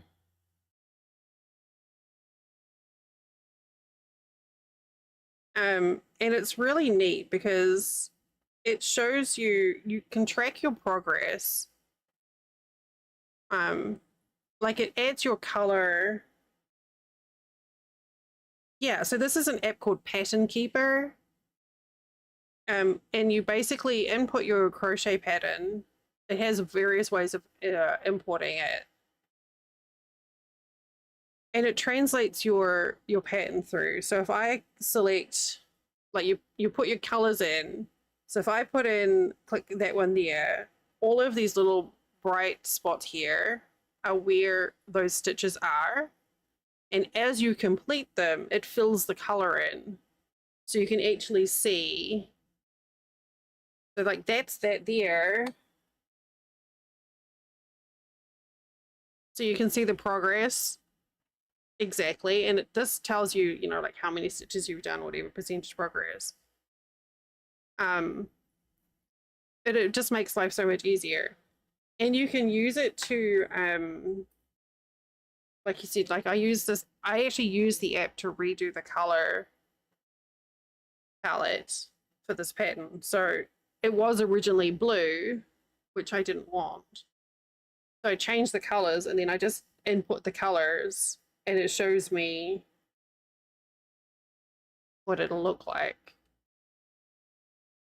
Because it has all the DMC colors and everything in there. It took me years before I would allow myself to buy the app. And I'm honestly so glad that I did. So you can like zoom in on it. And then when you get into edit mode,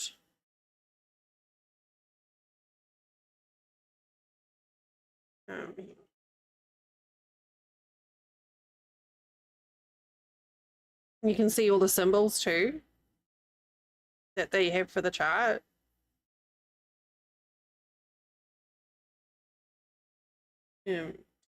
So if we go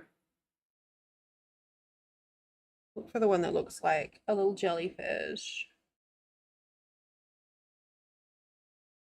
here. So I know all of those stitches that are highlighted in bright green are going to be in color 3347.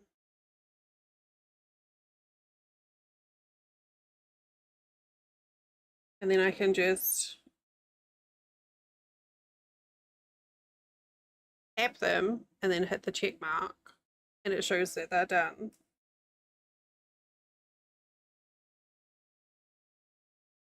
It's a very cool app.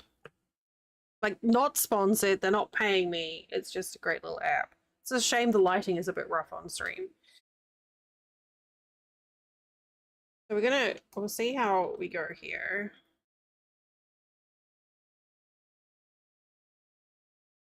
Oh, I got a better angle finally.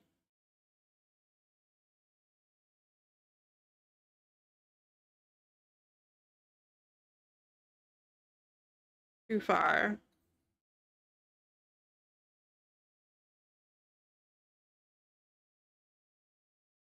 Okay.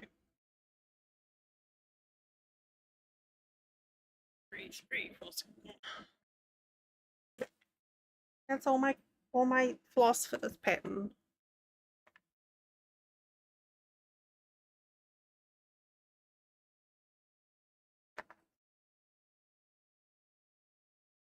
I don't know what these ones are.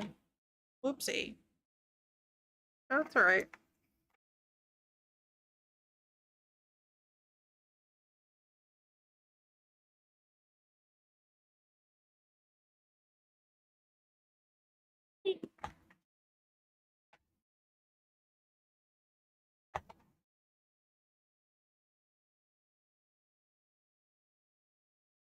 Okay, once I start working on it, it should wobble less.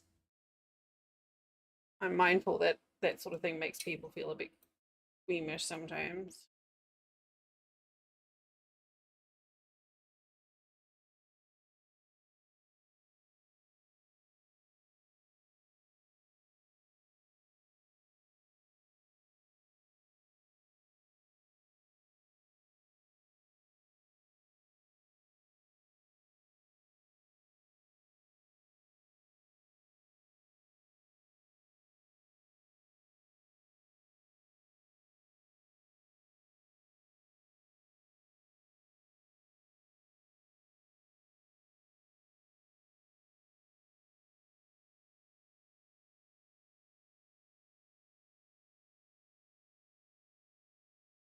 We good.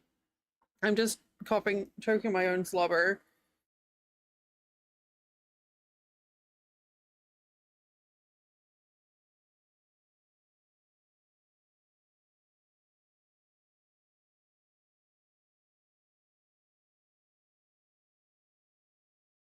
I'm very good at managing my own meat suit.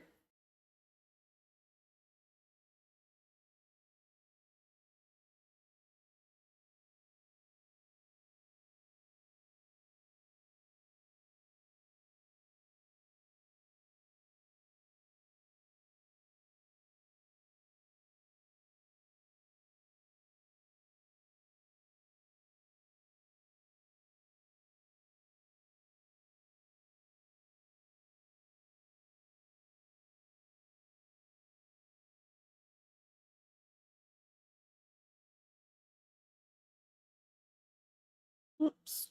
Come on. Now my fingers aren't working.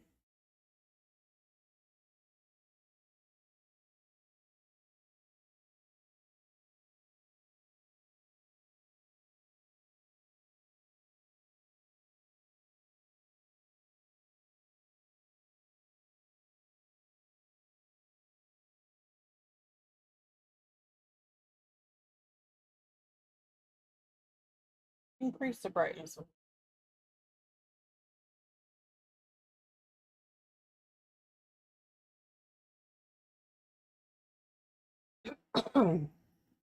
Excuse me.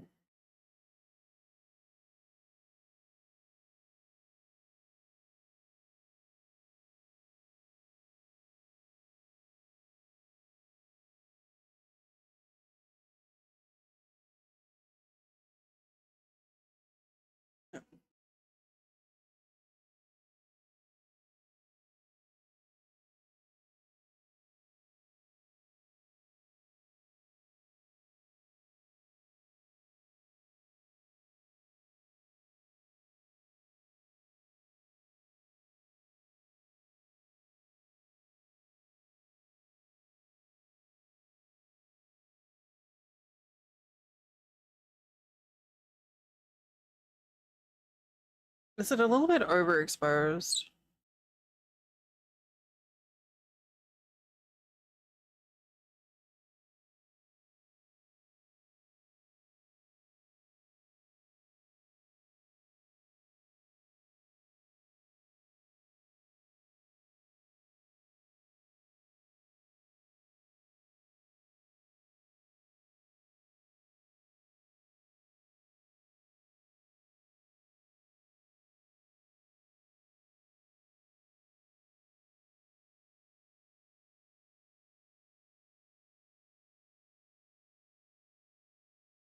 Oh no, this needle is squeaking.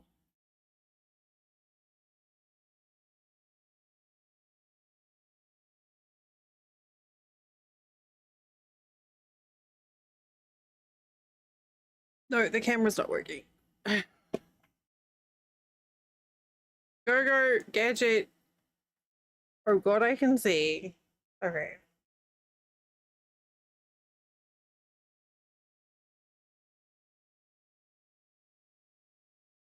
That's quite nice, being able to see.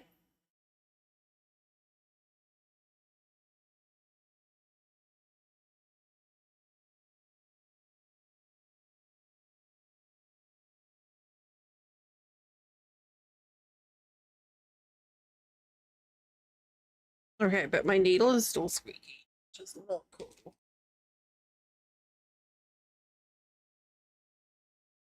Let's see if I've got...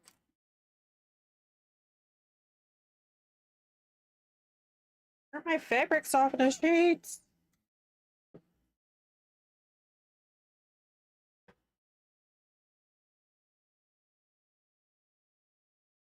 I haven't got them in.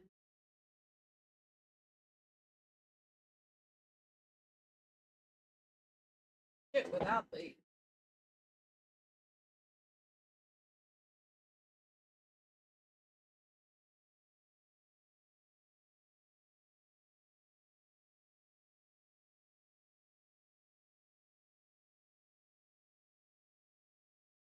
Alright. I need to go get a fabric softener sheet because my needle is being sticky. I will be right back.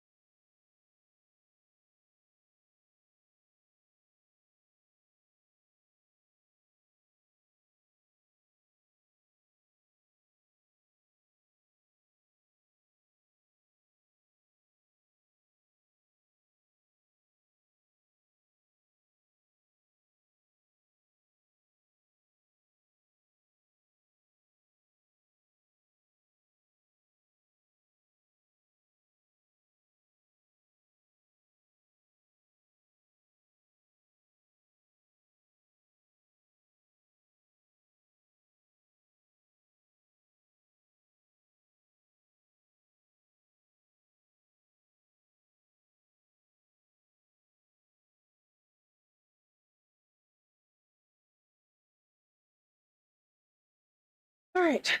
Fabric softener sheet obtained.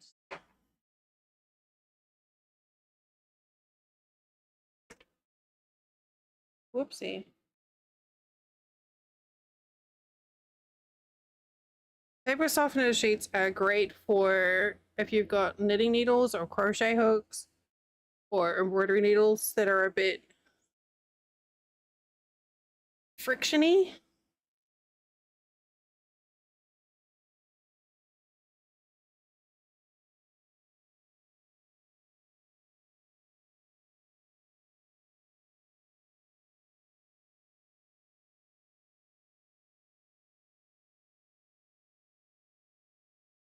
Oops, this shouldn't have gone in there.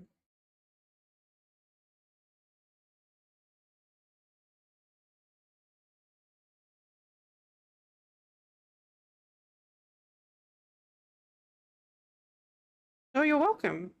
It's fantastic for like for sticky crochet hooks.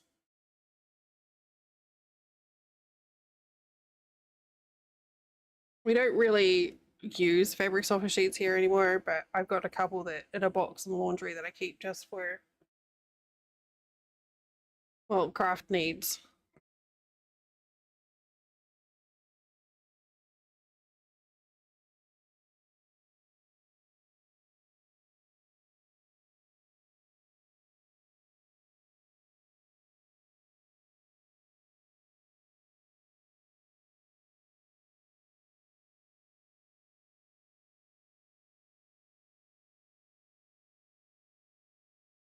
So,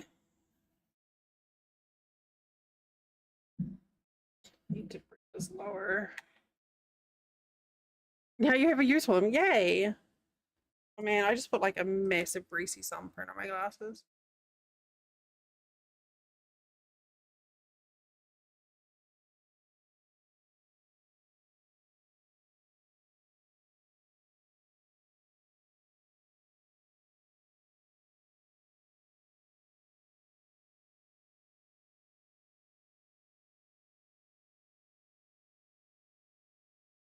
Yeah, I stopped using laundry fabric softener sheets like quite a while back. Um, and I couldn't bring myself to get rid of them, and that's basically all I have. Like I usually have one on my sewing kit because they last a while too. And you can just like tuck them in your laundry, and then they smell good if you have scented one. Stick them in your sewing kit or your whatever project you're working on.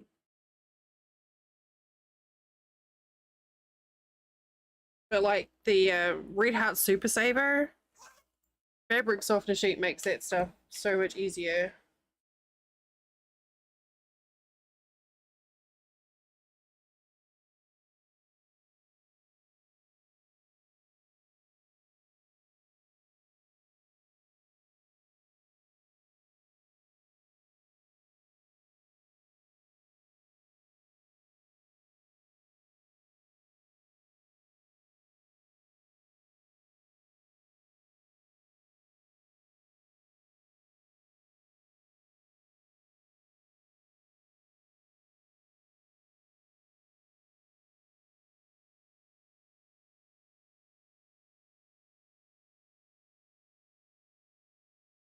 First wash of any Red Heart that you know.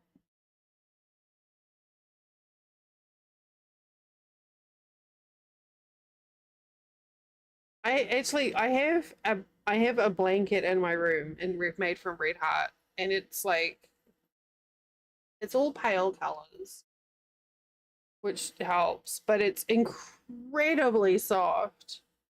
And when my friend Punky stayed, they could not believe that it was made out of uh, Red Heart Super Saver because of how soft it was. But yeah, otherwise it needs fabric softener or like soaking in a bathtub with some cheap conditioner or something just to try and like smooth those fibers because it is brutal.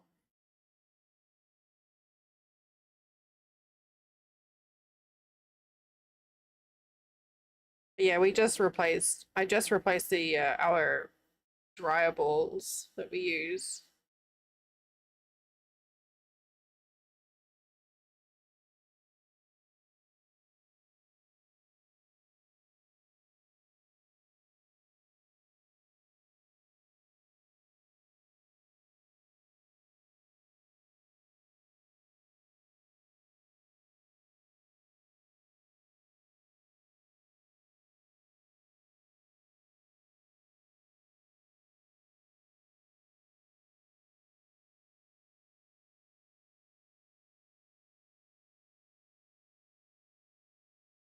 Oh, the plating is wearing off this needle. That's why it's a bit scratchy.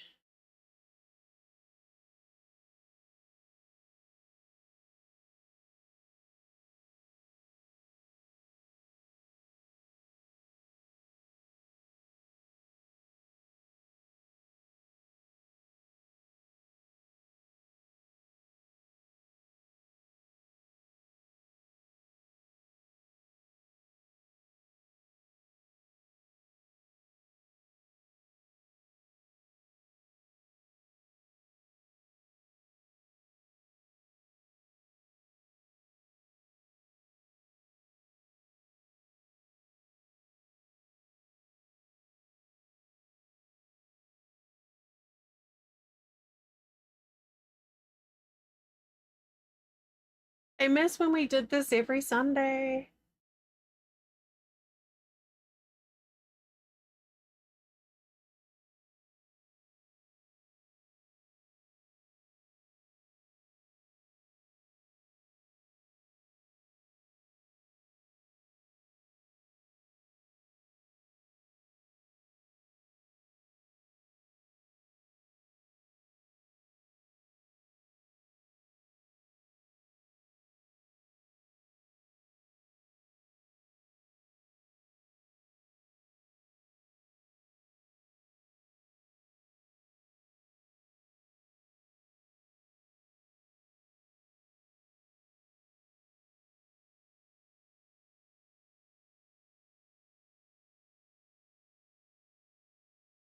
Yeah. I don't know, I always felt like our Sunday streams were like a really nice way to it felt more of a community thing than gaming because a lot of the time on craft days other people would be working on their craft projects too, so it was just like a craft circle.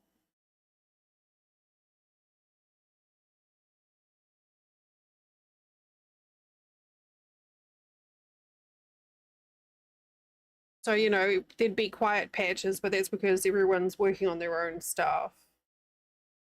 And occasionally we'd have like I'd have company and voice with someone else doing some other crafty stuff, but it's just like a nice change in pace from gaming.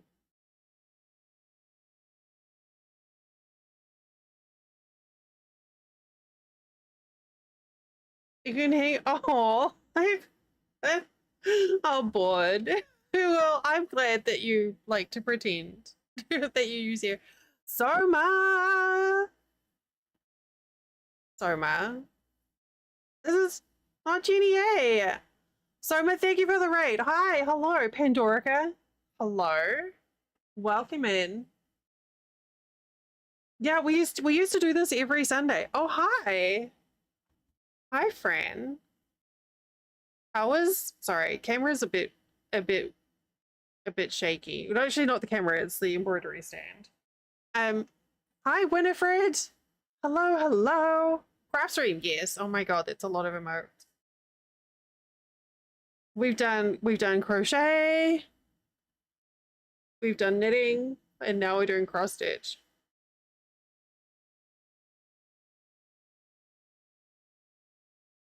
Whoop. It's been a while, but it's nice and relaxing. I wish this was less shaky, but I think by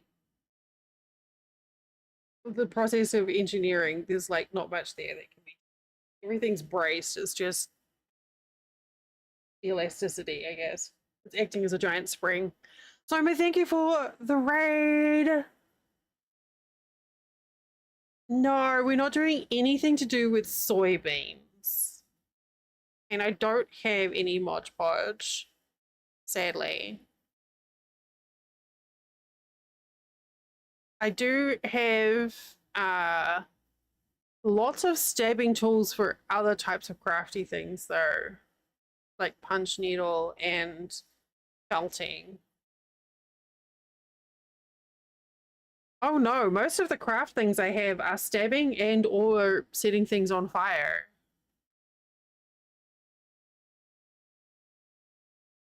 I just realized almost everything is stabby. Oh,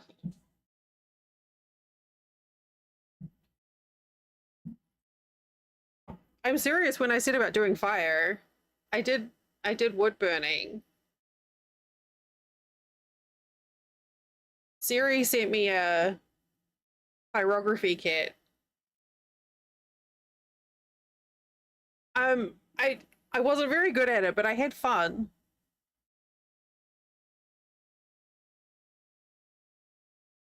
I was meant to do a bunch of these and I got one done and then the rest looked terrible. um, it is a face with a blush cheek. Let me just mark where I am on the pattern and I will show you what it looks like.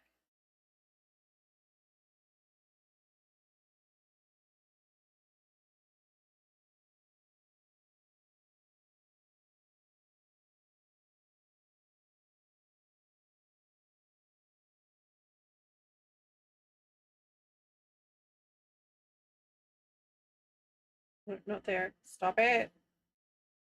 You okay. Okay.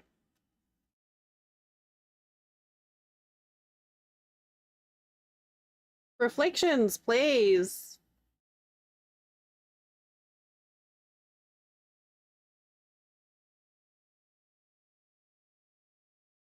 I don't know why I didn't just do that.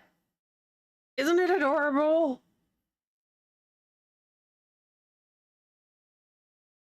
It was originally blue, but I didn't like it. So I changed it.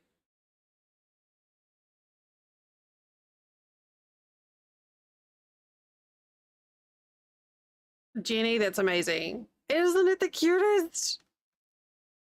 I was originally thinking about trying to change up some of these squares to be like purple. And then I'm like, no, I kind of just like the quilted greens and browns. I think that's cute. Yeah, right? And as it turned out, those were the colors that I actually had on hand. Oh, I know, it's great. It's on 18 count cloth, which means 18 stitches per inch, which is why I'm wearing my incredibly thick embroidery glasses and why I'm peering over.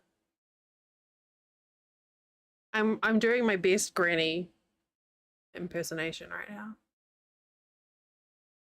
What's that you say, dear?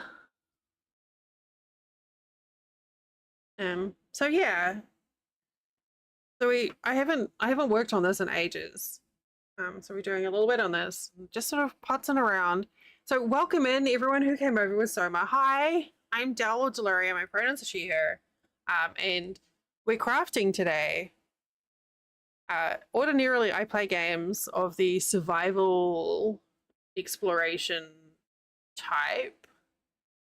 I used to regularly do craft or creative art streams on a Sunday, but I haven't been able to. But today we could, so we're just wandering through our crafts and going where the tools take us.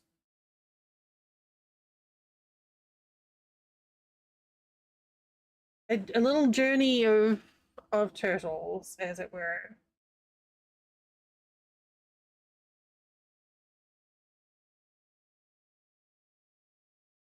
Ooh, there we go.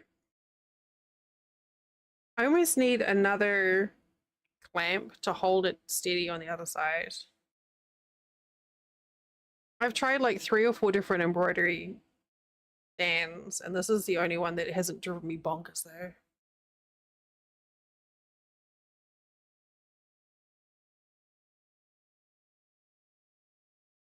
So I hope you had a lovely time today. Were you building or were you out gathering and pillaging?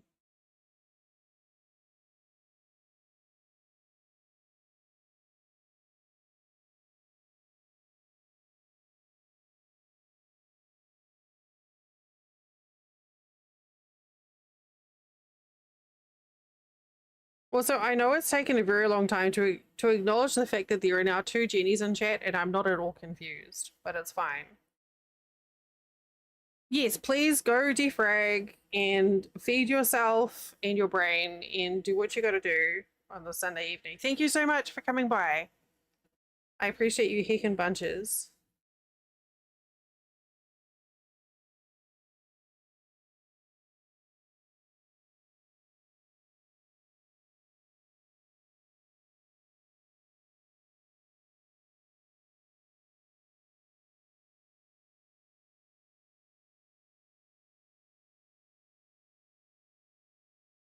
I have been waiting for I'm Jenny and Jenny Cat to be in stream at the same time so that when I say Jenny, they both think they're in trouble.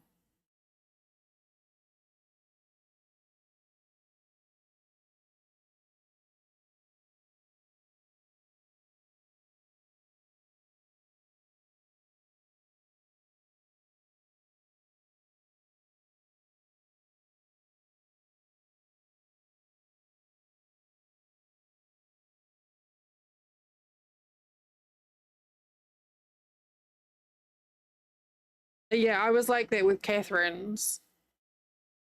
In my year at high school, there would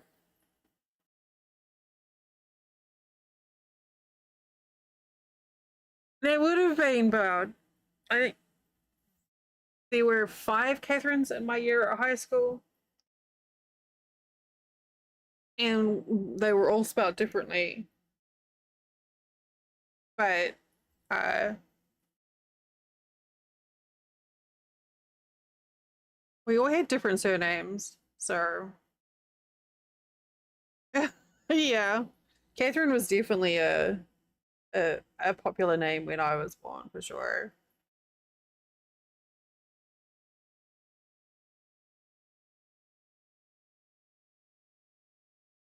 And my middle name is I got because she uh she tried to give it to herself when she was in middle school, intermediate, and apparently the teachers didn't know. Well, Grandma and Grandma didn't notice that she'd just given herself a middle name until like partway through the school year. So she gave me that name.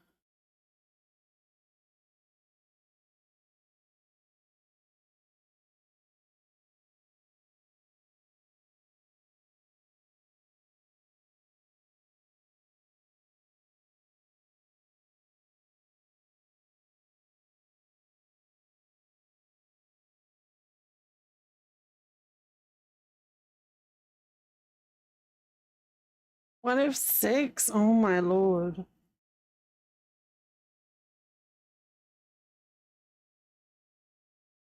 We were all like initials. So it was like, Catherine H, Catherine M, Catherine. I can't remember any of the other ones.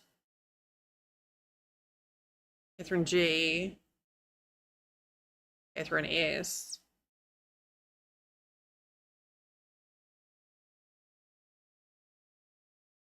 And we all got on pretty well as well, which was nice.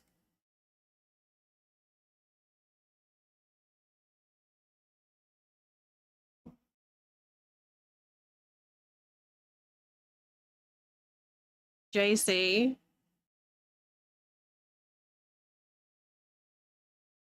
Yeah, I was gonna say what my first thought was like, Jesus Christ, what did you do to your poor intermediate teacher? Intermediate is middle school, by the way, for the international American folks.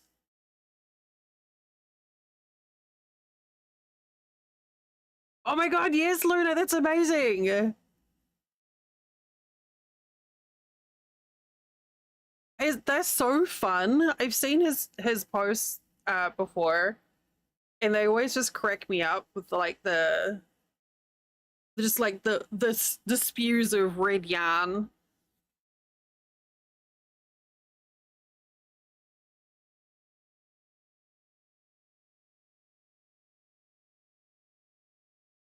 They aren't they great? That's so neat, Luna. I hope you have fun with it. They've popped up in my feed on and off for I don't know how long, and that particular one I was like, I need to share that one.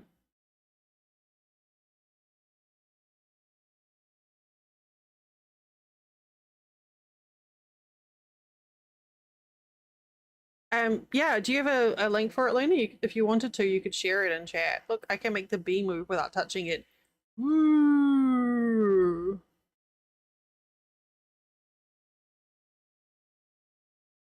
Woo!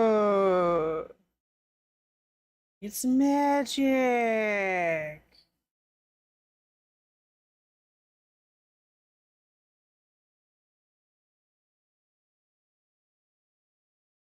Magical bees.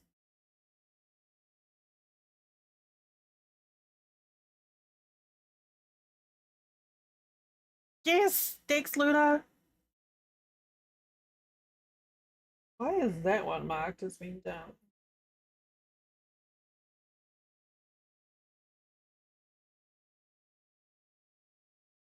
Brochet.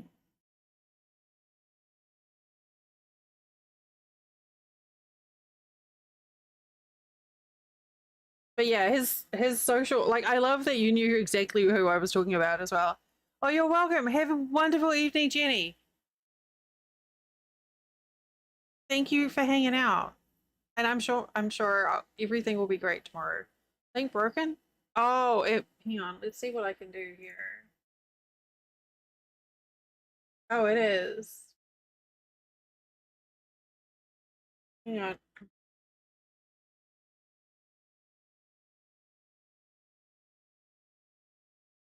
I don't know why that didn't come through.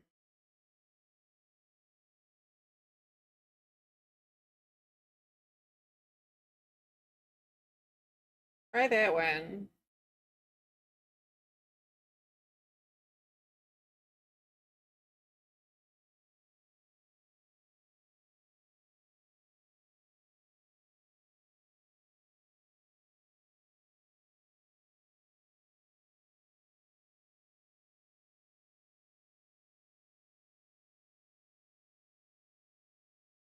Oh, wait.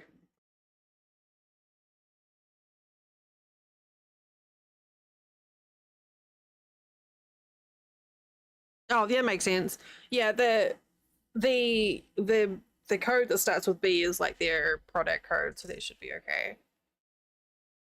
Yeah, he has really good social media. Like his Instagram reels are hilarious.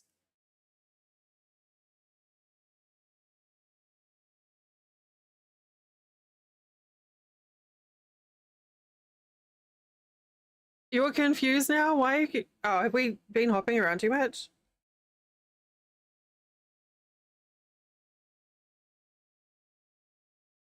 Oh, thanks, Luna.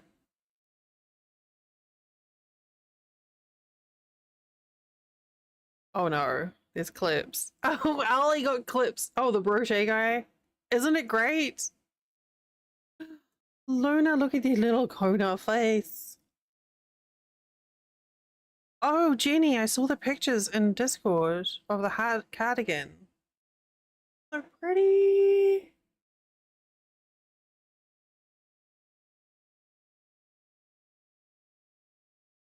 Oh my god, these are so good. The names.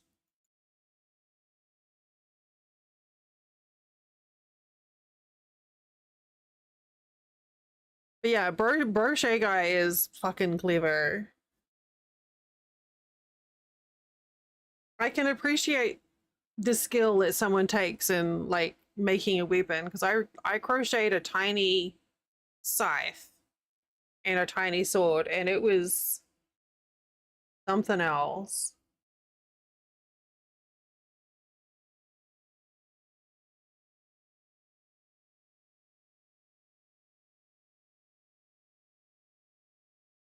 But I like how he's always got this whole like and it works kind of thing.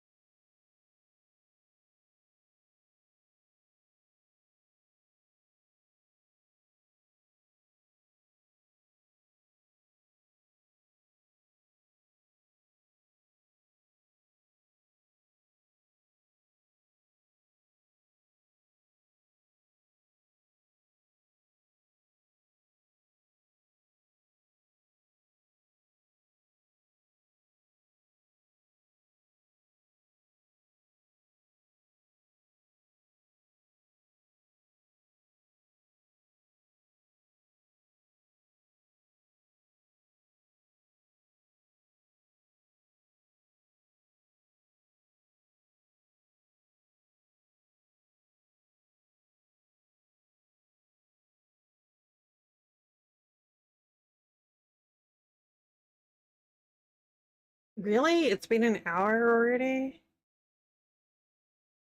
Okay, we'll put that there. Okay. Um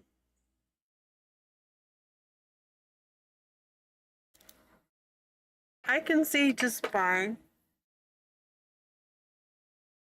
It's time for a break. If you are crafting along with me at home, or if you're not, which means all of you, um, look away from your screen for a couple of minutes and go like stand up and stretch and get a drink and grab a snack. I will do the same. Probably not all of those things. And I'll see you back here in a couple of minutes.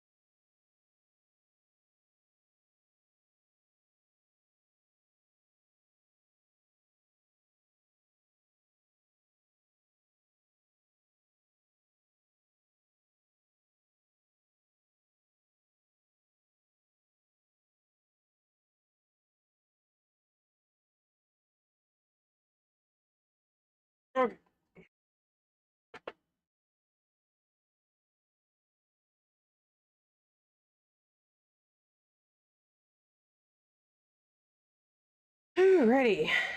Refreshed. I moved. I went for a wee.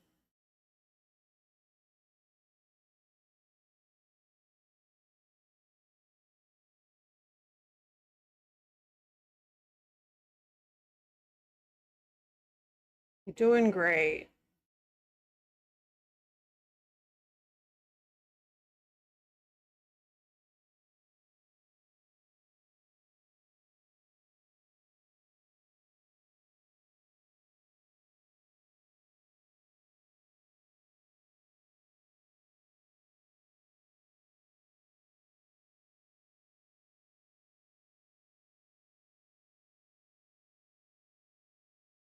These stitches are so small that it takes so very many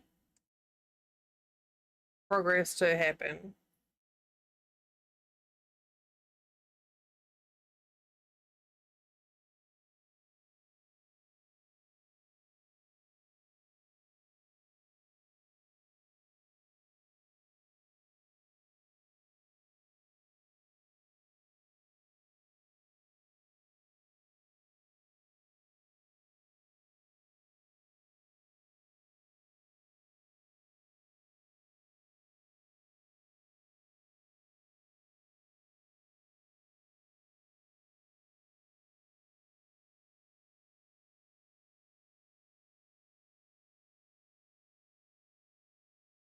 I still haven't quite decided how I want to try and deal with the whoops. Really one stitch shy of that. How we want to deal with the little confetti stitches.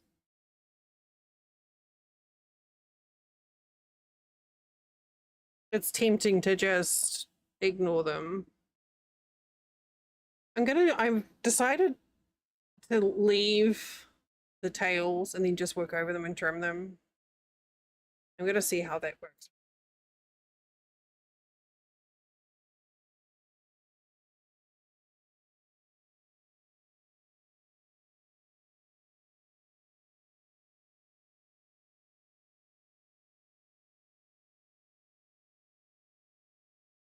All right, let's see.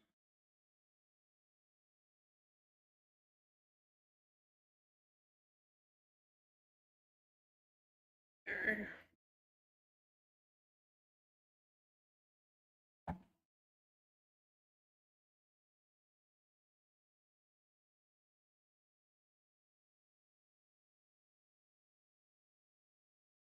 305.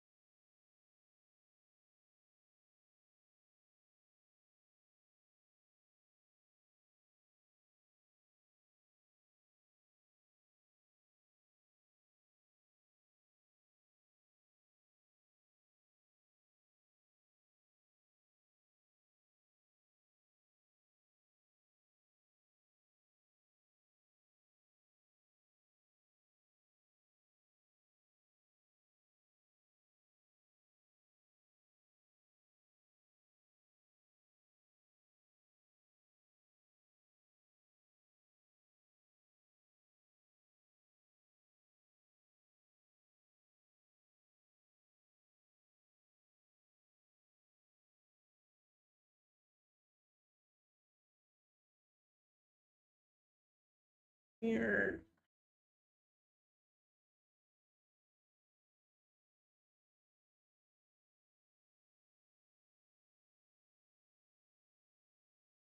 But yeah, there's like, I guess, I don't know if it's just because of how many colors there are. There's a lot of like single stitches. And doing pin stitches is a pain in the butt. But I think that may be the only way to get it done tidily. And that's where you're like starting and ending the stitch in one square and you're using the tension of the fabric to hold the floss in place.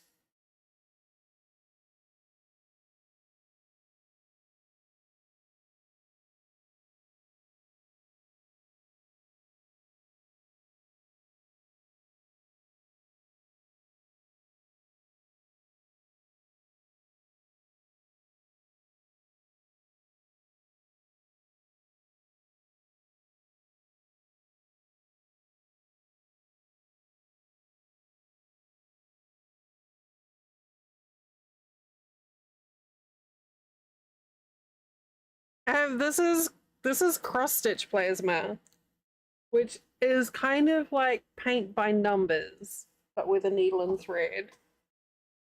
It is a subset of needlepoint, yes. Hello. We've been all over the place today. We've done crochet, we've done knitting. Now we're doing embroidery.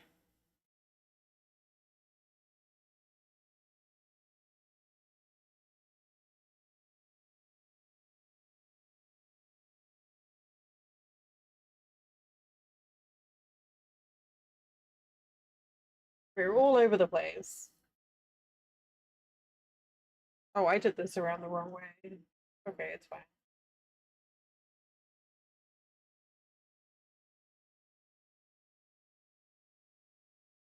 How are you, Plasma? Oh, goodness.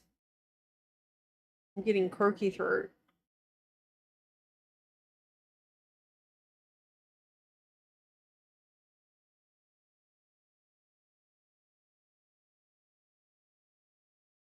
Is is Mousy going to be on this evening?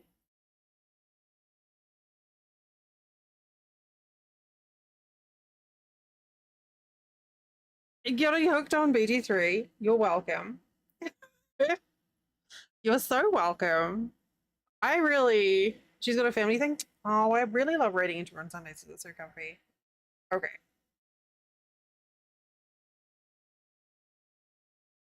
Um, I enjoyed it yesterday, but I think I may have like chased everyone off. But I'm glad that you're enjoying it.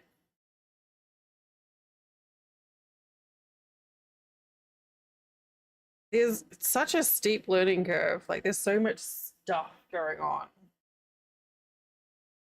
But it is an absolutely beautiful game.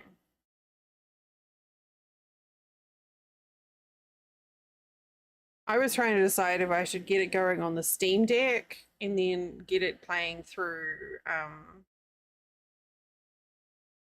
or pair it up through the on the TV through the Steam app.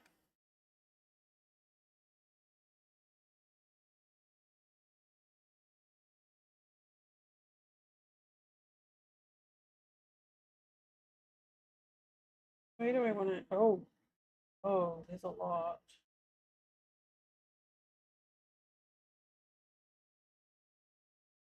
Um,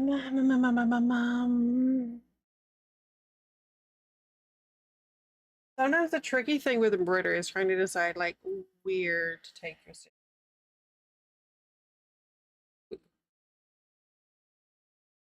Because there's like a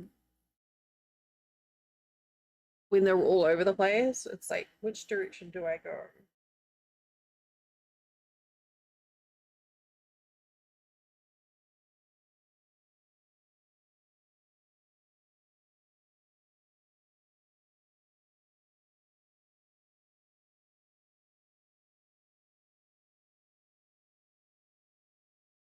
Okay, let's do it this way.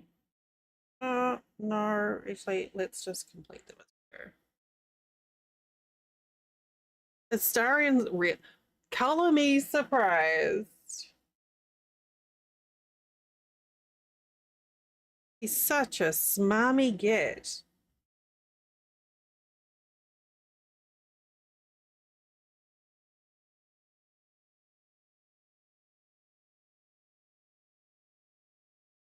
I liked the first one that I came across, but I accidentally lost her.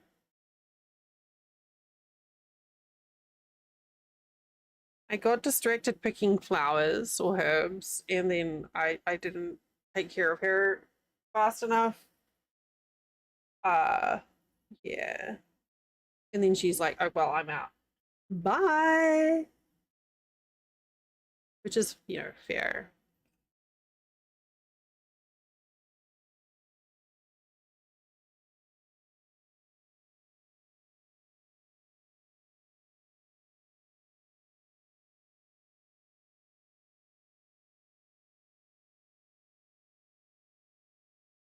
Because if I was in a cage and the person who I asked to help me buggered off and went to pick mugwort, I would be kind of mad.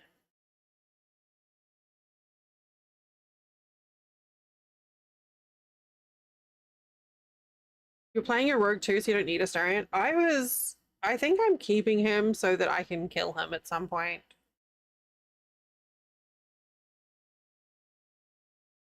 You know, a little bit of a weird bait situation.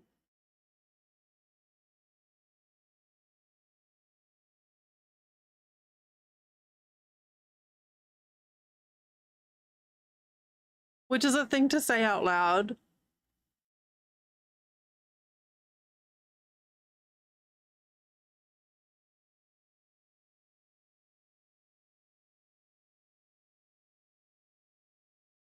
He just seriously rubs me up the wrong way. The voice acting is so fucking good that he just gives me the creeps.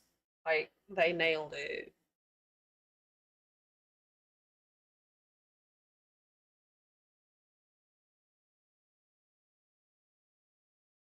And the whole, like, brainworm thing is incredibly alarming.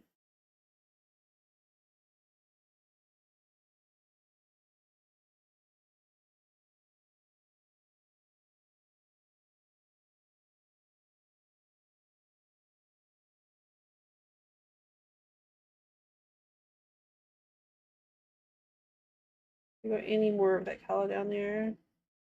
No.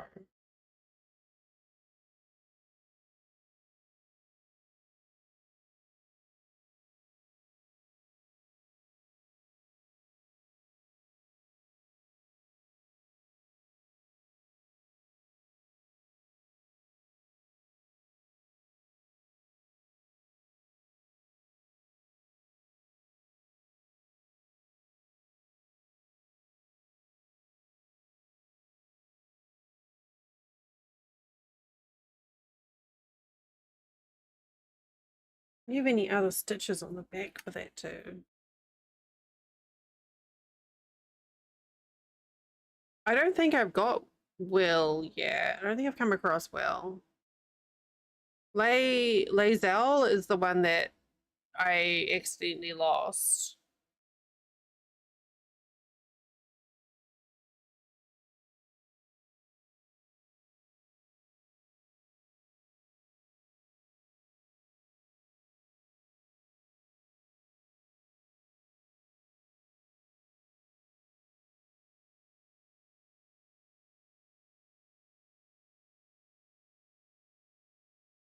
Gail's on probation. Oh my god.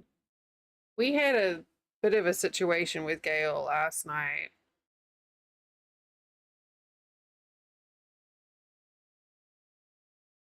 Bit of a situation.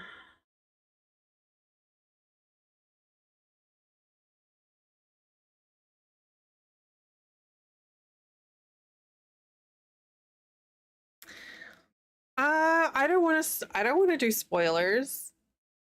Um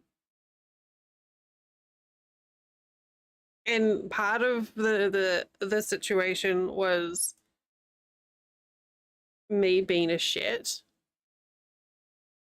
It turns out that he doesn't like someone trying to mess with his thoughts. I think that's pretty open to interpretation there. He doesn't like someone messing around in his head. Specifically me, when I critically fail a roll and I'm trying to use the brain worm against him. But I'll leave the situation to you. Funnily enough, a rogue. Yeah, I went with a rogue. I always go for a rogue.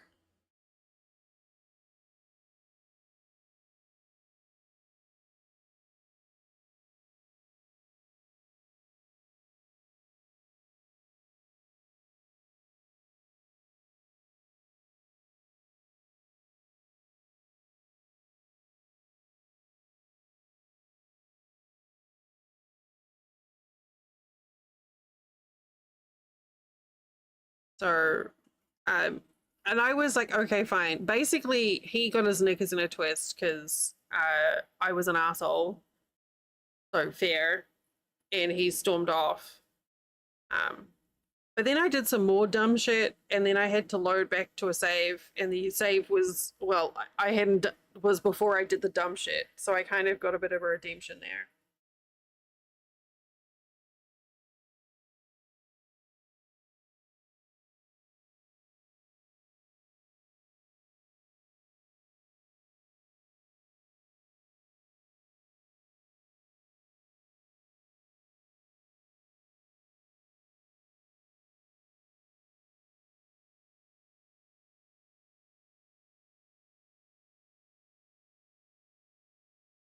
Sorry, I'm just looking on my chart to see which ones to do next.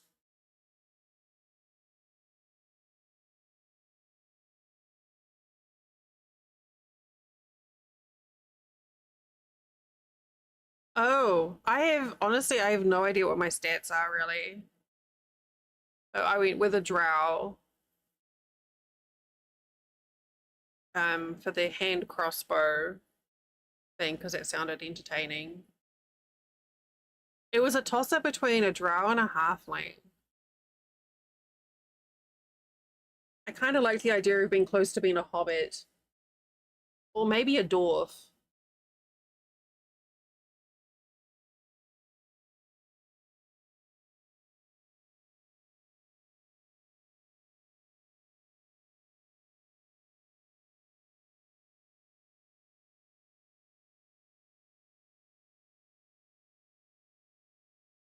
What I should have done, I'm looking at my pattern here.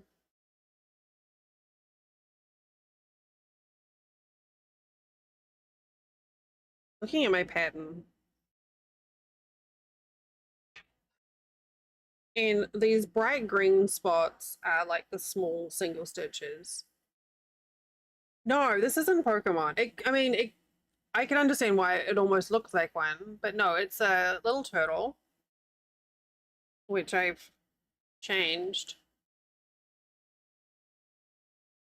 But no, it's not Squirtle. So that's what it's going to look like. And you can kind of see what I've got there.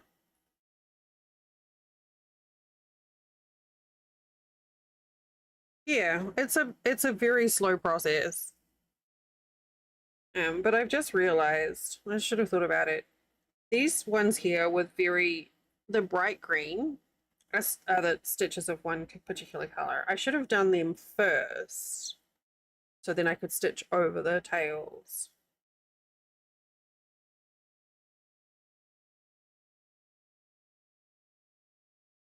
I don't know what that means.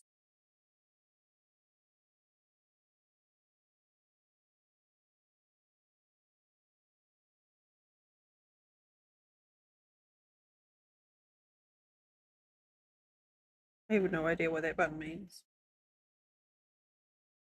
Oh,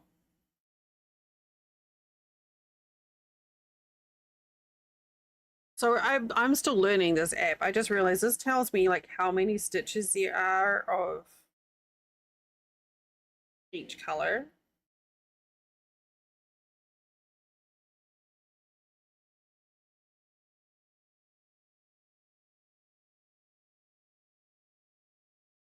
So this is a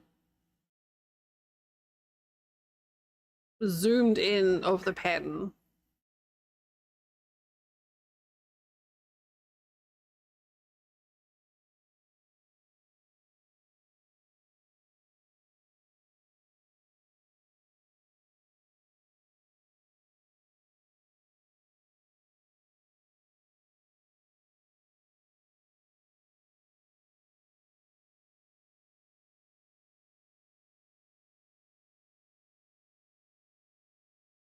Okay, so let's do this one.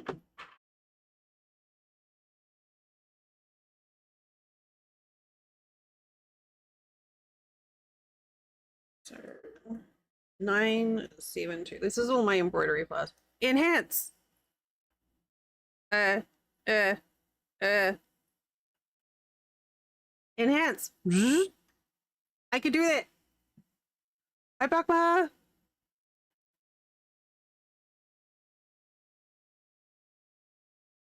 Nine. Wait. 7 2. Oh, that's yellow.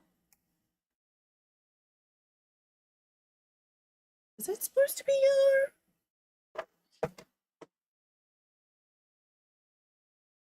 I have buttons on my stream deck for that. That's pretty fancy.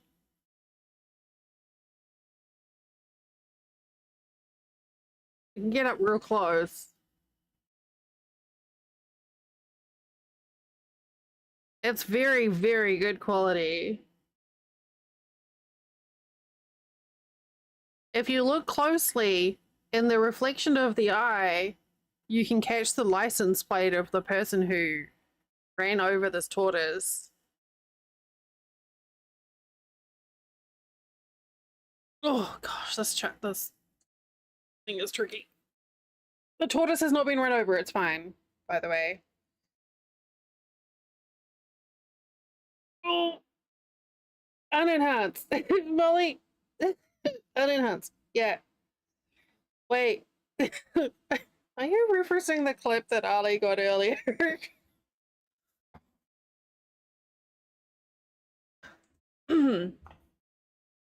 Okay, it's fine. It's fine. Okay. Let me just check my chart here. I'm having doubts.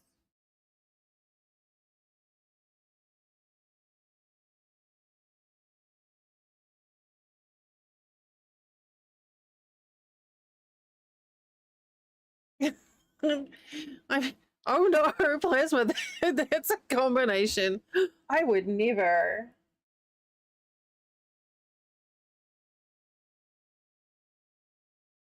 I don't think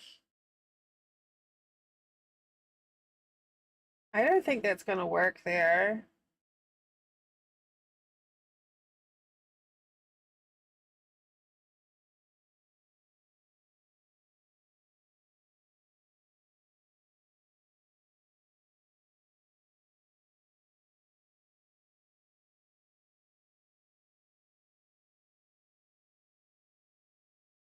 Yeah, the color there for that chart, I'm not 100% sure. So we're gonna come back to that.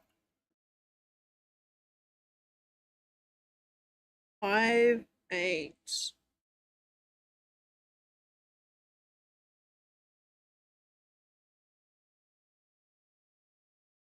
Hmm. Oh no, what's going on here? Oh, okay, right. It's fine. Everything's fine.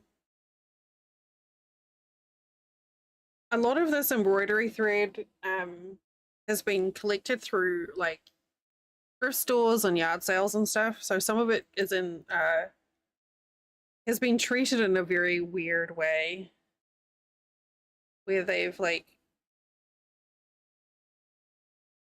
cut it all to weird lengths and stuff. I don't know why they did that.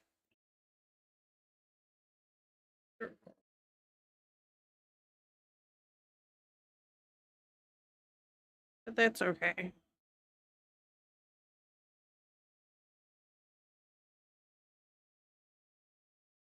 Oh, why are you doing that?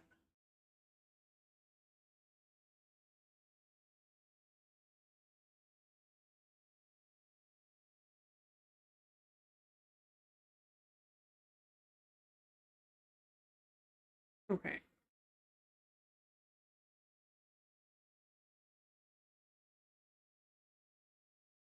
So my embroidery frame is a bit springy. So hopefully this isn't too disconcerting with the wobbly. The wobbles.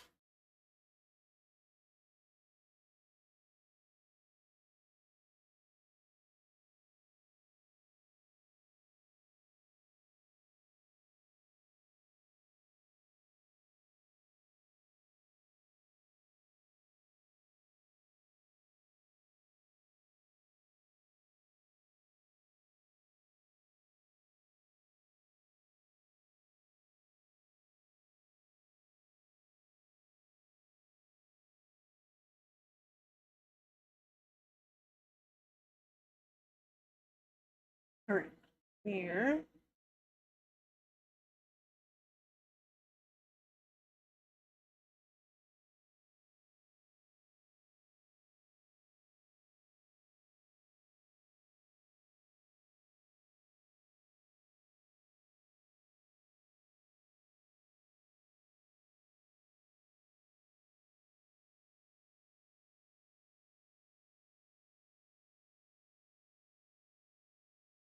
So this is basically paint by numbers.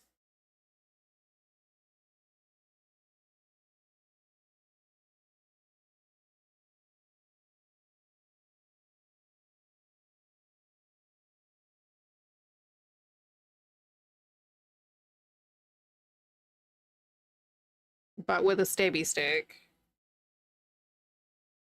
Ooh, so good.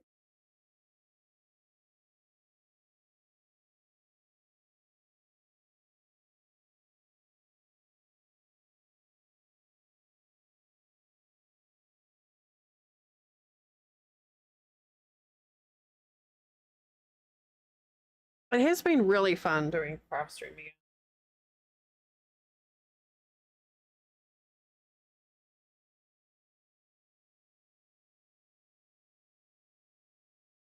How often do I stab myself? Surprisingly, not that often. However, it does happen. But these needles aren't, you can't really tell, but they're not super sharp. They have a rounded point. So you can't do two. You can definitely draw blood, but it takes a lot more effort. Like you've got to really mean it if you want to hurt yourself with an embroidery needle.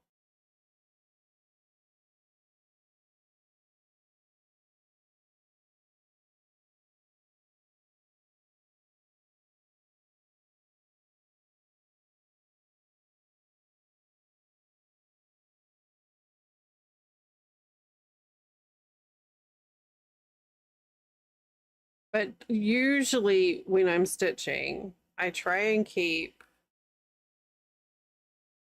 my left hand out of the way. So like right now, my left hand is actually holding the bottom of this embroidery frame. Try and hold it steady.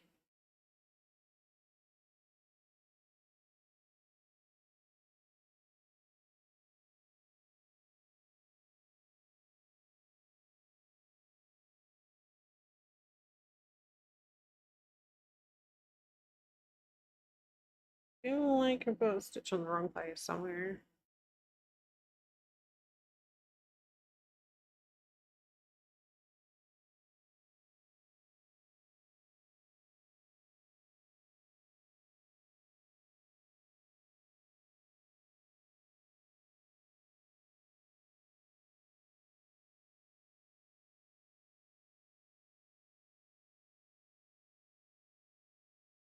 Okay. So we're leaving these ends here, these little strands of thread, so that when I do stitches in the middle, they'll hold the thread in place. The idea is that it saves me work, whether or not that work it functions or not. uh, okay, goodbye. You're welcome.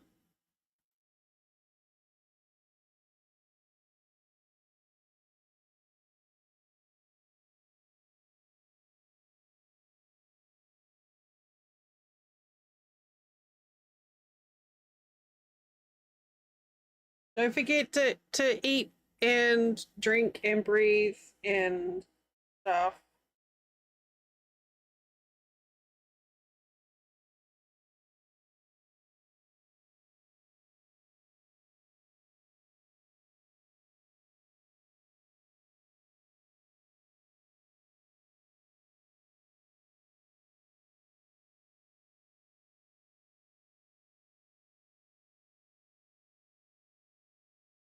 I hear it's good for you.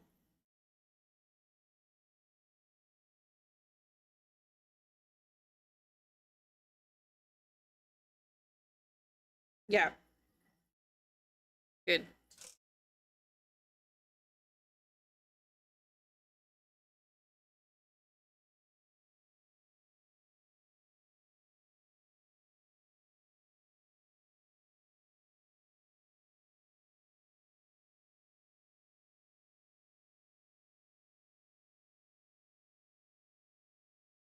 Still can't get over the way that they did this. Oh, cut my embroidery floss so short.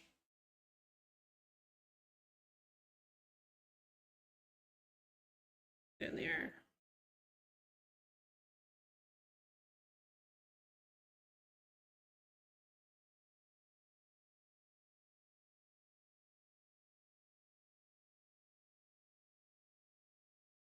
And my hands feel okay, but I'm definitely feeling it in between my shoulder blades, which probably means that I'm shrimping.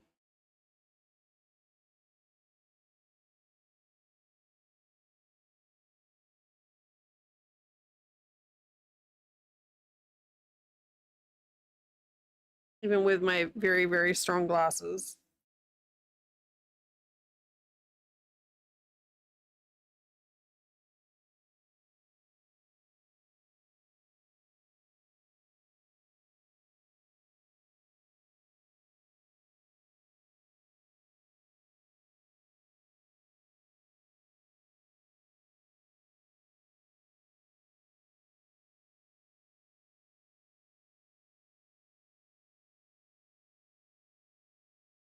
There.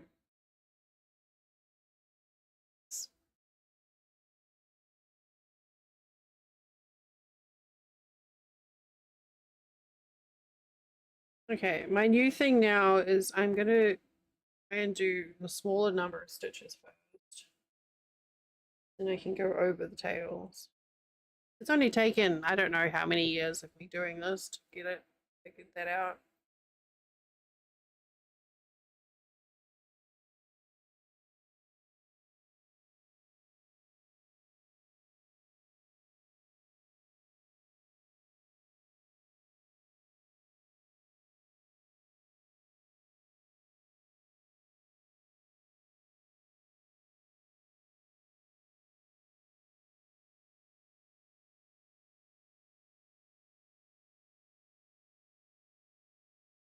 Actually, what I should be doing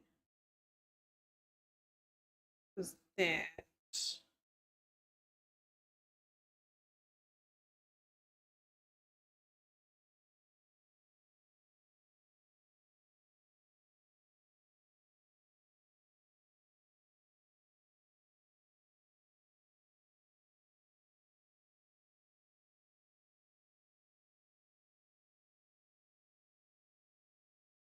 I don't know if I can push them through there.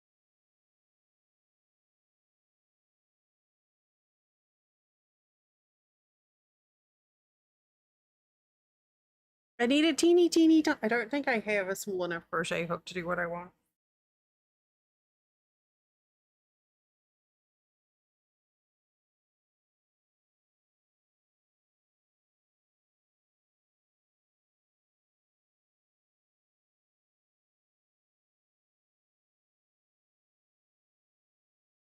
I need one of them little needle threader thingers.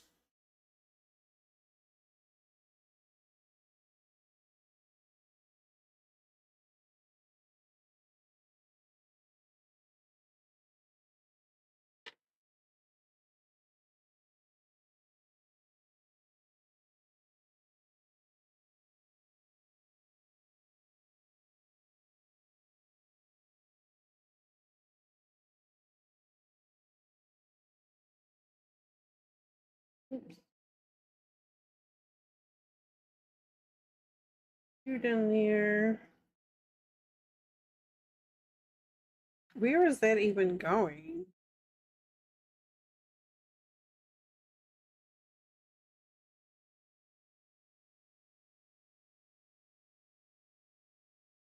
I have no idea. Okay. That is better though.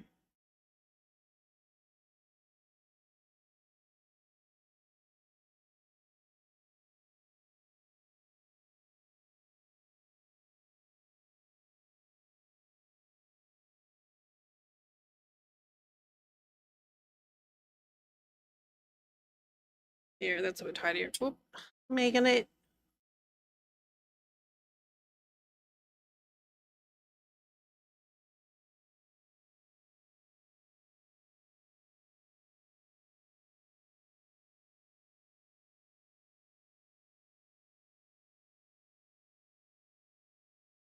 Oh, all right.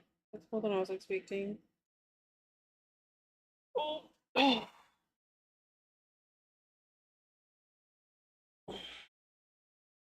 oh, I pushed the wrong button. All right.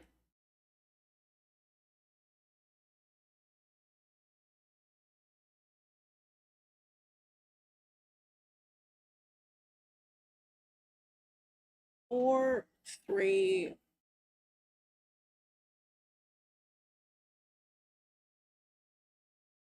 But I mean it with bits of floss, embroidery floss everywhere.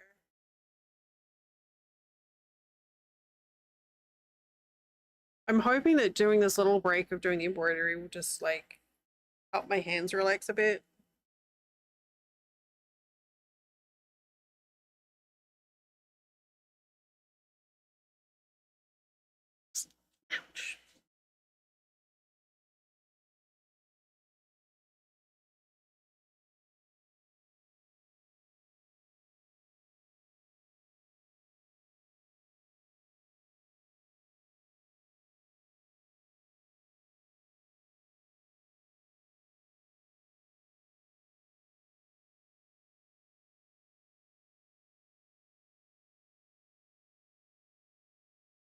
Ouch. All right. What are we doing? 4, 3, 4. Stretches. Yes.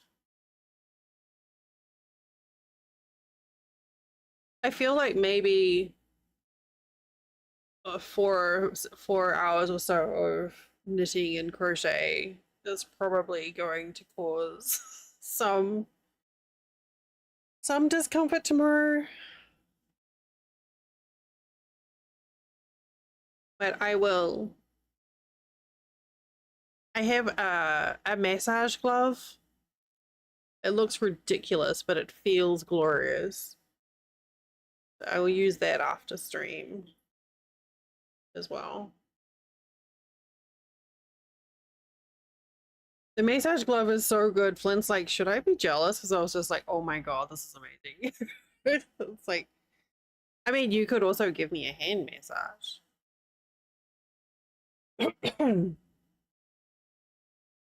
Yes, I do. I want to play Lego.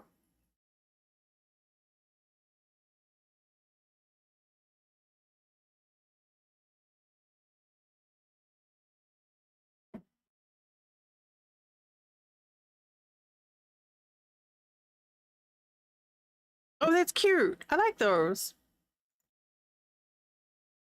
I have some little, I don't know if they're visible. Oh, yeah.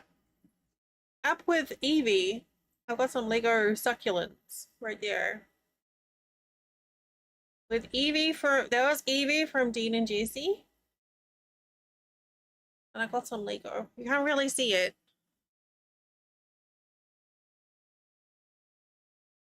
They're very pretty.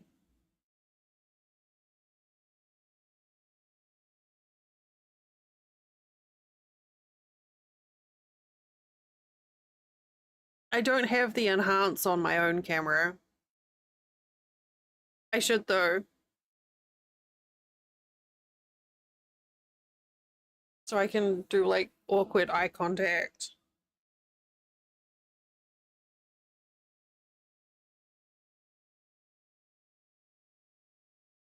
Oh, okay. That's a full length.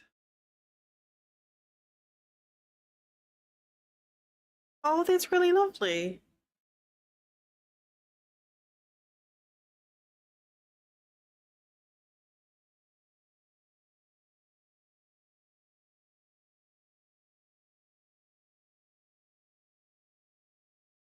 I have a bunch of cute little, like, not Legos.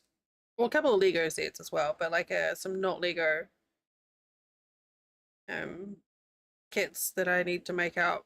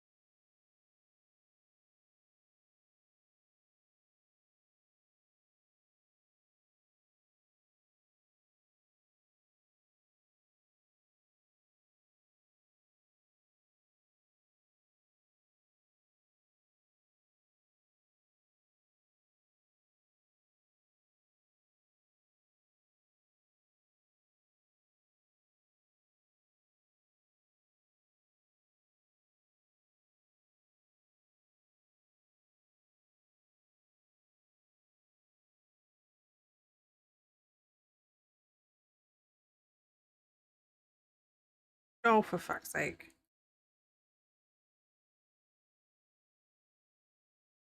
So rude when it does that.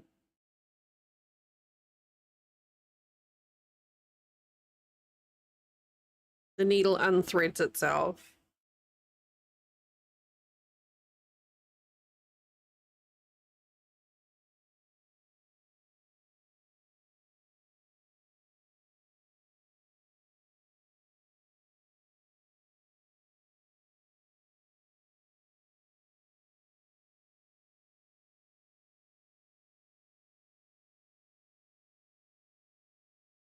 It's not even in the right place. Why did I put that there? Oh.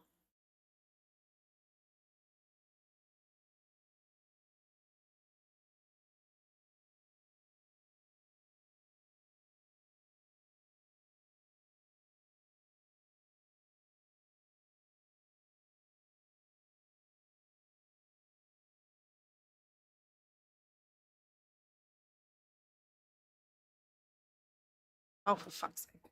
Ugh.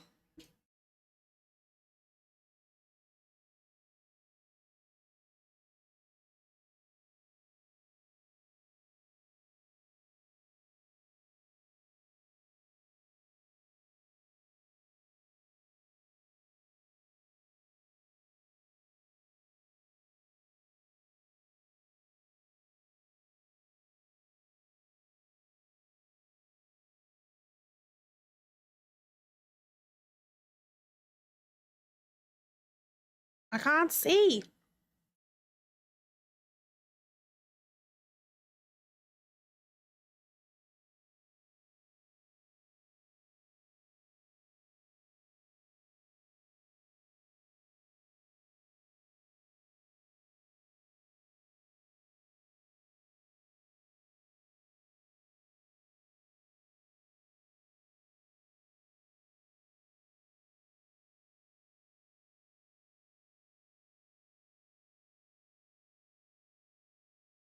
Okay, well, apparently we didn't want that piece of thread anyway.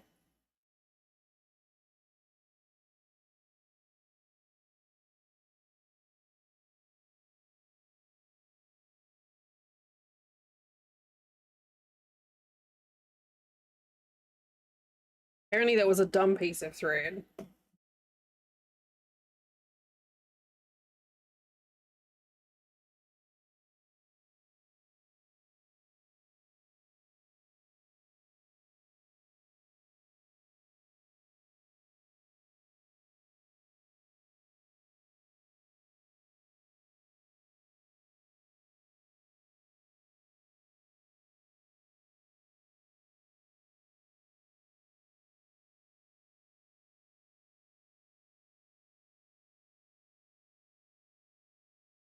I keep thinking it'd be fun to get like a little uh like generic fake Lego set and then like try and make some like vintage story stuff out of it.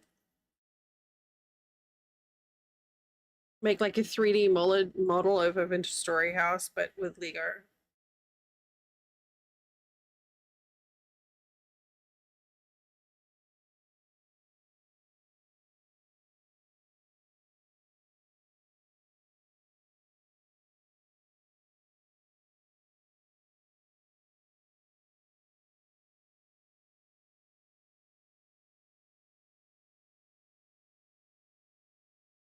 Okay, let's try this again, but this time in the correct place.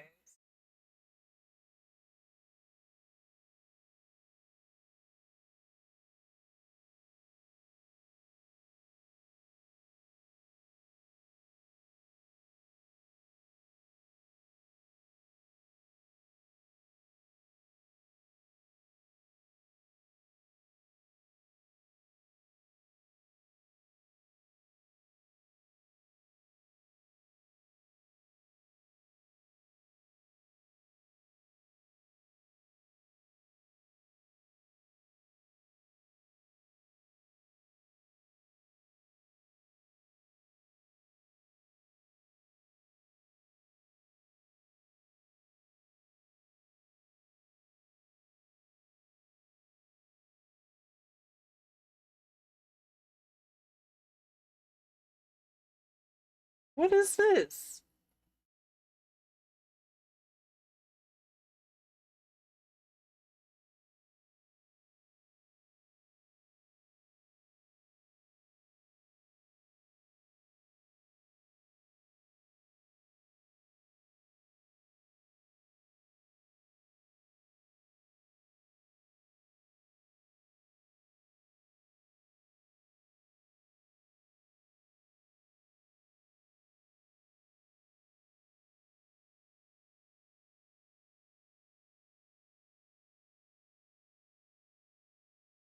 This is Dell not paying attention because she's getting tired, I think.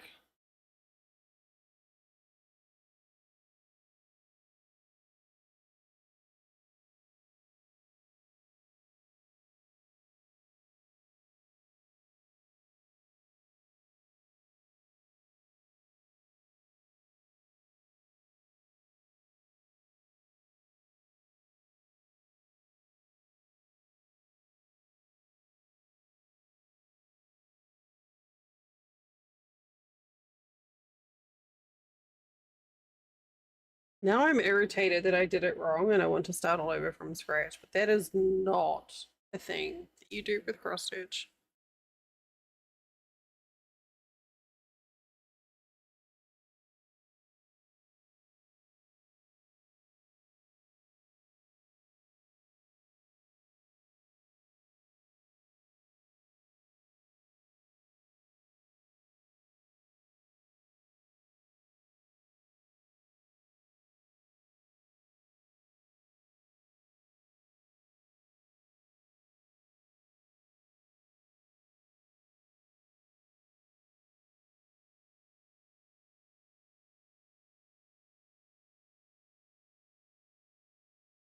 I'll just do better from here.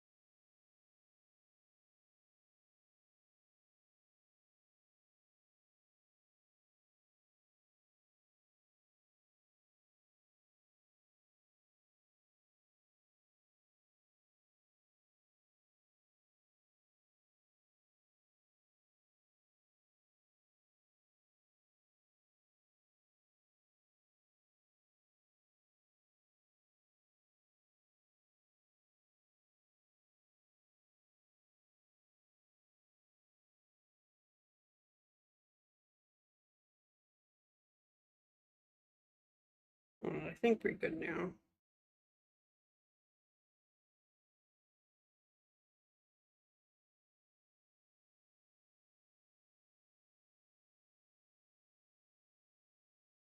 Yeah, I initially was like, I'll just do the big areas first because those are easy and then knock out the little ones afterwards. I think it has to be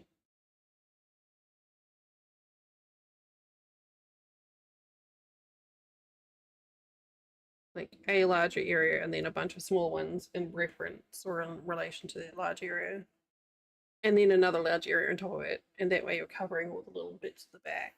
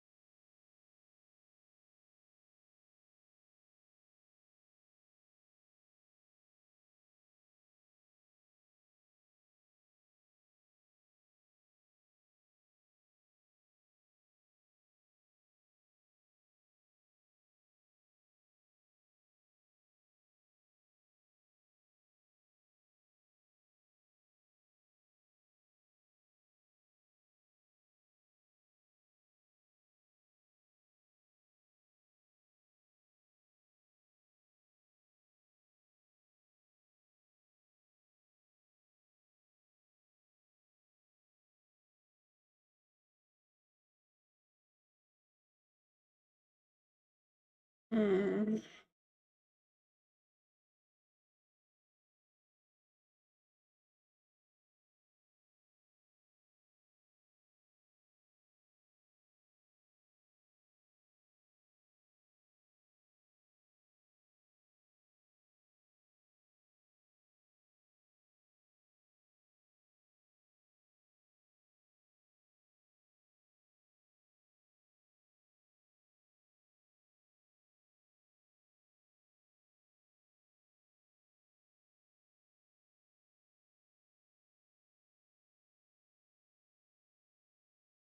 All right, and then we've got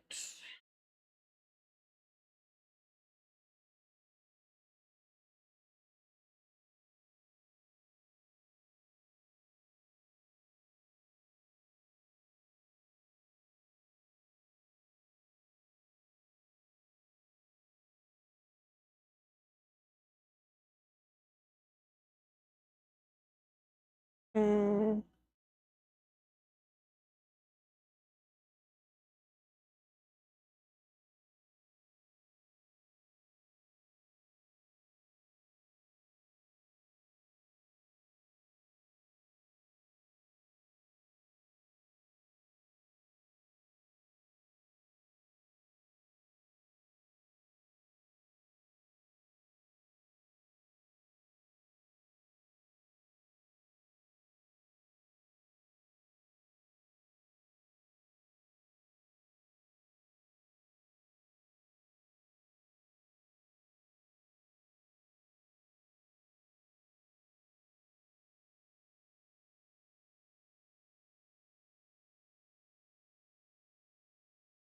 it's an awkward stitch, so okay.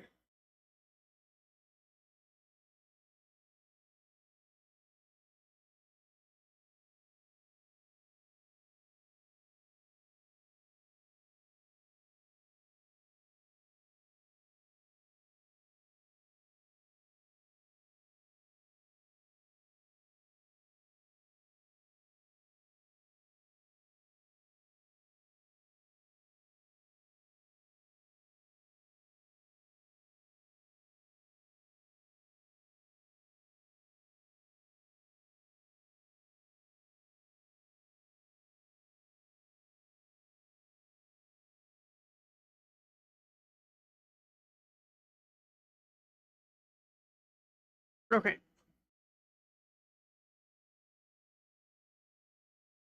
what are we at? 10 o'clock. I'm gonna go through this ad break, I think. This will be our last one for today. So we're just gonna go through it. But if you haven't stood up in the last hour, please do so. Go get a stretch. Take a break for yourself. Look after your meat suit. I've been pretty good about my breaks today. So now it's your turn.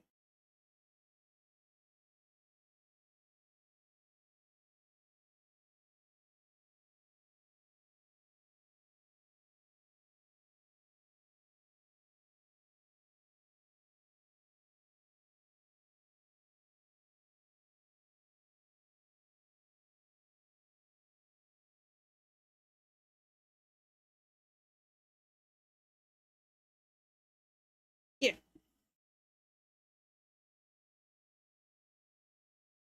it's been good.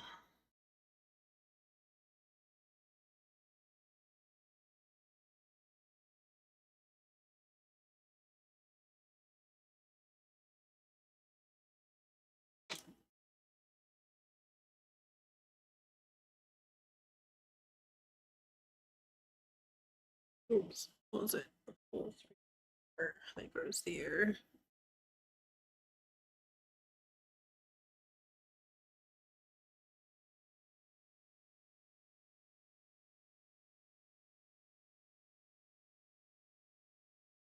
Gosh.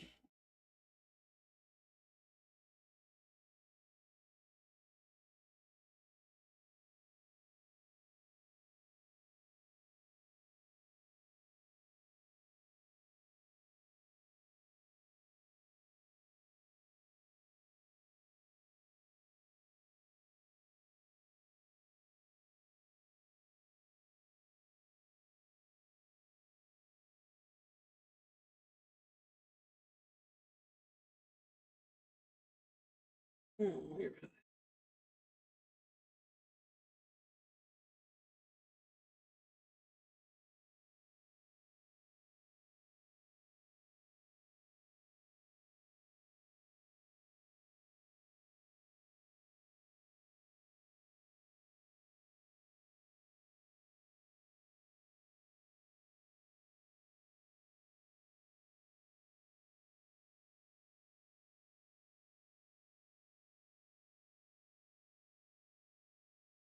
This thread has been incredibly argumentative.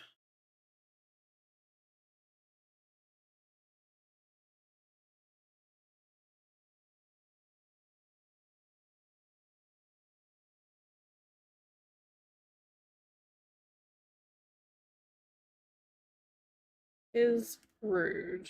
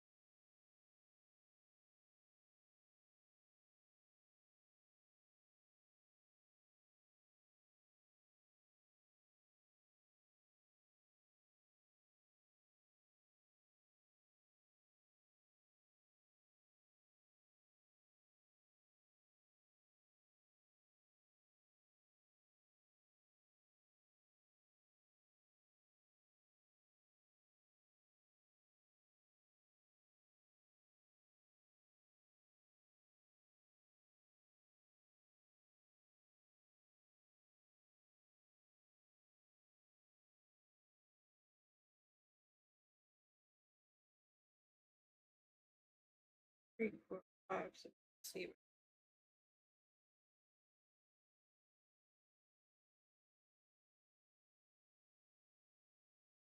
Or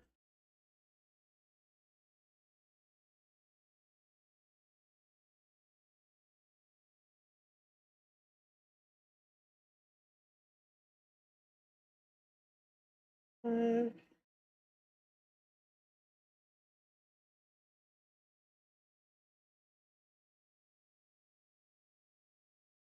3, 4, 5, 6.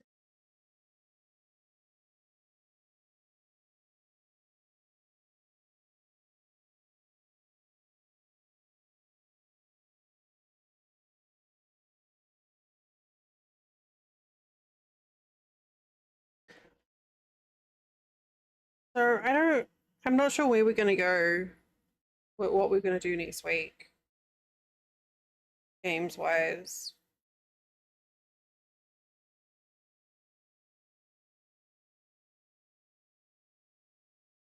I mean,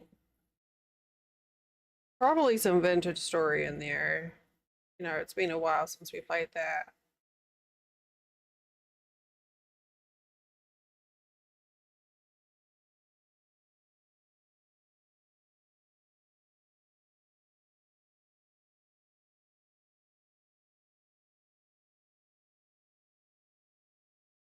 But beyond that, I'm not sure.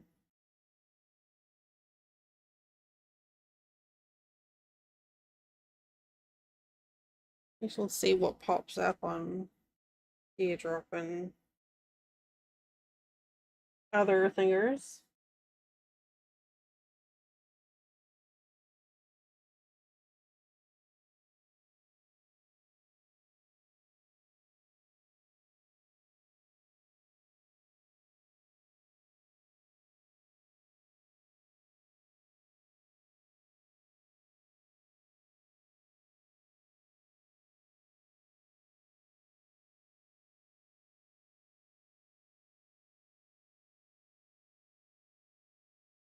I mean, I don't know, maybe?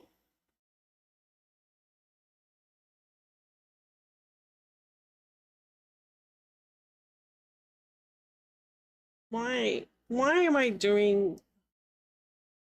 Ugh. Why do I insist on making things hard for myself?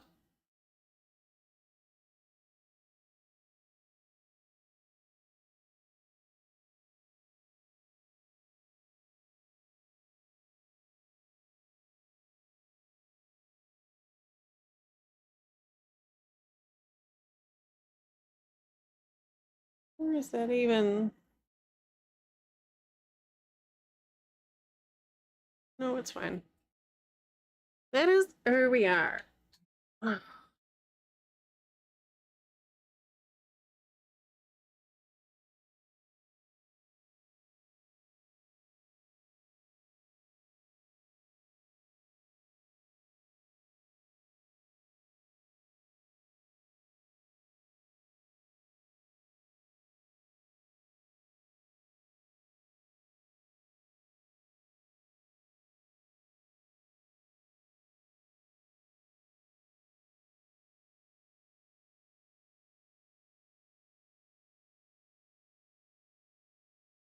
Is what we do.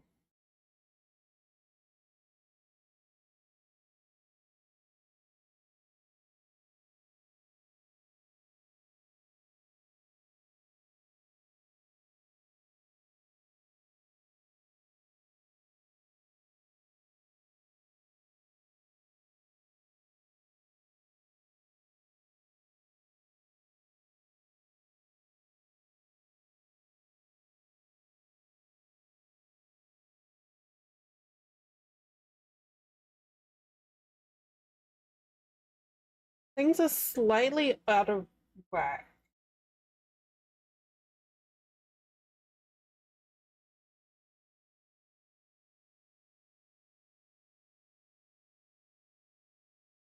It drives me nuts. With this has been a counter cross stitch, so it's basically relying on you using a 10 by 10 grid and relating the location of stitches to other stitches and stuff, but there's almost always just something that goes slightly wonky. And then you're like, how do I fix this?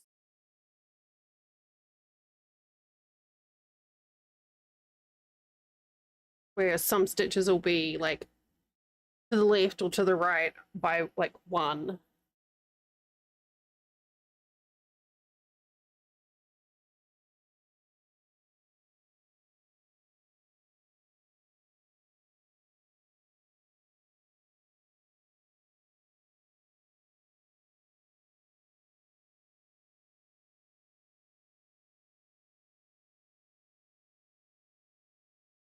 And I think it's because this row is actually supposed to be there.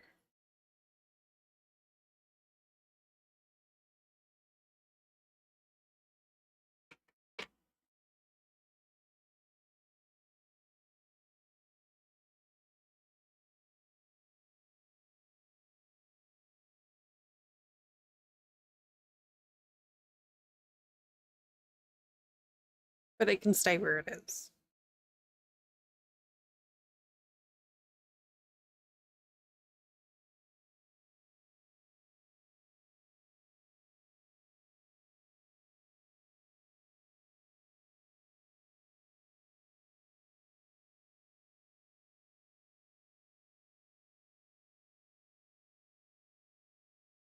But yes, more of that terrible old comfy building exploring game that traumatizes you all so much.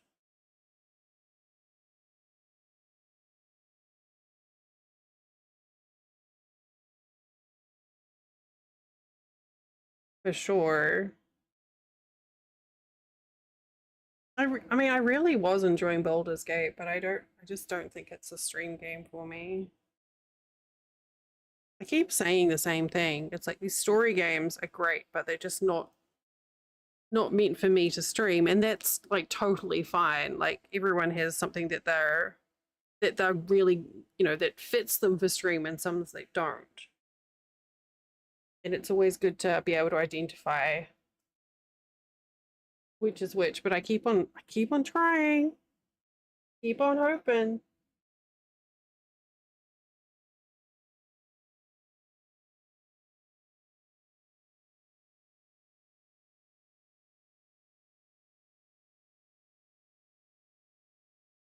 I don't know if there's any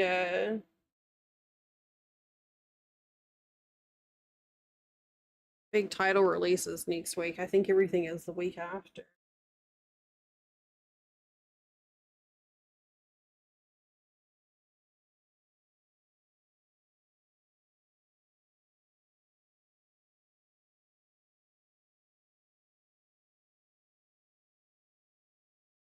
Yeah. I keep hearing about abiotic factor.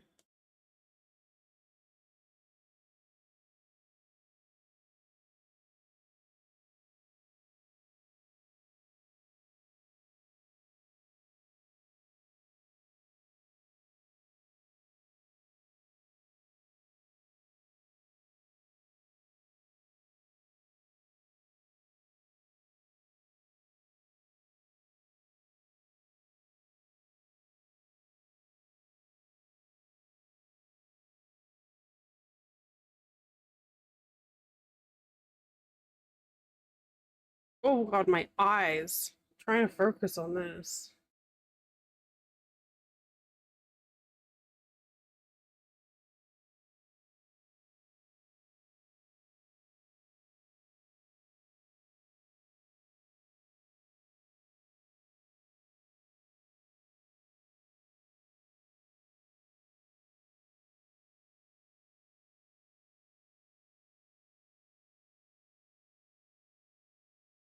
I don't think I've ever played Half-Life. I'm not familiar with that game at all, actually. Like, I know of it, but I don't think I've ever played it.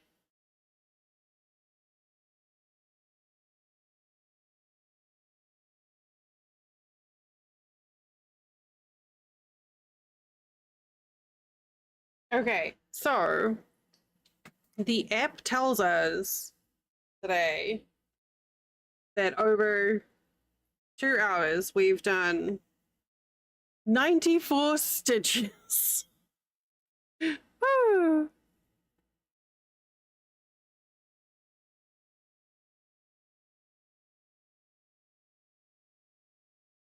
That is what it's like, especially when you do teeny, teeny, tiny cross stitch. Teeny, teeny, tiny cross stitch.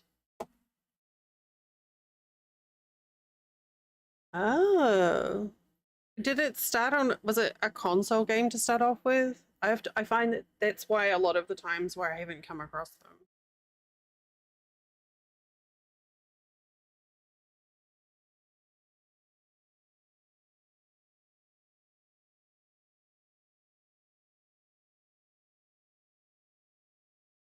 Like I've heard a lot of people get excited about it, and I love that there's like games that they get all like buzzy about. That's always great. I'm at oh okay. 8.99. Those were my drinking years. That was when I was at university. There was a period of time, actually, it was between high school and university. So there was a period of time where I had very little interest in anything except from the pub.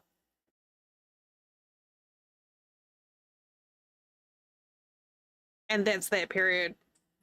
After that, I got back into gaming. And before that, I was into gaming. But for those years, I was just like, pub.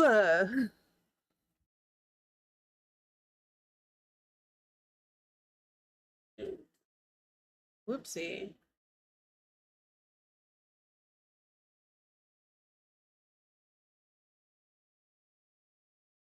Steam's Automation Fest is on. Why are you telling me this now?